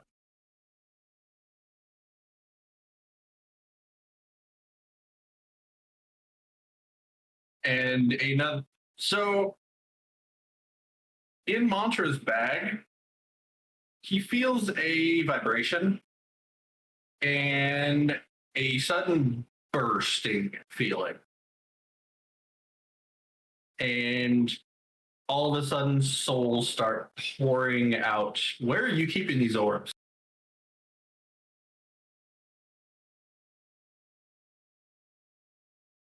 thought he said he'd put him on a Mantra.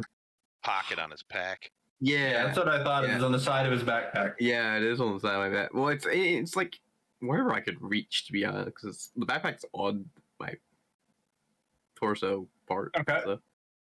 So I need you.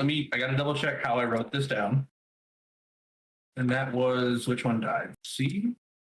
This is how I die. Now, bear in mind, I'm not making this up on the spot. This is something I added when I made the campaign. This is campaign. Not campaign. Not campaign. That is not what I meant to say. Feels like a mini campaign.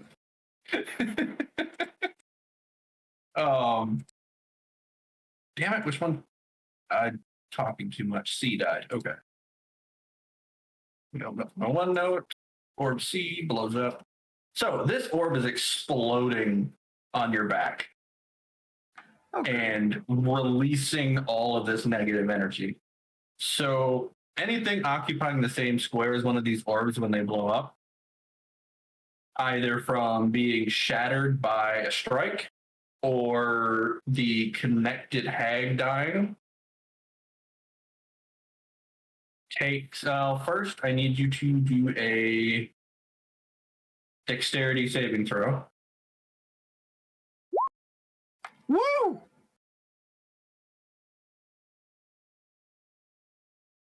I got a 5. Oh no, I thought you actually succeeded. No. Okay. Let me grab my d10s. Wait, do I get a plus Oh, 3 from cross?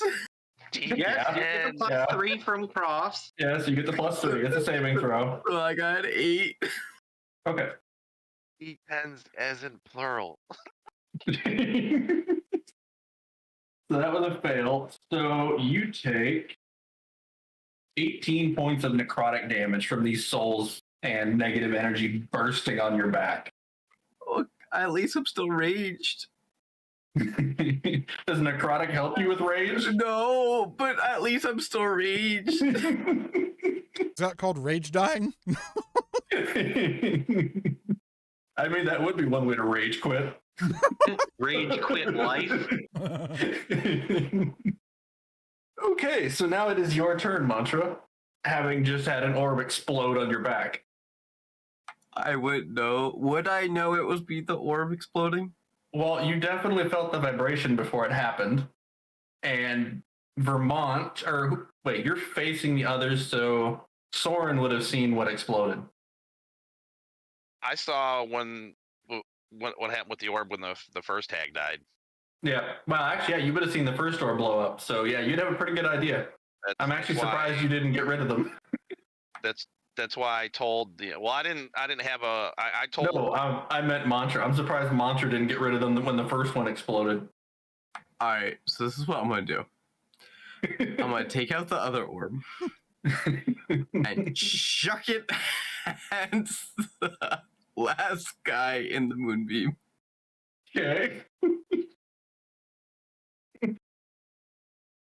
Yeah, that's what I'm gonna do. Okay. Roll a unarmed hit. Hold on, I have to fight unarmed. Hold on. And rage, I could do reckless, right? Yeah, throwing an object. Yeah. A reckless curveball. Oh god, this will go so well. First one's not good. Woo! That one hits. So just roll unarmed damage. I just won. Yeah. I've got to question the implications of what he just rolled. Did he roll to throw an orb twice? Yep. A Yeah, he used single reckless. orb he Yeah, threw twice. No, No, that's he threw reckless. it once, Yeah, but advantage. he used reckless, so he had advantage on the Oh, hit. is that what that is? Yeah. that's happy twice. So you gain It's a advantage on yo-yo. the hit, but the other person gains advantage on you. Yeah. Yeah. So your next Gain turn. advantage, and so do your enemies. Yeah. Now I'm just going to have this like mental image now of him attempting to throw the ball the first time. And Sticks in his shot hand. putting it. Ah, You ah. know, you know how you're supposed to like step with your other foot? I just don't. So yeah, you You got throw other two. the orb at the hag, and it hits her right in the shoulder. Doesn't really have much impact, but the orb is now laying next to the hag. I'm gonna yell at Cross and be like, Cross, hit it with your sword. Thing, whatever you call it. Does the moonbeam affect the objects? Oh yeah, does it? Oh, what does it say? Does it say creatures? When a creature enters a spell area for the first time. Okay, it's not a creature, so. Yeah. Oh, No, if that's there's. fine. Oh, I didn't think about Oh. this too. It says a shapeshifter or a shape changer makes it saving throw with disadvantage. So they're shape changers. They're not shape changers. Okay. They do have a polymorph skill, but they are not shape changers. Is they within 10 feet of me? Maybe. Who? Is the hag 10 feet with me? Why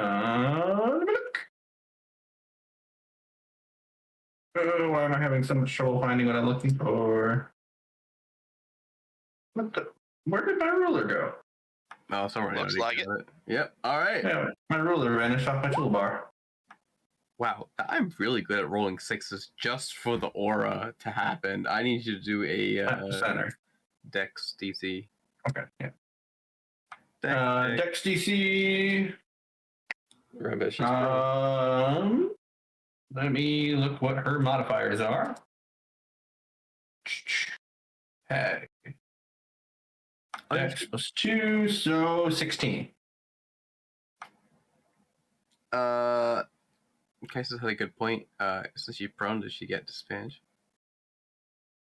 I don't remember how prone affects that stuff. Oh, let's go to condition. Prone 5e. and a body on top of her. A prone creature only movement is crawling. Creature has disadvantage on attack rolls. Attack roll against a creature has advantage. Within. So yeah, no. It's I know. a creature attacking has advantage, and it trying to attack someone else has disadvantage. Okay, so it only takes 3 points of lightning damage then. All right. That's my turn. Okay. That moves it to Cross's turn. All right. So, has the child below me rolled its death saves? Oh no, it died. That hag ripped Died out. instantly? That hag ripped out its heart. Yeah, but It died. NPCs don't get death saves. Yeah, no, that's a player character thing. well, sword coming down two-handed on that orb. The orb, okay.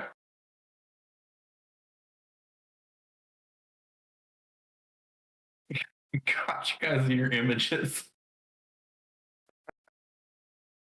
Okay. So go ahead and make your attack. 22. Yep, that hits. It's a very low hit, so 12 base damage.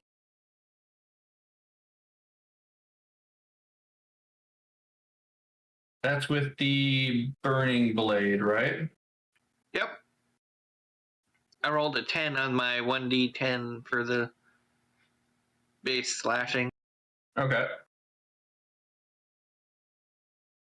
It's 1 extra fire damage, Okay. and because I'm still holding it, it's 2 extra radiant damage. Okay. So yeah, your attack comes down on it, and a splintering crack forms across it, but it is still whole.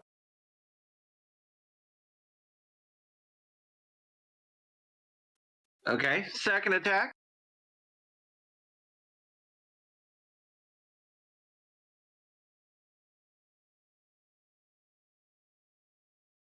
$23 to hit this time.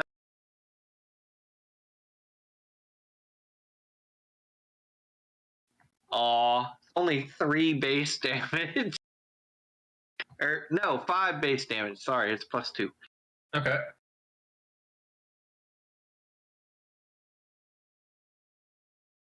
3 fire damage, and 6 of the smite damage. All right. So these cracks are now spreading to the point where they look like they're wrapping almost all the way around. But it is still intact, if barely.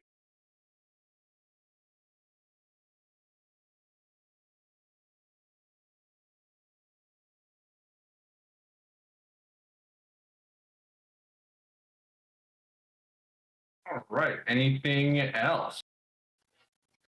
Can I use my bonus action to talk? Yeah. All right. Where are the other children, or I destroy your orb?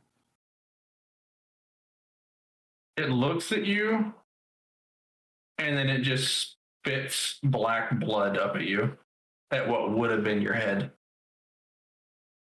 But shoots over me and hits Soren. Pretty much. Well, it. Okay, sure. Go ahead. Come on, natural one. Takes it right in the eye. Natural 20 for 27. Oh, yeah, no, you easily sidestep it and it just splatters across the floor. Cat-like reflexes. This thing. But no, it refuses to answer you.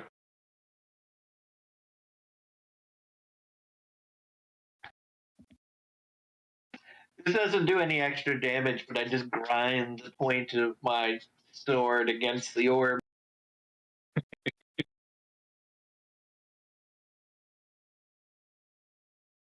Right. So, Steve. All right. So it's still sitting there, right? When does it What come is? up? The hag. It's only that one that we see that's still alive. Yep, just Chilling. the one left. Just chilling right there. Is it looking bad? Is it looking No, it's looking pretty healthy. pretty healthy? It's definitely got some deep wounds, but it's not in rough shape. Not in rough shape at all.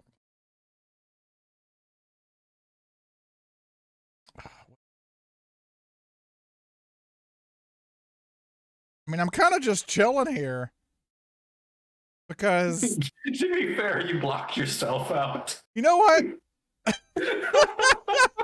That's fair. Steve is going to, I guess, sit here at the edge of the moonbeam. And he's going to pop down Winnie the Pooh Bear style, looking at it. He's going to get his little paw, and he's going to get that long claw right there.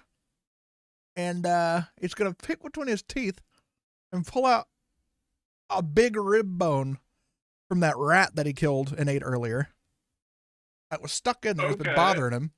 And he's gonna, and he's got it between his bare paws, and he's gonna flick it. He's gonna flick it at the hag. Alright, unarmed strike. Okay, can a bear do it? Okay, how? You can just roll it on Steve. Okay. Attack. Arm strike. Yeah, no, it goes off to the side. It's a bone. It doesn't take a straight path. He just goes. I mean, I was expecting you to like knock the torch off the wall towards it or something. Can't do that. He's just sitting there. If he had marshmallow. Oh, are there any? No, I was gonna say if there was like potatoes, he could like pull out of his fur or something that were from earlier and just kind of push it into the beam and watch it roast. Bits of potato. Remember, these potatoes gave him a stomach ache because they were rotten. And maybe maybe like he's a forager. He'll push it in there, see if it cooks a little bit, and then that's it. That's his turn. He's sitting there on his hindquarters, like he's not prone, but you know. All right, Vermont, you're up.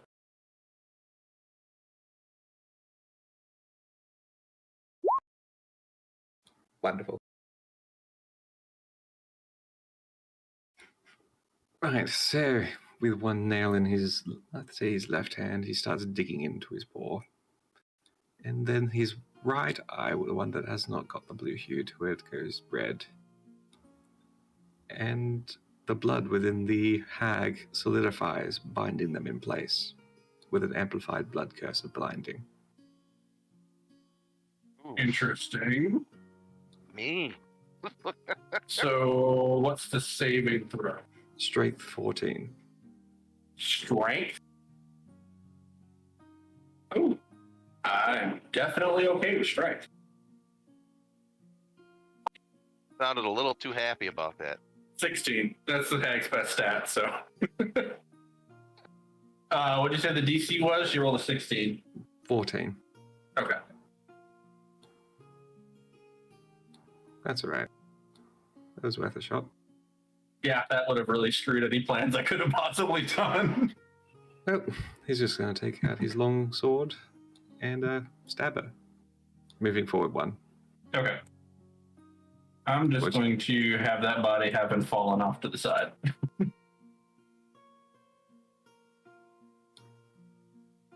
Stab to attack. All right. 21. Single hand. Wait, was the spell a bonus action? Correct. Okay. 21 hits.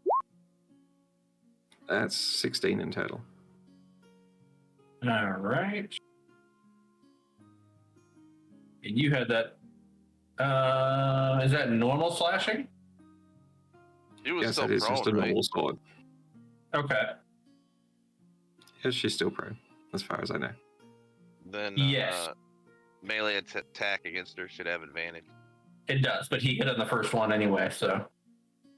Well, he could get a natural. Oh yeah, he could roll to try and see if he gets a 20.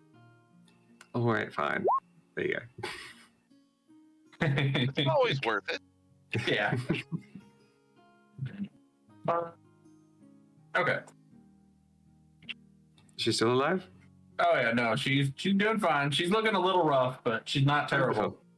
I'm going to punch her with my fist. Well, stab through her with my claws. You already used your bonus action, didn't you? Yes, this is another attack action, to which I have two. And since it's an unarmed strike, I can have another one of those ones.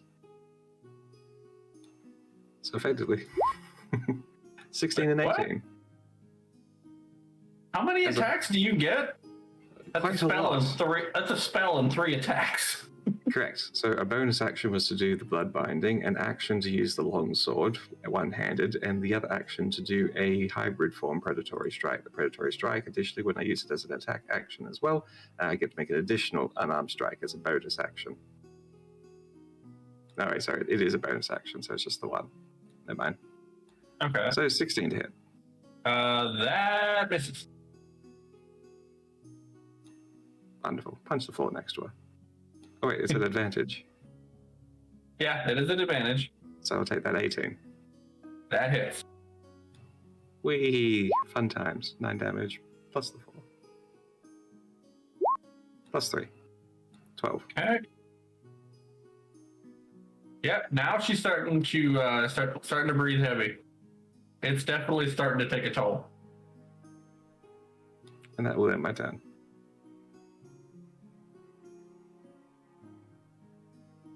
All right, which leaves Soren. Okay. So.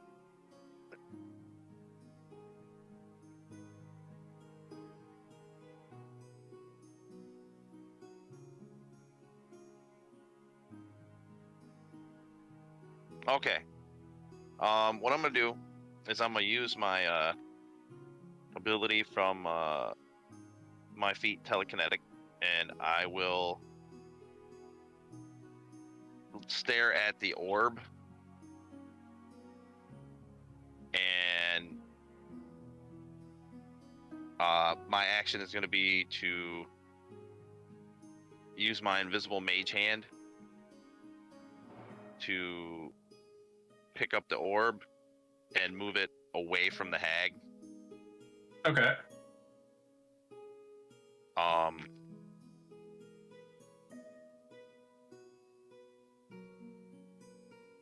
I gotta look how far that thing can move.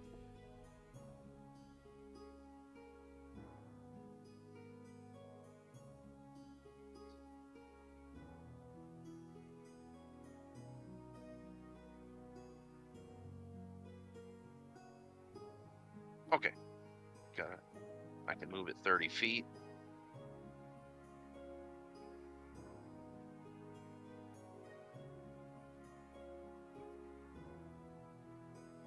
I'll move it over here on the opposite side of Cross so that it's still within range for one of my allies to Which swing on. ping that one more time. Which square were you putting it on? Okay.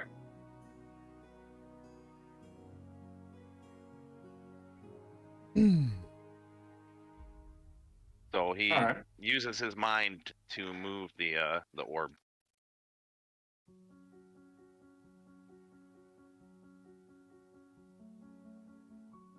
And that's my action.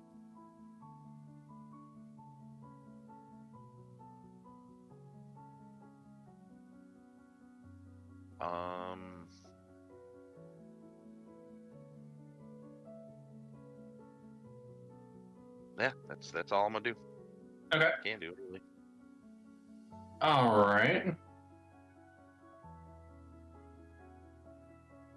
That puts it on the hag's turn. That is a 22 for the moonbeam. Okay.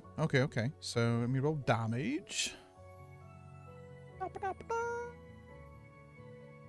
Oh, moonbeam. Darn it. Off the thing for the hack. Third level. So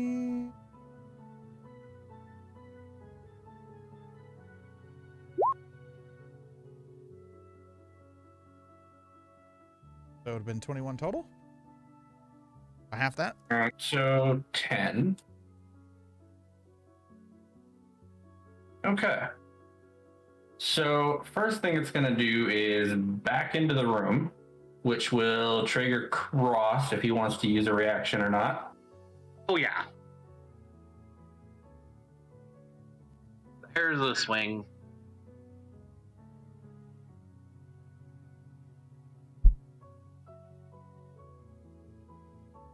That won't trigger Mont either because they went behind a door. Still in attack range of Vermont. Oh, okay. Only a 14 to hit. That misses. Hang on. All right. Did they stand up? Yes. Which takes half the movement, I know. Cool. No, I was just wondering. Otherwise, it would be just kind of funny just imagining. Just crawling. That would be funny if she just kind of rolled through the door. Yeah, no, I should have said that out loud. The hag stands up, taking half her movement to stand up, and then kind of backs into the other room, and then it's going to... Which way? It's going to take one more step back, which will trigger Vermont. If Vermont wants to take a reaction or not. Oh, absolutely. Okay, that hits.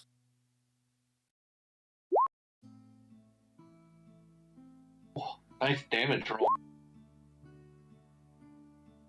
So that is 13. All right.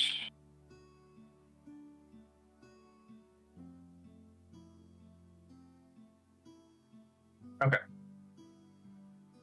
All right. So now that it's in this room and it's coughing up blood and staring at all of you, and it turns and looks at the two in the corner, and then looks at the group, and breathes a huge sigh, and clasps its hands together and begins reciting the incantation again, and a flash, and it's gone. Check. Looks down at the orb. The orb's still there. Shatter it. Yeah. One of us is going to break it. All right. Well, if no one else is it, can we assume that combat has been disengaged? Oh, yep. Combat is disengaged. You are free to do this in whatever order you want. All right. I'm gonna move. I dissipate the moonbeam. He removes the moonbeam. I wanna move up here. Okay. Where do you want to go? Ping it again. Sorry, my mouse slipped out of my hand. Okay. Green was Vermont. Is Vermont moving sorry. too? No, I was just clicking to drag the screen around. Oh, okay. My bad. Cross just puts a booted foot on the orb and crushes it. Yeah, no, it was already down to like 2 hit points. It blows up. Souls and negative energy erupting everywhere. But wait, hold on. You said you got a foot on it. Yeah. Yeah. All right. In that case, give me a dexterity saving throw. Because you put yourself within touching range.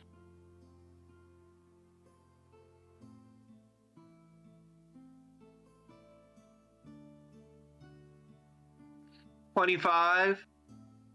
Yeah, you managed to pull yourself back out of it in time, but you still... Oh, wow, that was a terrible roll. 3 points of necrotic damage. Okay. And then Cross casually walks across the room and picks up his helmet.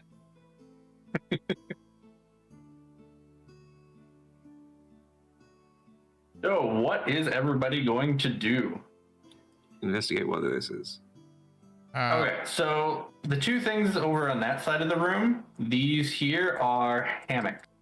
There is a metal stake right there that it is tied to on one side, and then a metal hook embedded in the wall on the opposite side. Steve's going to drop Wild Shape Okay. and say, "There's kids in that room. It's kids too. Kids in the room. Kids in the room. Be careful."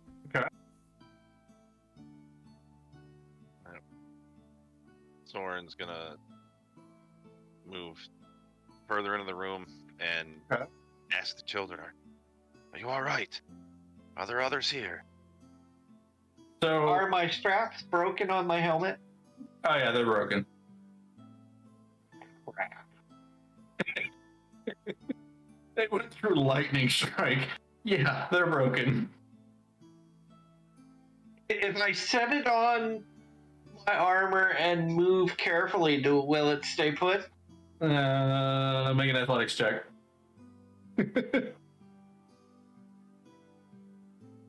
The kids. What's happening with the kids? So with the kids, they're 17.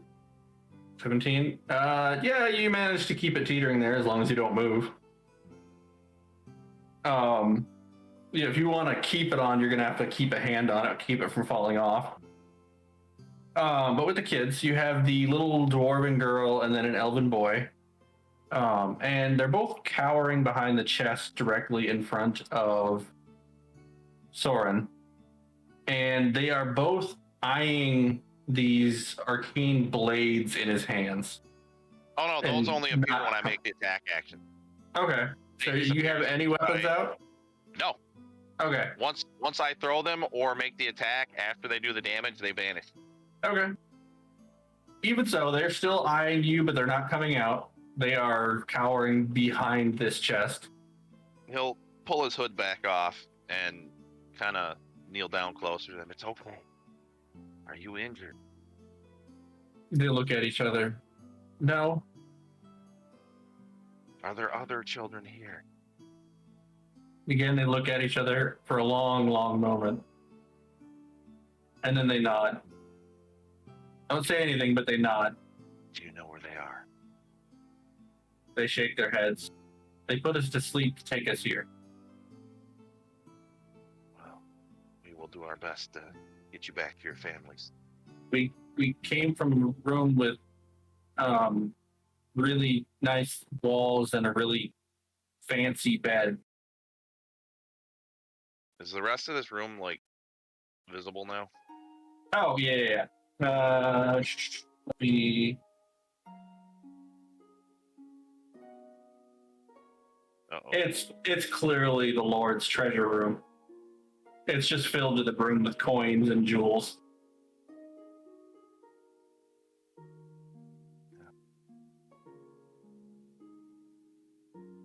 As much as a country lord would have. I don't know if you saw or not, but we have a horseman out in the other room. If you'd like to come with us, you can come say hello.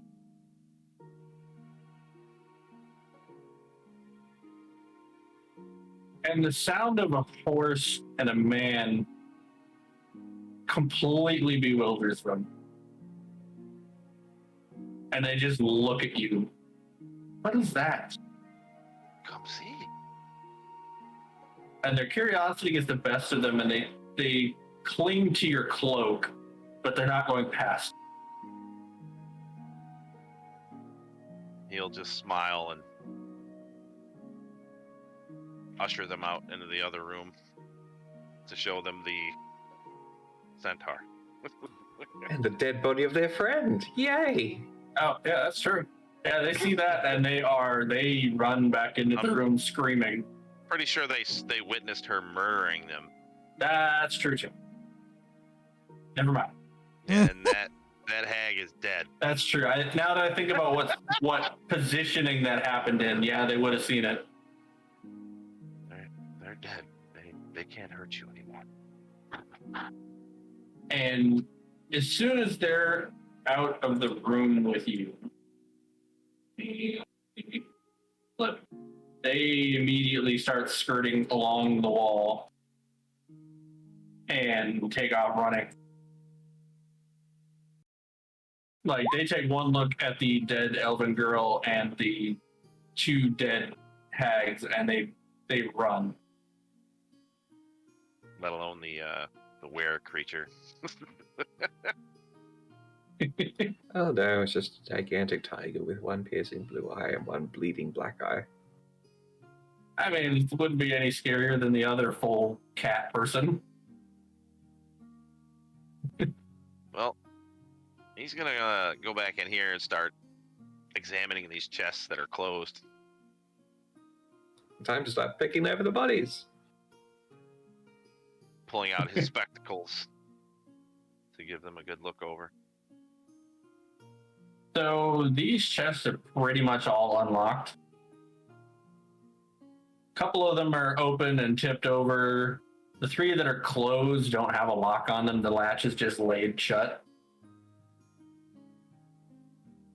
But you see far more gold and jewels than you could possibly physically carry. Oh, I'm sure. This lord was definitely not on the up and up. He definitely hoarded far more than what he gave back to the village.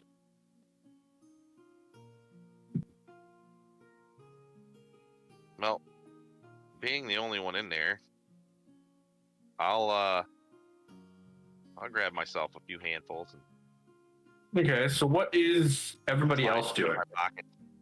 I Picking over think the bodies. those children will be okay. And okay, so Vermont, you said you're looting. What are you looting? The two hags? Yes. Okay. Oop, I need to put you on the same square. I'm sure they'll be fine. Okay, so as you start digging through its pockets, you don't really find a whole lot. Give me a investigation check. Are you physically going over it, or are you looking more than looking and smelling? And No, I'm going to be physically looking for it. okay, give me an investigation. All right, you don't find a whole lot. It's a hag. It doesn't have any money or anything on it. In one pocket. Oops, sorry, go ahead. Sorry, in particular, I was looking for things that they have on the externals. I don't want to get under their clothes or anything like that one, but any bags or pouches or Okay. little nooks and creeks. Okay, so this one doesn't really have anything on it. And are you going to check out the other one as well? Oh, that's someone else. Okay. On this one, you do manage to find one pouch that has, well, you pick it up. It's a brown pouch that there's something in it. It's not very heavy. Are you going to open it? I'm going to walk down towards this area here Okay. and tip it out and run away. All right, you tip it out, run back about 10 feet, and one flask falls out that has a swirling red liquid in it. And then a second flask pops out. They're very small, not very big at all. The second one is much, much smaller, but it has a similar dark blue, almost black liquid in it, similar to what Soren had found upstairs. I don't remember what the second bottle I found on that shelf, what that one looked like. I think it was reddish, but I'm not sure. Yeah, you found a fairly good-sized red bottle of liquid, or a bottle of red liquid. Yeah, I found, Similar to the two things that were found here. yeah, I found the dark blue one, and then the other one. Now, I think that one was reddish, and then I got the other one out of that chest.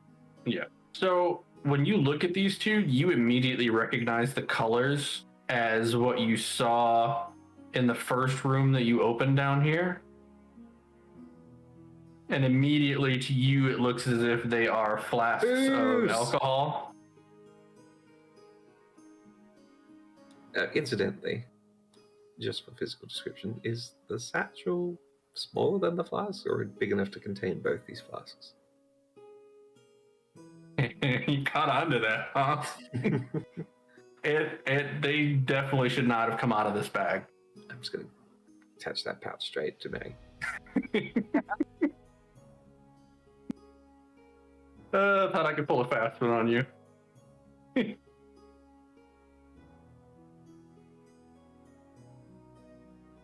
I like how you take the bag and leave the bottles. Pretty much. I shall pass it over to someone else. Okay. What is the rest of you doing? Mantra, Cross, Steve. Turning around and seeing there was a door, seeing there was a door in front of us. Is there a door behind us as well? No. Just that That one treasure door. room was the only other door that you see down here. I'm all for a hidden door. I guess asking the group, do you think that this is what we came for? No. Seems There are weird. still other children here.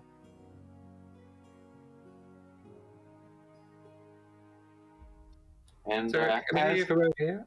Does sound as like we're here to Frost- stop children. oh, sorry. All right, hold on. I did not catch all those various things you went on at once. What did you say, Kaisis? I don't think our contract was to save children, it was to find the source. We found the Okay. source. Let's get the reward.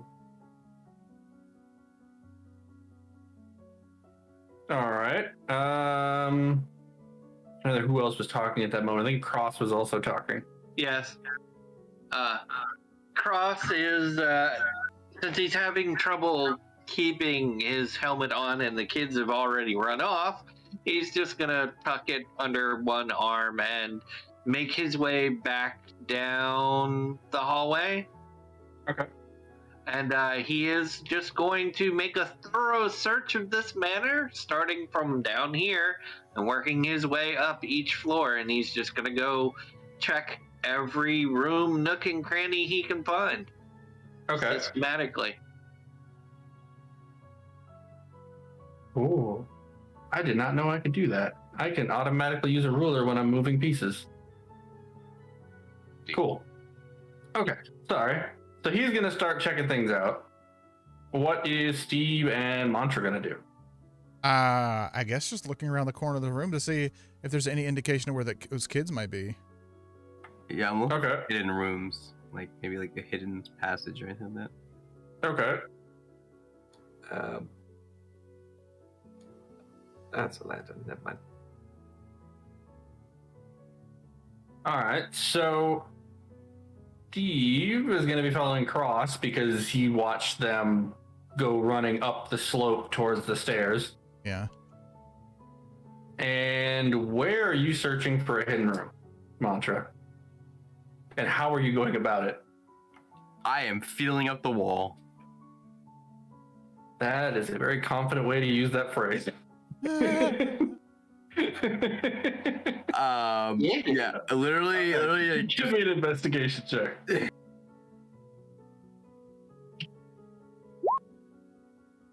Okay. Yeah, no, as you feel up this wall, you are not finding anything out of place. It is definitely a pieces and chunks falling off the wall here and there, but nothing giving like a hidden door or anything. Nothing pops up. I hate you all. You have to ask permission first. Okay, so he is pointlessly searching the walls. Moving on. I'm feeling them up. There's a difference. Okay, Vermont, now that you have the bag, what are you doing?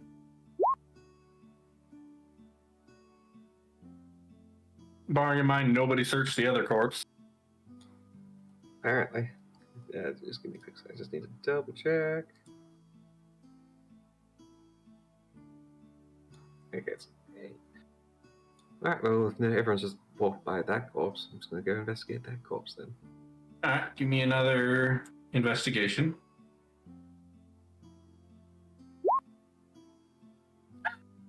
Just as good as the last one. Okay, well, you find another brown bag tied to its waist. Yoink. With this one's considerably lighter. Same thing. Gonna go into the middle, tip it out, and run back a bit. Okay, as you tip it out, a couple of coins fall out. A bottle of a gold-colored liquid falls out, and that's it. Lovely. I'm gonna scoop those all up and put it back in the one pouch. Okay. And attach the pouch to my belt. Okay. Then move into the treasure room and start looking around there. No reason, I can assure you. And now that you have a magic bag to put all the gold in. I think of it as acquiring further derivatives for future adventures.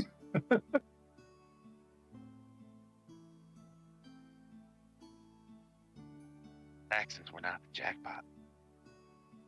No idea what you're talking about. All this gold here, who's counted it for ages? As he's like finishing topping off the pot or filling up the pouch that he pulled out of his pack, and then proceeds to stuff it back in his pack. Okay. I don't know how much gold that's gonna be, but Anybody remember what the wolf said? Sorry, what was that? Nothing? Something about don't trust everything you see or something like that. Oh yeah, that's Well, yeah, that. But there was something else.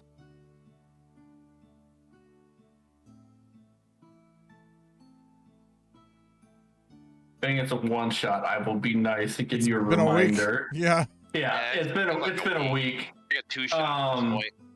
It's So a free the people that shot. are still there, Mantra, Soren, and Vermont. Give me a history check. Uh-oh. I'm good. I'm I somewhat mean, good. I've been getting good. Oh, I'm skill okay in history with the- apparently. Okay, 19, 16. 14. Okay, so yeah, while you guys are looting and checking things out, it kind of dawns on all three of you that the large, misty, cold wolf, as you guys left, he had turned around and told you to bring proof. Oh yeah, I was going to do that regardless. I just want to make sure I got my bags full first. Oh, well, then So, remove the head off of a couple of corpses. Oh. What I do is I go over. The hags are still there, right? yeah. Yeah, I'm literally just gonna throw a hag on the back of me. Hag in a bag. Just like literally just draped over on the back of me and the horse part. suppose that's good as proof as any. Yeah. In this particular Okay. treasure Yeah, it's room, not near as metal, but okay. Okay, so I'd like to just press around the outside of it and look for any sort of extra secrets okay, in the treasure room or the outside of the room? in the treasure room. Okay. Investigation. I'll assist. Okay, advantage on that investigation. 15. Okay.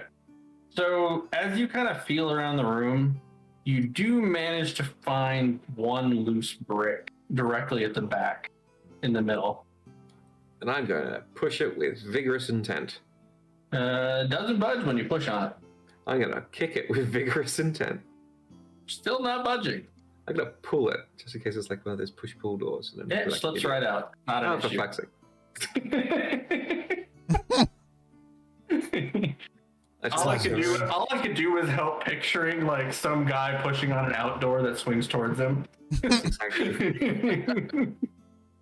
And what is behind this? So as you pull it out, you find a ruby in there that is basically the size of your fist. It looks orange, shiny. See? Good find. Lords and their treasures soon be parted. Shit. Well, where are the others? Okay, so as you guys step out, Frost, you're checking all the rooms that haven't been searched, right? Correct. Okay. Yeah, you searched the 2 rooms here on this floor that haven't been searched yet. They're empty. There is nothing in them except a dead rat and some cobwebs. Steve, are you waiting for him to investigate, or are you taking off after the kids upstairs? I'm not splitting off from everybody. No. That's how you die. He's just gonna look around with his passive perception, his active, whatever. He's just looking around. He's a perceptive fellow. Okay. Yeah, looking- you see the footprints from the kids heading right towards the stairs through the dust on the floor. Mhm, mhm, mhm. So as he finishes those rooms and kind of double checks each of the others, the rest of you will catch up. I'm assuming you're going with Mantra. Of course. Okay. Yeah. Don't hurt my dead body. I took that dead body. Oh, yeah. Oh no. I don't even know if I looted that yet, but I think it's just. No, you didn't. No, it's just. Vermont did. Oh, Vermont did? Yep. But everybody else walked past it. He looted it. Did you really turn a hag into a saddlebag? Kind Yes, of. he did. Bag. We needed proof, so I just I'll just grab this thing. It's fine. Whilst Alright, they're so- doing this, DM, could you roll a 1d4? Second. 1, 2, 3. oh, Bantra. Oh no, what did you do? Does a 23 hit you? Lost Yes. shit. Oh, you had to keep rolling to keep yourself in check, didn't you? Correct. That's what all those rolls Oh. were for. Yeah, that hit me. That was the worst possible target you could have hit. Smacks for 10 damage. And you just see Matcha fall. He only had single-digit hit points left. Okay, I would hear this this centaur collapse. That's always good fun, isn't it? But as the blue eyes overtake the blood red one and both of them ignite, he turns and immediately stabs his claws straight into the centaur's side. All right. Well, Steve will immediately turn and cast Hold Person.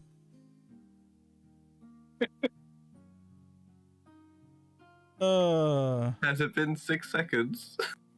Move me here.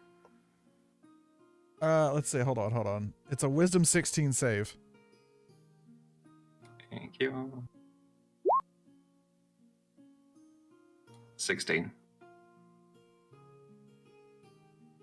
Cast it. That adds the +3 already.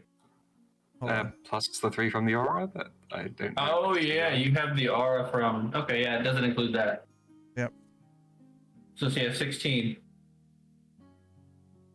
I guess that's a pass. Yep. Okay. 16 was the cutoff. What are you Soren's doing? gonna roll his eyes. I guess it's one of those events again. What do you And think? he's gonna take an attack roll from behind.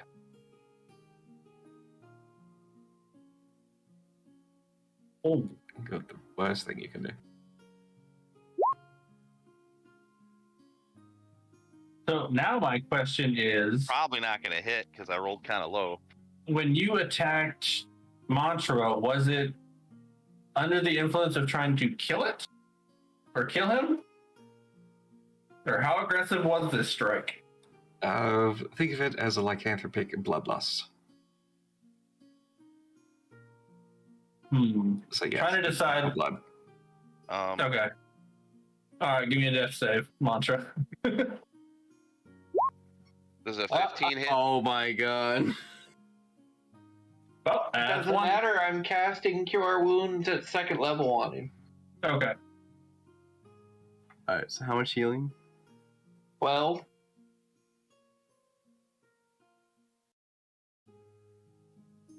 It's 2 a.m, y'all. Holy. It's been way longer than I was expecting. It's gonna be a 3-shotter. Yeah. No, it Um, won't be 3. 15 to hit.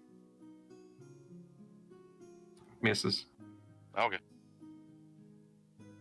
Bonus action. I don't think you get a bonus action as a first one. If we're I'm not going using to my roll psychic initiative. blades, I do.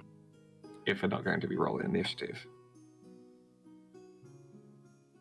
I can take a extra attack with a free hand with the psychic blades. What I'm saying is, we're not have been by the DM standard put into combat, so no one has. Yeah, it's a non-combat scenario. So problem is I have no idea how this hybrid issue works. So Oh. So, being unfriendly at the moment, he's not covered by my aura. oh, Hmm. so he would have failed and he would be held in place then. That's true. As soon as he attacked, that would mark him as unfriendly. Yep. So you would not. I have just had to plus double check the wording on it. I really wish people. Wish I could see these spells all the time. Well, it's not a spell, it's my natural aura. Well, whatever it is. Aura protection. So you are conscious. You grant all friendly creatures within 10 feet a +3 bonus to all saving throws. Right. So if I don't perceive him as friendly,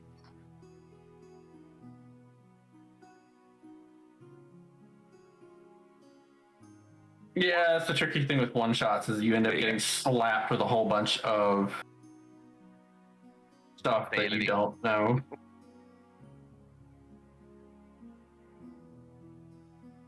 You gain points and half your hit points times someone else. It's a creature.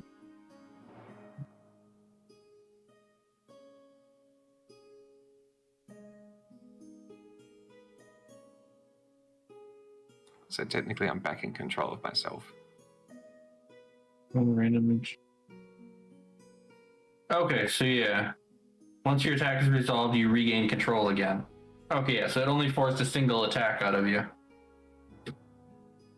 Okay, so he wouldn't have gone for the coup de grace then. No, he attacked once and then backed off. Okay, so The we attack can. would be out for blood. Yes, the attack itself was out for blood, which got healed by Cross. And if he didn't pass the save, he's now paralyzed. So yes, We he's can held. retcon some of that.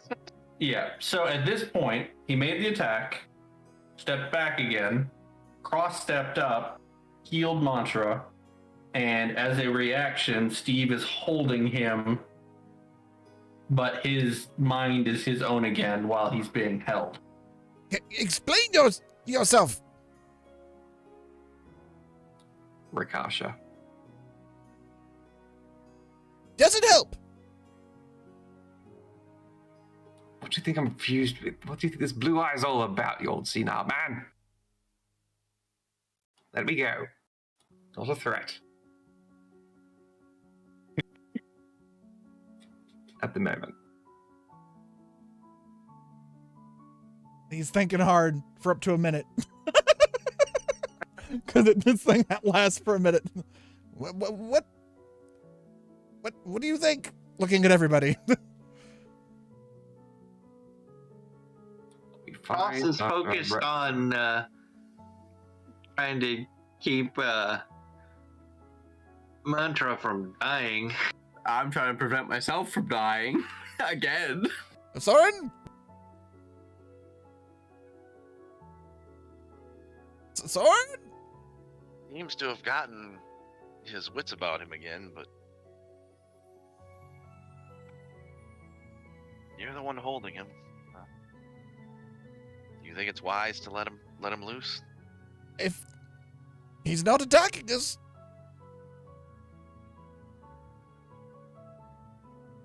All right. Drops it. Drops the hold person. Just have to keep an eye on him is all. I'll be better once I get some rest. We'll all So, be rest. I'm assuming Mantra's gonna scoop the hag body back up. Oh yeah. Okay. And with that, everybody makes their way towards the stairs that the children ran up. And we all live happily ever after. Yeah. Let me tweak the fog. Okay. So you all head back upstairs. As you come out into the entrance hall again, you can hear the pitter-patter of feet running around. Sounds like they're on the upper floor. Uh-oh. What are you guys going to do? Walk towards the front door. Okay.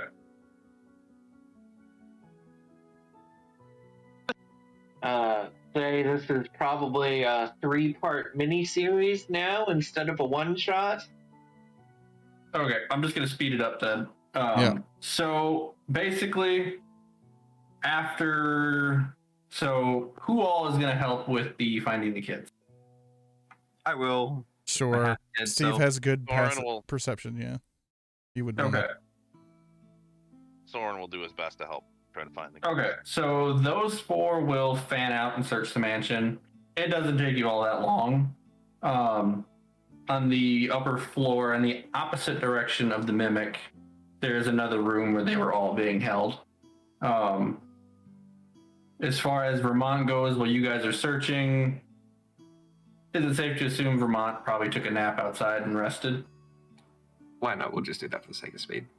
Okay. So yeah, Vermont got his rest. After about half hour, 35 minutes or so, everybody came out with the kids in tow. As soon as they saw the village, they took off down the road towards the village, completely ignoring all of you because they really don't know who you are and are terrified of some of you. The walking suit of armor with no head. You all head towards the... Just wave at all of them. So all of you head towards the village entrance where as soon as you get past, like a foot past the gate, wolves come out of the forest. Sorry, just for sake.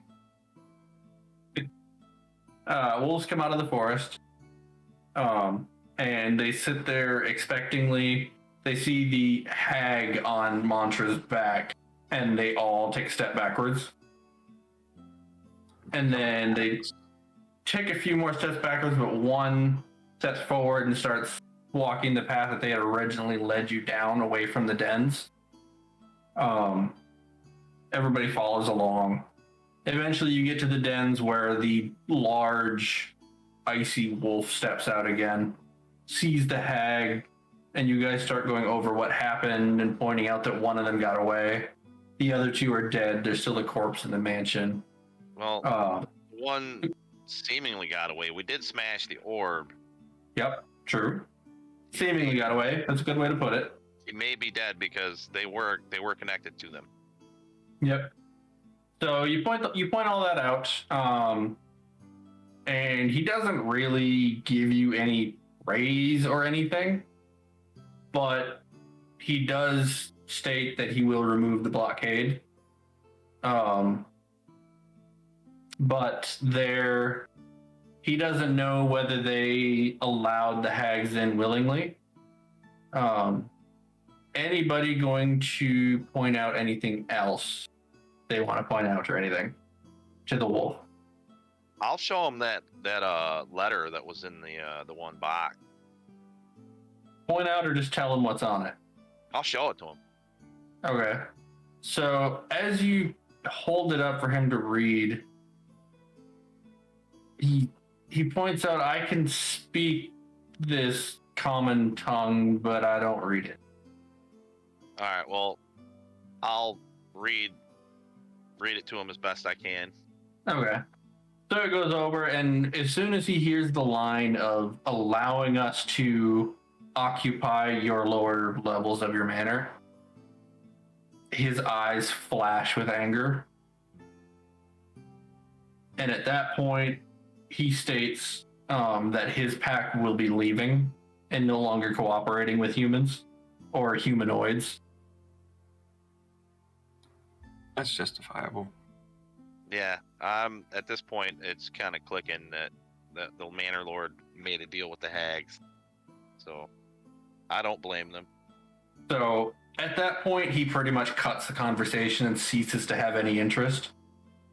And with a howl, you see what seems like 100+ wolves come pouring out of the forest and out of the den, and they all just immediately start migrating away. Hunt well. Heading west by south-ish west. Don't hate all of us. We're not all bad. And as they all started gathering, the other voice that you had heard earlier stepped out, there being a second one of these icy wolves stepping out and heading up top on the cliff with a single bound, which is a pretty considerable distance.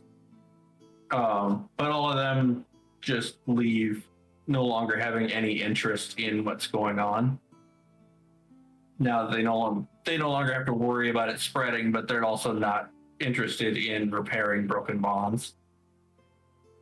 So they all leave, and at that point, everyone is free to either go back to the main guild or go back to wherever they accepted their quest from. Wherever the reward is.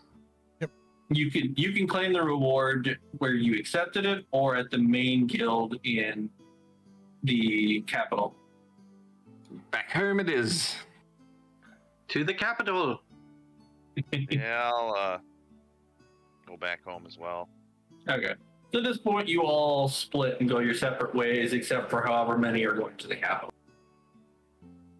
But you're all headed off to collect your reward, which a few of you have already collected several times what the reward was. Yeah, what we're talking about. Yeah, what? What are you talking about? I don't even know how much I put in that pouch. Yeah, nor do I. As you guys walked, the two of you walked away with probably a couple thousand gold. Gee. Yeah, we're not. Any reward I get goes to the church anyways. So. Not to mention any jewels or whatnot that have to be priced before you sell them. I got to get that ring looked at because I was going to point that ring out to Steve, but he stayed a bear the whole time and completely lost interest when everybody went downstairs. So I got that large bottle of honey-smelling golden reddish liquid, and then I got that ring, plus I got apparently 2 bottles of liquor. So that's going to be the end of the one shot. Yay! As far as the loot that you found, so what you found in the room up there was one of them was a flask of elven wine, which was that dark blue color. Yeah, I figured that was liquor. The other one that was on the countertop, or the top of the shelf, of the first 2 bottles you found, was a potion of greater healing. Wait, I thought it might be, but I had no way to tell. So In the chest was the smaller bottle with the honey smell. Was another potion of greater healing that just had a honey infusion, because the Lord doesn't like the taste of healing potions. And that is also the golden bottle that Vermont found, was a honey infused greater healing potion. The ring was a ring of temporal salvation, which is a non-attunement item and allows you to teleport up to 5 feet away. Let me quote, not direct quote that. And it's all irrelevant in the ending. Yeah. Yourself over it. Basically, it allows you to teleport like 5 feet away out of danger and heal for like 3d8, I think it was. Jeez. But as soon as you use it, the ring shatters. oh, it's a one-time use. Yep, it's a one-off that allows you to teleport out of opportunity attack range. So you can get away without actually getting hit with a reaction. And you heal, but it's a one-off.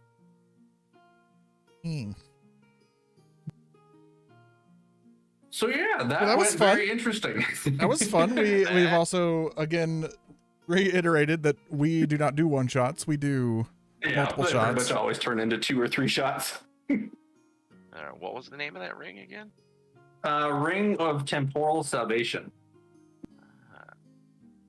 Good campaign, Darkwing. Well, session. And enjoyed it. I will tell you, the hag survived. Hmm.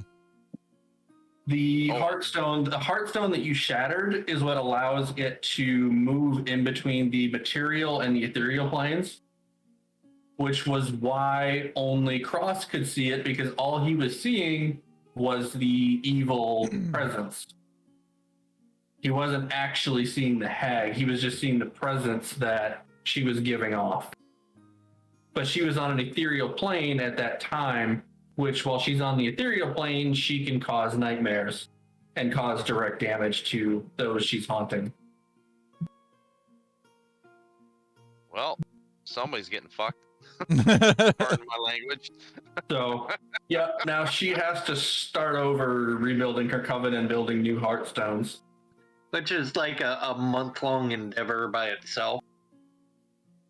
They were basically collecting souls for their heartstones, charging them up here. The children were just a means of escape, which failed. Because, as probably most of you know, hags are cowards and they always have a backup plan. They always try to have an ace up their sleeves. Yeah. These ones had 2. They had the plane shift and they had the hostages. Which I was not expecting you to get out of the plane shift that way. 10 out of 10 would throw a hag again. Yep. That definitely caught me off guard a number of times. Welcome to Vermont's Yida Hag. Although you did make one major mistake at the end, particularly Cross. Do you remember how you found the hags? Divine sense. Yes. Cross could have used Divine Sense to track the location of the hag. Granted, he would have had to use months to go track it down because you don't know how far away it jumped. Yeah. But that would have been a way to follow the hag no matter where it went.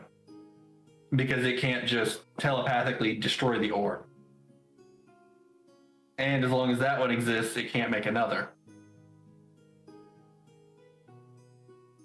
Jolly good Well. show.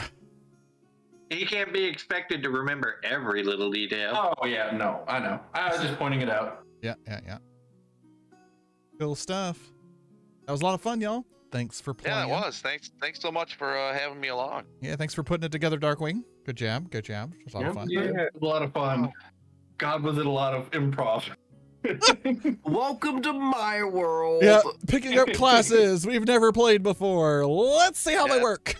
My first outing as a rogue in 5th edition. So. Yeah. First time And playing. Not my first outing as a paladin. Yeah. First God, Blood the Hunter. paladin. Go ahead, Crisis. Sorry, First Blood Hunter. Yeah, that Nice. was definitely interesting. Mm. It is my first outing as a Warforged, though. Yeah, I'm not gonna lie. I slapped those two in the middle of a debate on purpose. I did not expect it to go that well. That was great. That was so great. I did not expect them to have a full-blown discussion about it. Yeah, I love how they're just in there like having this moral debate while like everybody else is out in the other room. They're like, Eating God, potatoes. help me! So, did you like the glass cannon shadows? I had fairy Oh, fire yeah. I could have thrown out. Those shadows Yeah. are nasty. Yeah, Did your They shadows only like have- moonbeam? they have a bunch of resistances, but Yeah. they only had 16 hit points. Yeah. Also, I But- just opened up the character editor. I seem to have missed the 4th level feat or attribute thing. Oh well. Oh well. Oh. Oh, Hang man. on to it. You might end up using it as a real character. Who knows? It'll I'm be fun. I'm definitely keeping this character around. Like, Saying. Be glad I Not good. didn't cast Protection from Good and Evil. Not gonna lie, I might already be working on another one shot. The it's the one shot brigade. They just keep on getting sent to the same places. Interesting. you guys again? Oh man. Yep, that was a lot of fun. Thank y'all. I will catch y'all later. I gotta hop off, get some food and all that. No worries.